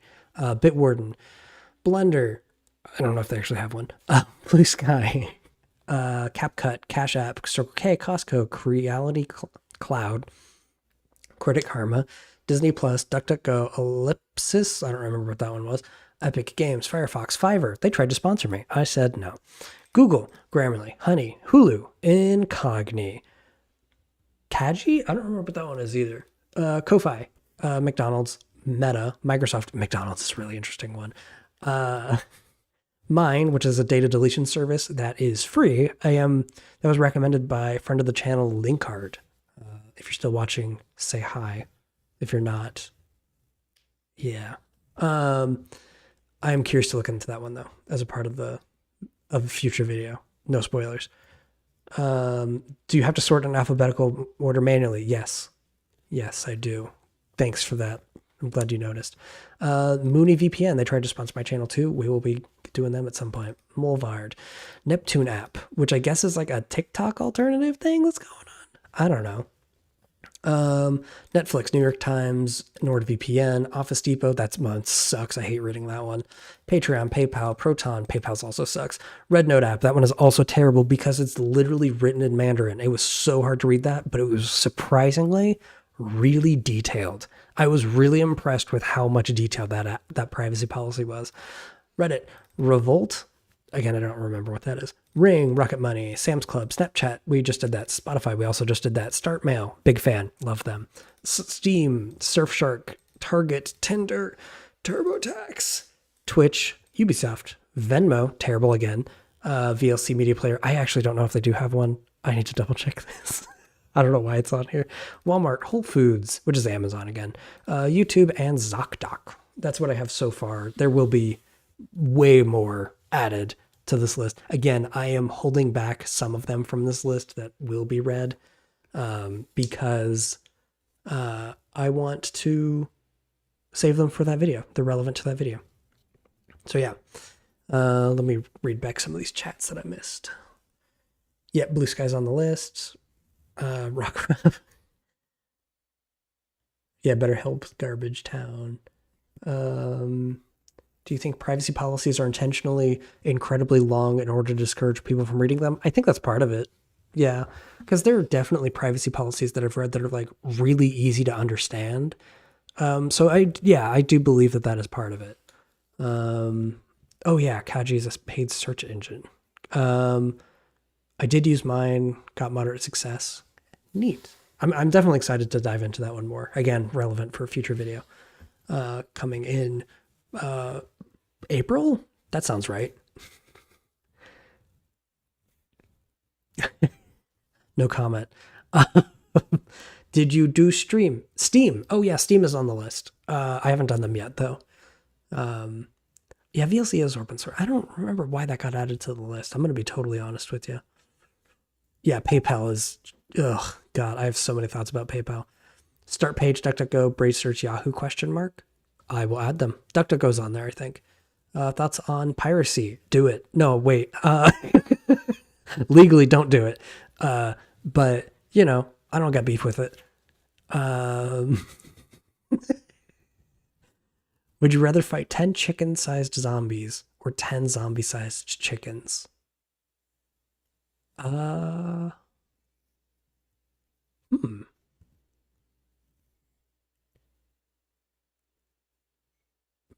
Probably the 10 chicken-sized zombies, I'm gonna be honest. Do you use Rocket Money? No, I don't.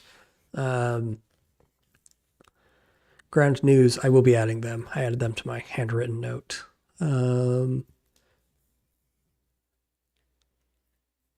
I don't remember where I got the Revolt one from. I'm gonna be, like I said, I've been adding suggestions that people have given me, so I've just added them to the list.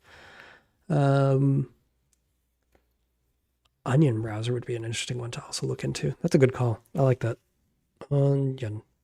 Because yeah, I know that they're very often associated with privacy. It's a good call.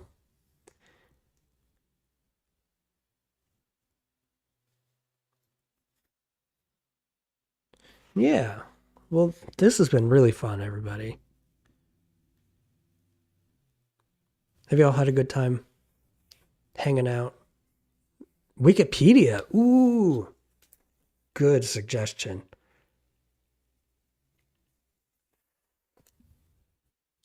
Oh, have I ever read Rocket Money's privacy policy? Not yet. It's coming up, though, in my research list. So, yeah. You have had a time. That is exactly what I was expecting, frankly. I agree. Wikipedia is pretty sick. Big fan. Support stuff like that. Can you do song drop? Sure. Adding it to the list. Yeah. Well, I hate to go, but I do need to drink some tea with honey, as was so kindly recommended by somebody earlier. I don't remember who. Thank you for showing up. It's been wonderful having all of you. Plex is a great one too. Oh man, see, okay, if you have suggestions, leave them in. If you don't want to sign up for the forum, don't like do it in like a YouTube comment, I guess. Or if you do want to sign up for the forum, just reply to that thread. Just pop it in there. Can you review project convenience's privacy policy? Yeah, that's actually super good point. I do have one. So we'll review it real quick.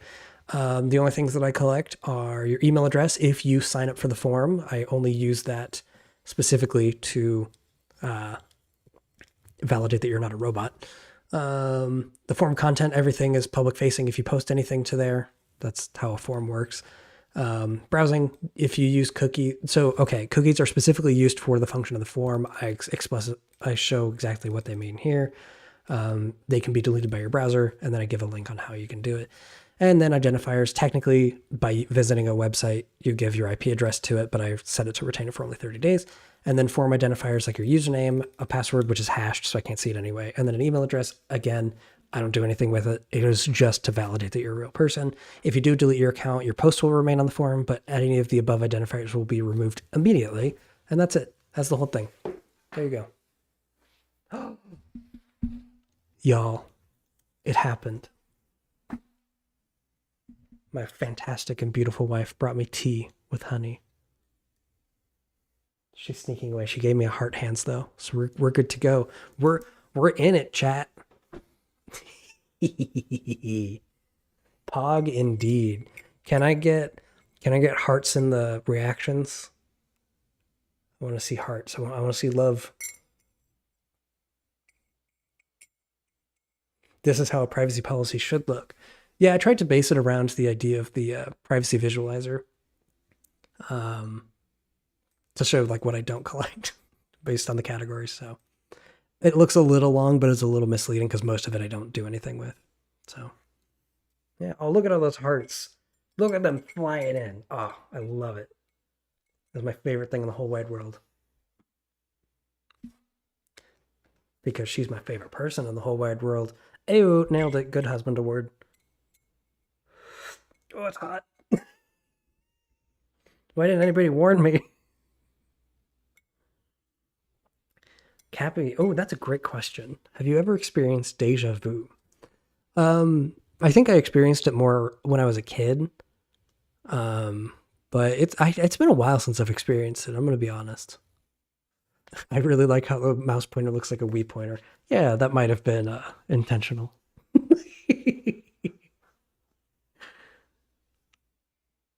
I know that I was just like about to end the stream, but I don't know. I'm cool. I'm cool to hang out for a few minutes. I don't know.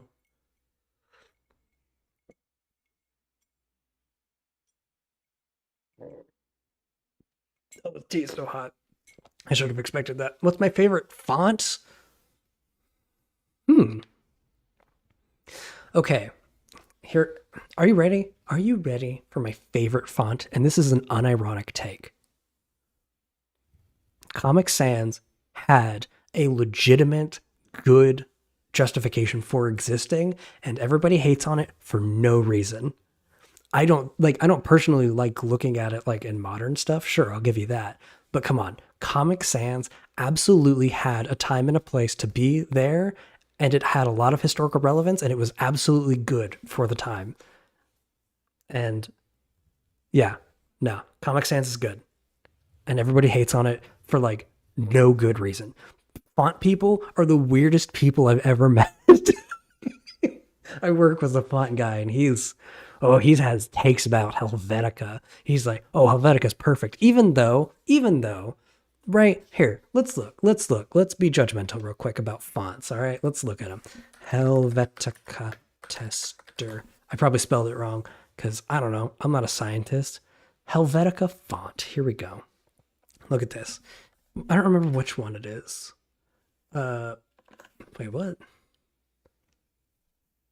Simply copy and paste Helvetica font. How does this work? What am I looking at here? I want pancakes. Oh, this is fun.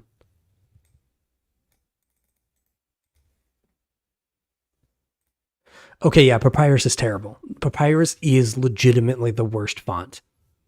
Uh, Absolutely. Very much agree. Well, I can't. I don't understand how the computers work anymore. Apparently.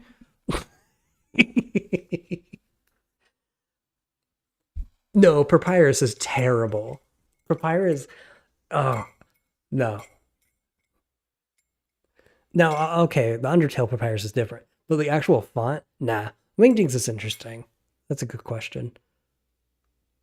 Yeah, the Avatar movie font. I mean, come on, come on. I think I prefer Arial to Helvetica, if I'm being honest.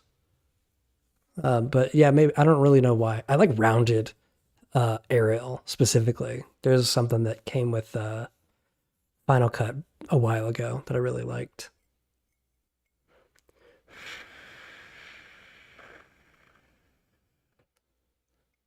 Yeah, see, Comic Sans is like good for accessibility. Impact is awesome. But like again, for its cultural impact, right?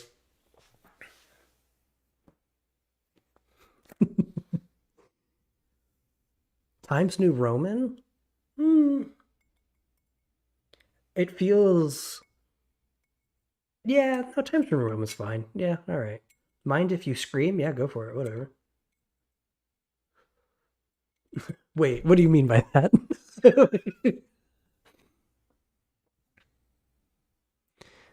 You only have opinions about monospace fonts. Monospace is amazing, and don't let anybody tell you otherwise. Monospace is fantastic. How am I doing? I'm doing good. That was a fun live stream. That was a lot of fun. Ah, there you go. Screamed. Nobody do that in a donation on Ko-Fi specifically.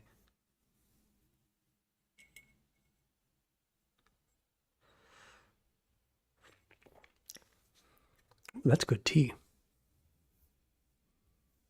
Do you think physical may is the way to go due to all the streaming services? I think a mix of both is probably reasonable. I think going full physical media can be really hard to pull off, and it is very expensive. I called this out in my Dumb Phone 2 video. Um, I have spent I've spent about double what I used to pay in music by switching things to uh, going like back to physical media. So like it does cost more, and that is worth calling out. But I like it. I don't know. I do like having physical media. All of my favorite albums I have on like CDs right next to me. So it's like I am a fan of physical media. Don't get me wrong. Um,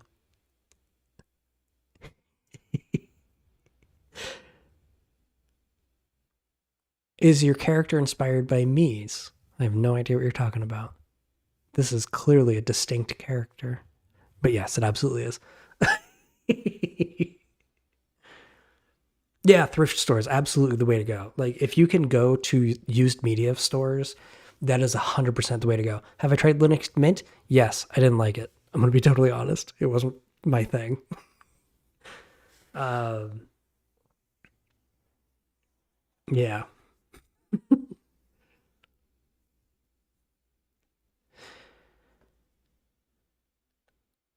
Yeah, you can get a lot of music DRM free these days. I think even buying through iTunes is DRM free now, which is nice. Um, Bandcamp, obviously, as well. So, yeah, I support it. I am a fan. Uh, T. Which Weird Al song do you like the most? Okay, you ready? I have two. No, five. I have too many options. Okay, let me pull up my iPod real quick. Um, oh boy. This is such a hard pick. You can't make me pick my favorite Weird Al song. I mean, Hardware Store probably is probably my favorite, but like any of the like polka like covers I love. Phony Calls is great. Amish Paradise is fantastic. eBay, come on. Why does this always happen to me? Amazing.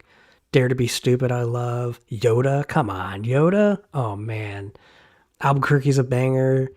Um, there was, let's see here. The Saga Begins, that's amazing. Yeah, listen to Weird Al after this. If you want to listen to some Weird Al right now, go to pokebugs.com. Again, the spelling of that is Pokebugs. And then you can listen to some Weird Al. Drive Through, yeah, that one's great. All About the Pentiums, I'm obsessed with that one. Your horoscope for today is also hilarious. Albuquerque, amazing. Addicted to Spuds. Uh, Christmas at Ground Zero. Yeah, no, I love all. It's so hard to pick a favorite. Canadian Idiot. Oh man, these are so good. Weasel Stomping Day. Yeah, these are all amazing. Oh, Jurassic Park. Oh, so good. Frank's 2,000-inch TV. Amazing. She Never Told Me She Was a Mime. Okay, hang on. Hold up. That might be my favorite one. She never told me with the she never told me she was a mime. Caught me so off guard the first time I heard it. It's so good. And that might be it. Yeah, Party of the CIA, Ringtone, Bedrock Anthem, classic. Achy Breaky Song, Eat It. I mean, you can't go wrong with Weird Al. You just can't. I've never heard that and I need to now. You are in for a treat. Believe you me. That one is so good.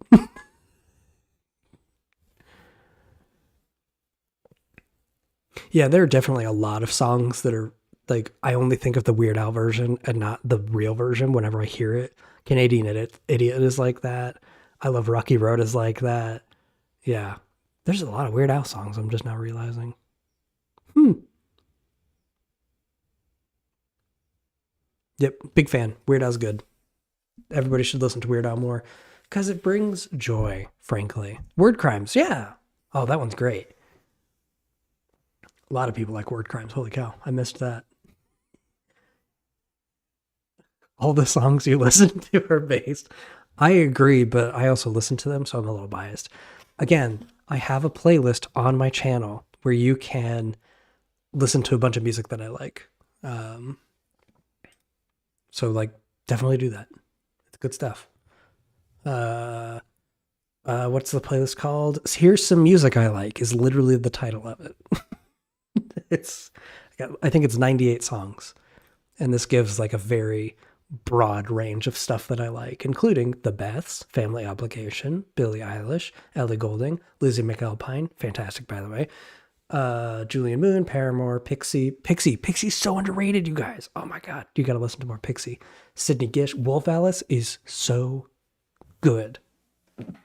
Yeah, Hardware Store's on this list.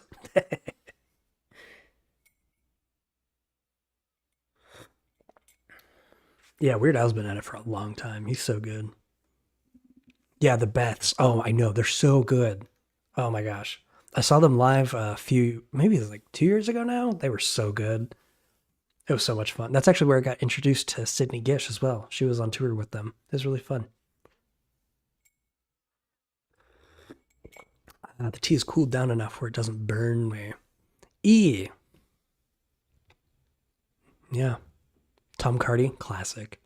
Did I see the movie based on Weird Al? Absolutely, I did. It was wonderful. It was exactly what it needed to be. Yeah. I get you guys hooked up with music. You know, you look through that, you'll find some good stuff. Because I like good music. You know, Tony Ann, Dankmas. Come on, I got you guys. J Music Ensemble, great stuff. Brian David Gilbert, classic. I just realized my most recent YouTube search was Albuquerque. That's a good recent search, frankly. How many polygons does the leaf wall have? That's a really good question. Let's find out. I'm gonna open up. This might make my computer upset, so give me a moment. I think I have that. Yeah, Blender. We'll do the angry blend file. Oh, shoot. It's the wrong one. I forgot I separated it. It's pretty dense. I can say that from what I recall. What stickers do I have on my computer? We have Linux Penguin. I love Linux. Blender. I use Blender to make all my videos. NASA, because space. I don't know. Space is cool. And Spider-Man, because I like Spider-Man. And you can't stop me from liking Spider-Man. Okay, Blender's really not happy the fact that I'm live streaming also, so I will get back to you on that one. Somehow. Can you subdivide the tree 50 times on stream? No. No, I don't wanna.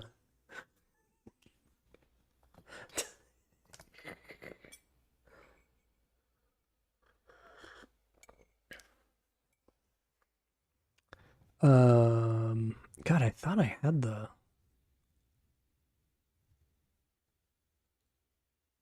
right file in here. Hola. Do you have an end stream animation when you float away? Oh, that's such a good idea. No, I don't currently. Oh, man. Oh, that's such a good idea. Jeez. Okay, so the plants in the back are. Let me turn on the scene statistics. Oh boy. There are 2,518,000 vertices for the plants in the back specifically. That also includes the trees that are outside that produce the sunlight effect when for the actual videos. So there you go. Do you know the alternate mascot of Linux? No, I don't. I'll look into that. Oh, that's such a good idea with the floating away thing. Oh, wait, hang on. Okay. There's only like 80 people watching right now. Okay. The next video has a really cool ending animation sequence. I am so excited about it. It's so good. I think I've shown it to Lai and I Hate Cooking specifically. I think you two have seen it. I think Luch has seen it as well, if I'm not mistaken. Yeah, it's so good. Oh my god, I'm so excited about it. Y'all don't even know what's coming. I'm gonna have to like up my like exit game because of this one. Tell me they're baked and not real time rendered. I'm a menace, so it is real time rendered.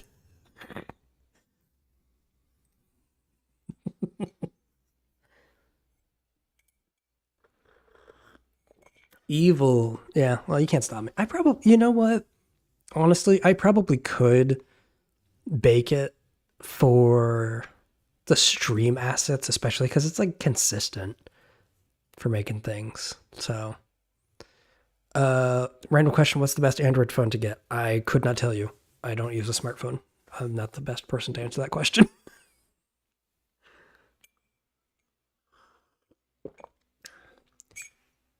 Get the programmer socks. Give me a minute. I'll get there. Oh my gosh. Wait, who suggested tea? That absolutely is making a huge difference right now. Optimization is dead and we killed it. Yeah, and I contribute to it, frankly. Okay, Starstorm, no. I'm not adding wind to the background plants for one reason. I've optimized my rendering setup so good. I have like custom scripts that I've written to like only animate frames that have actually changed. And if I added wind, I would have to render every single frame, increasing my render times to be days instead of, hours. So actually, to give you an idea of how much time I have saved, the last video I published, the sponsors, like the I don't take sponsors video, it's not just honey. That was about 28,000 frames that I had potential to render, and I only rendered 1,000. That's an insane time savings. I'm going to be making a tutorial on that soon, don't worry. And that'll be on the second channel. Reject even more convenience.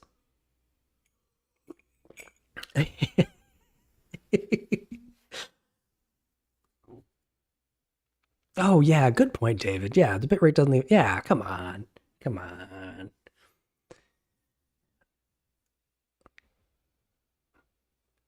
It should have been 8 days. Okay, so it depends. I was rendering that video on a GTX 1080 Ti, so that was like the worst case scenario. I'm now working with a 4080 in a laptop and a 3080 in a desktop. So my script actually works with two different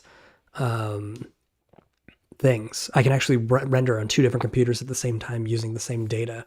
My script is so good. Y'all, I'm so excited to show that off. It is very convenient, Jess. That is my bad. that is that is my bad. You got me.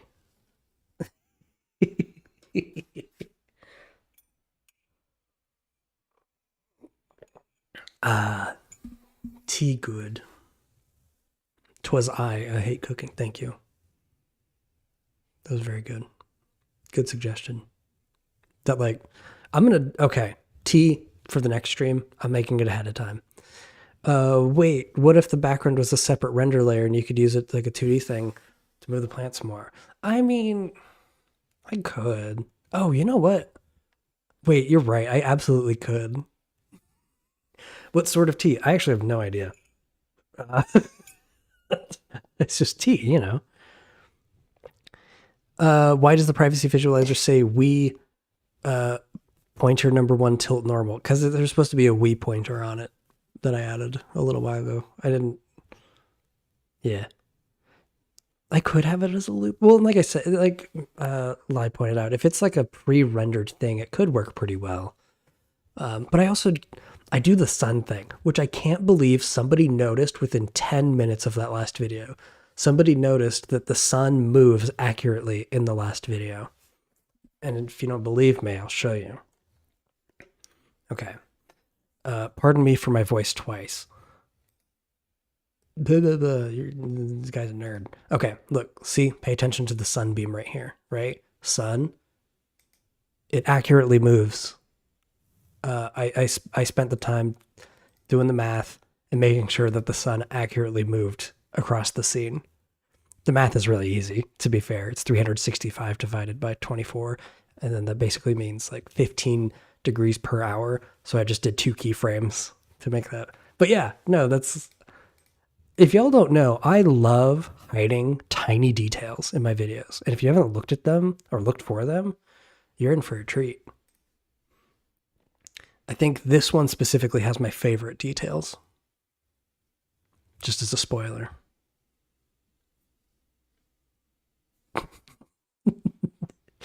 Yeah, it's fun. I like getting behind the scenes with some of this stuff. I never thought about doing that.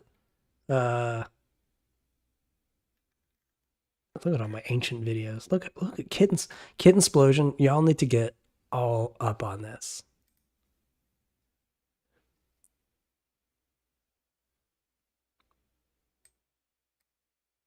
Amazing, isn't it?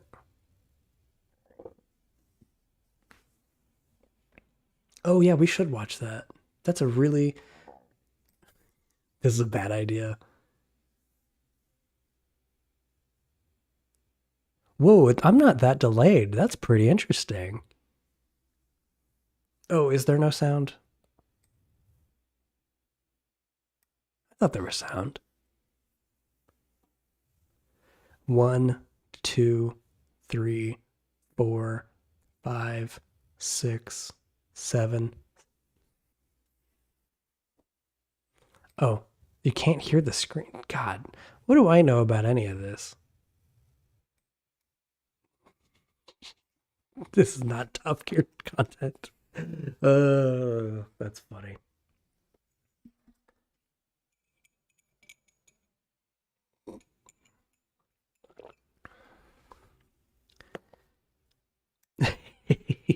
That cookies video was brilliant. I was always the person who told people how awful cookies are, and now I have my proof. It was so funny. The research for that, I learned so much more than I ever expected to learn about cookies from that video. Um, it was really fun. Da, da, da, da. Thoughts on the format wars? Okay. Wow. What is that YouTuber's name? I follow her on Blue Sky. F4MI, I think is. I don't know how you say that. Yeah, yeah. Lies got it. Uh, did an amazing video on the format wars. Highly recommend that. Actually, let me see if I can find it and then share it in the chat. Favorite aspect ratio: 4:3 or 16:9. It depends. I picked 4:3 because somebody told me not to do it. Um, but I get why 16:9 has its place. Um, yeah, 16:10 is actually what my laptop uses. I have some laptop that has a weird aspect ratio, which I like. Thank you. I appreciate your appreciation of my work. On Blue Sky, there's a post you can find where I uh, dive into the 4:3 thing. But yeah, 16:10, I've been honestly kind of content with it. It's been nice to edit with. So in that regard, I like it. I'm going to see if I can find that FamiCon. Oh, that's good to know. How often are these streams? Once a month is all you're getting out of me. Sorry. They are very fun, but I also have a full-time job and I also try to make videos also. So it's let's see. Here we go. The last format where I found it. I'm gonna link this one to you guys. You're gonna love it. Boop. Can I share links? Does that work? Oh, it totally works. There you go. If you want to watch something about format wars, great video. Also, fantastic YouTuber. Please subscribe. And if you're liking this stream, be sure to comment and subscribe. You can do whatever. I don't care. We did the hard part. We read the privacy policies.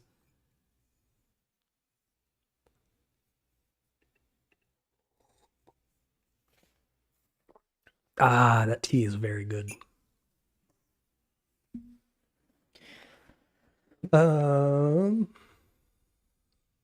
Well, have you seen her subtitle poison video? I loved that video. That was such a cool idea. I wish I had the patience to do that on my videos. What's the most shocking thing you've read in a privacy policy? I hate to do this to you. That video is coming out next month because I did find the most shocking thing I've read in a privacy policy, and I don't want to spoil it. But Azul, have a good day. I guess Laya's heading out. But yeah, oh yeah, we've been going for quite a while. But yeah, no, the video coming next month. This month is really good. I'm pretty excited about the one you're getting in a couple weeks. The one that's coming next month, also a banger, and then the one after that, also a banger.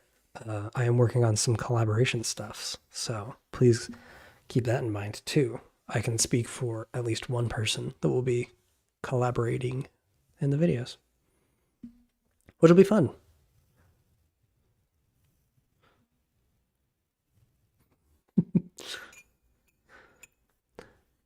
I think it is also a good idea for me to end the stream. This was very fun. Thank you all for joining. Uh, if you want to watch more stuff, I have other stuff.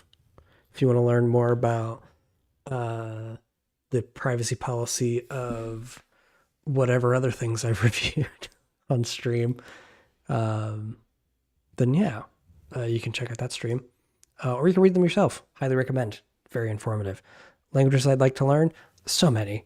I would love to learn more languages, honestly. Probably like Spanish and Japanese would be like the most interesting, but yeah, no worries. Yeah. Anyways, have a wonderful night, evening, afternoon. Yeah. Oh, thank you so much, Starstorm. I really appreciate it.